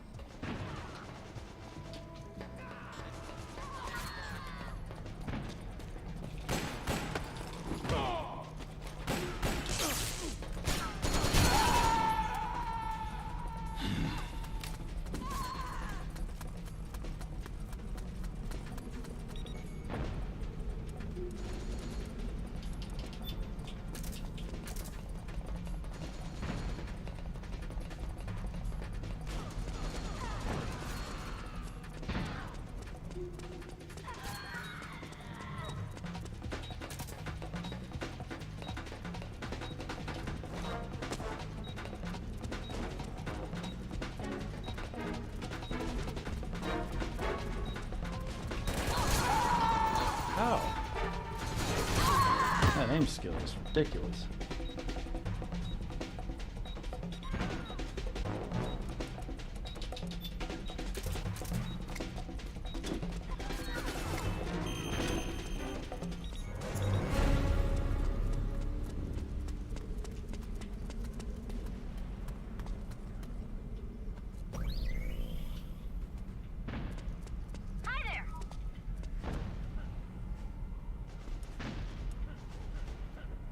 I blew it!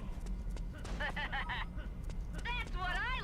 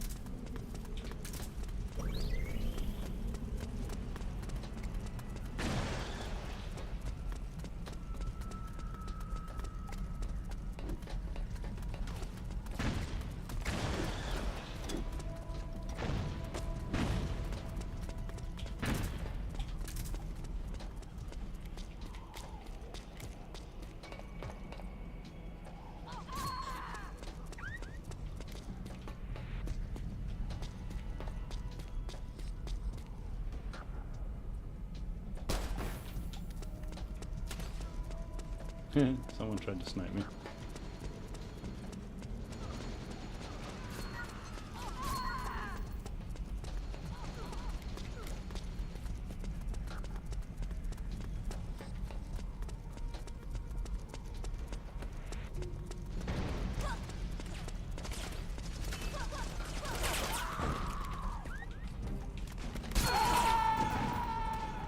shooting like that in this game. I don't understand it.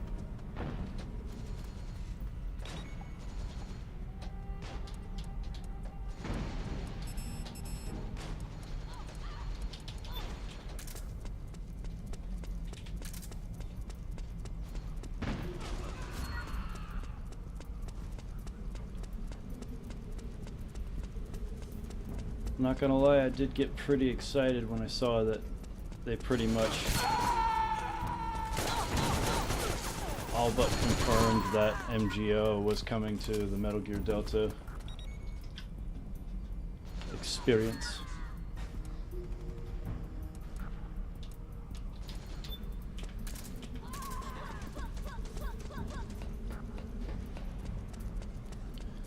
But I know they'll I know it won't be what I want it to be.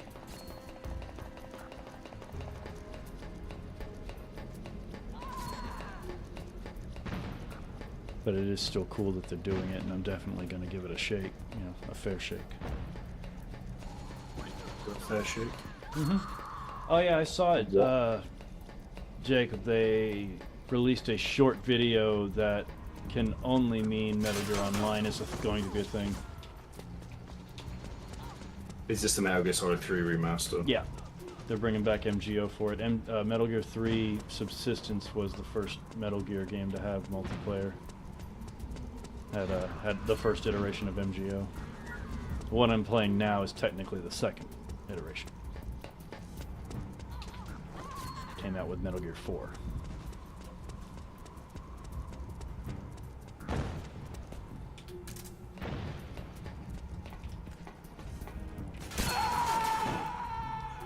Wow, this is almost impossible against higher level players.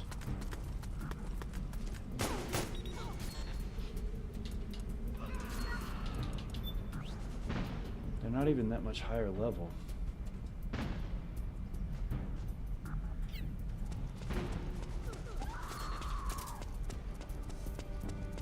Yeah, I'll show you the video here in about 5 minutes and 30 seconds, not including the time it takes to go to the page.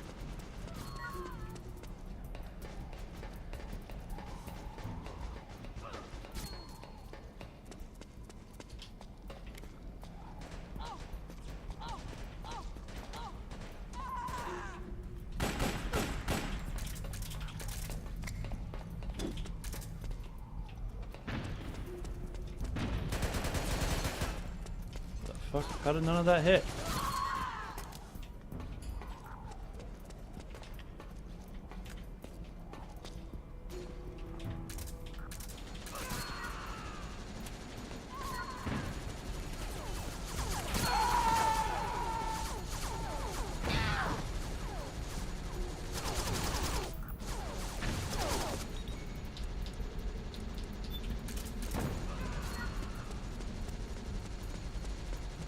Somebody's that's got to be glitched audio. How's he doing that? Oh, he got kicked out of the game while shooting, so it just kept firing.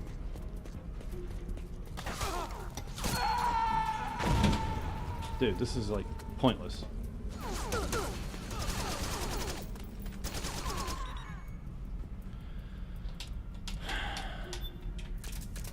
It's like I'm playing CSGO against Steven. What? What's like playing CSGO with me? This, right now. You're getting fucked. Oh yeah. Oh yeah.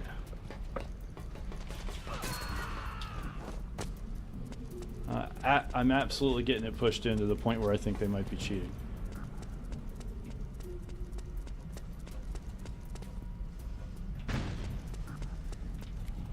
Nope, don't look at me.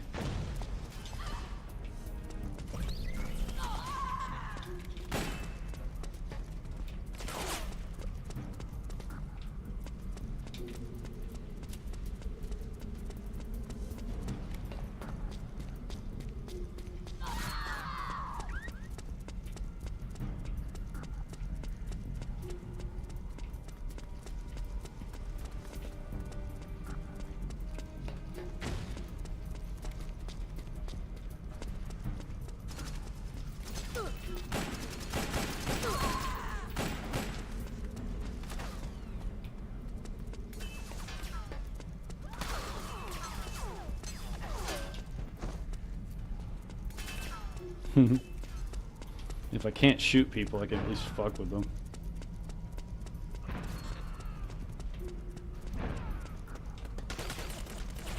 Oh, didn't hit the door. Thought I was gonna dive back through the door proper, but I didn't.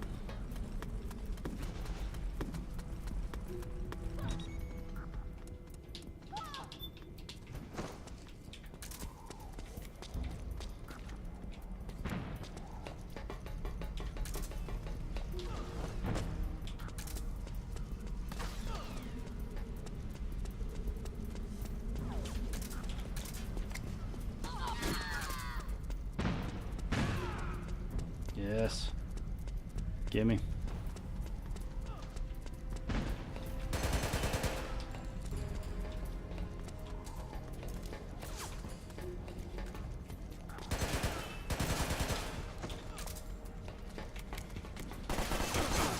No, damn it.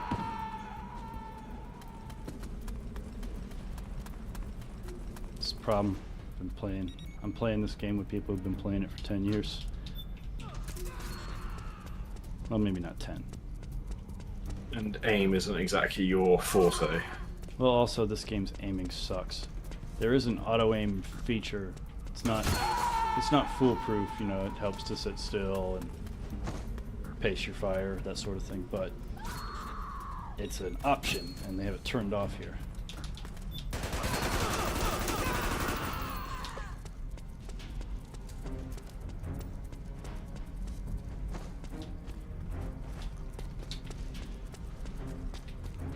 You do have a unique ability to miss things.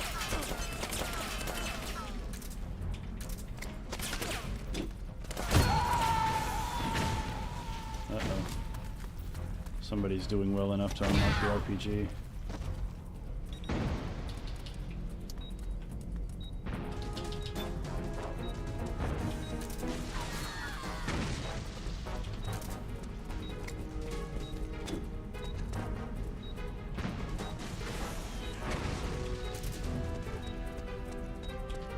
Come here.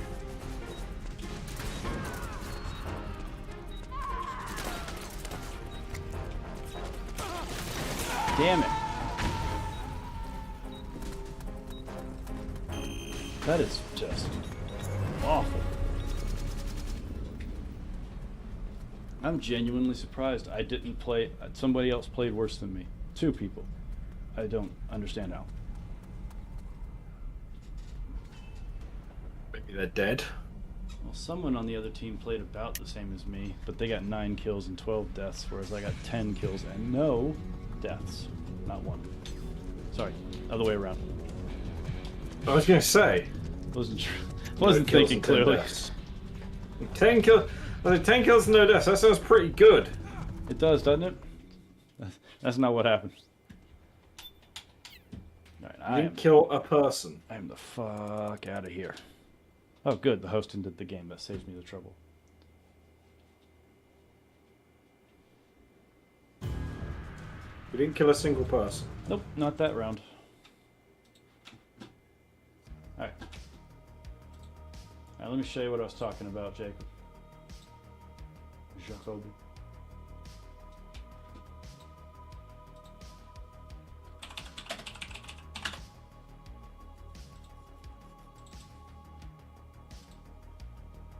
Delta stealthily approaching our way in August, there's a lot to expect, and from all the trailers we've seen so far, the game looks really well done, and at the end of the MGS Delta trailer as of recent, has shown some interesting information regarding to Metal Gear Online. There it is. Now, I do not like that at all. I hate how that ghillie suit works, and I hope they take it out because that is bullshit. Before the world became obsessed with MGO2, arguably one of the best third-person PvP multiplayer stealth action games I think we've ever seen.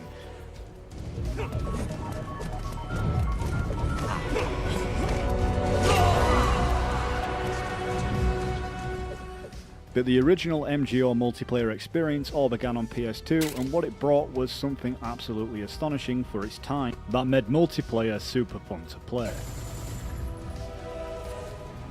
Alright, I'm gonna make them think I killed you. I got away from you somehow. Shit, I got away. Bobby. Damn it, Bobby. We then went to MGO3 with the likes of Phantom Pain's forward operating bases, where you could build your own military Bullshit. nation and take over other bases. Hated that Successfully sneak multiplayer. your way into the heart of the rival PF's FOB. I never died to a You player can capture ever. staff Always from them. died to AI. I'll be looking forward to meeting the new recruits, boss. That's when you fight. And it still retained all that multiplayer magic from its predecessor beforehand, but some will argue which did it better. Metal Gear Online 2 did it better.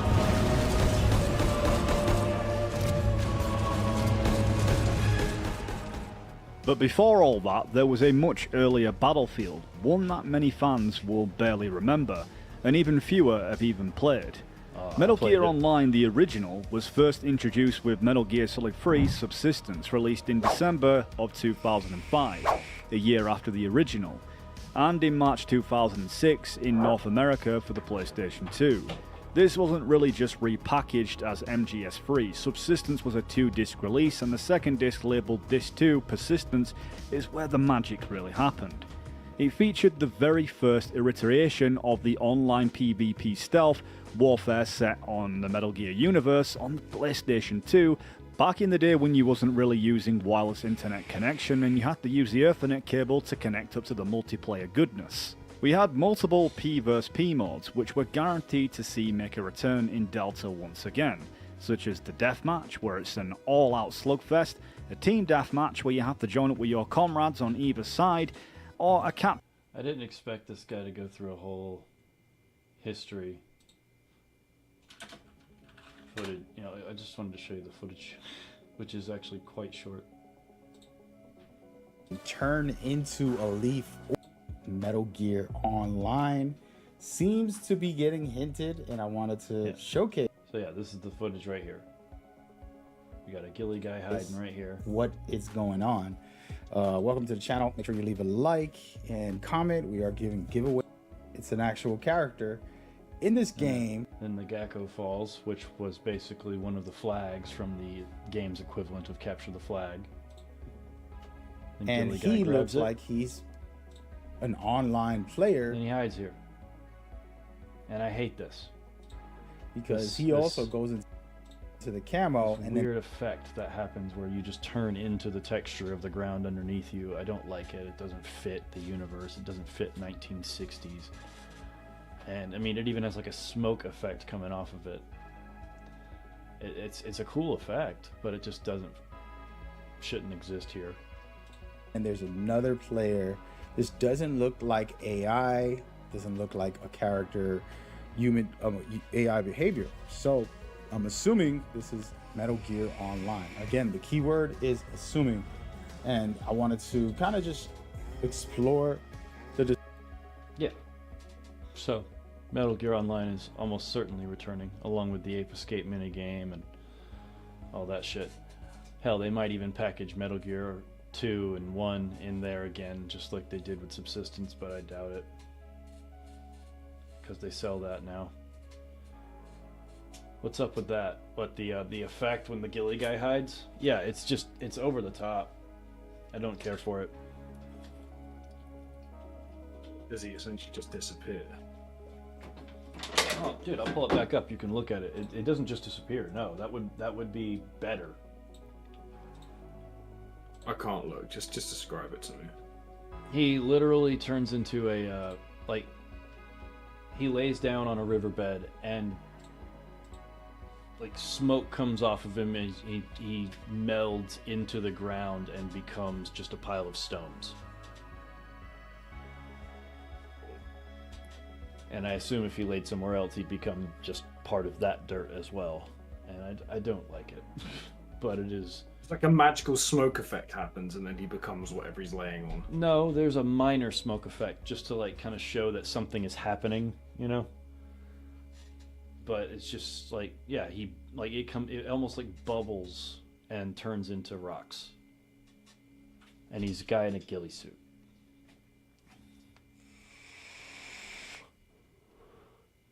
It's dumb.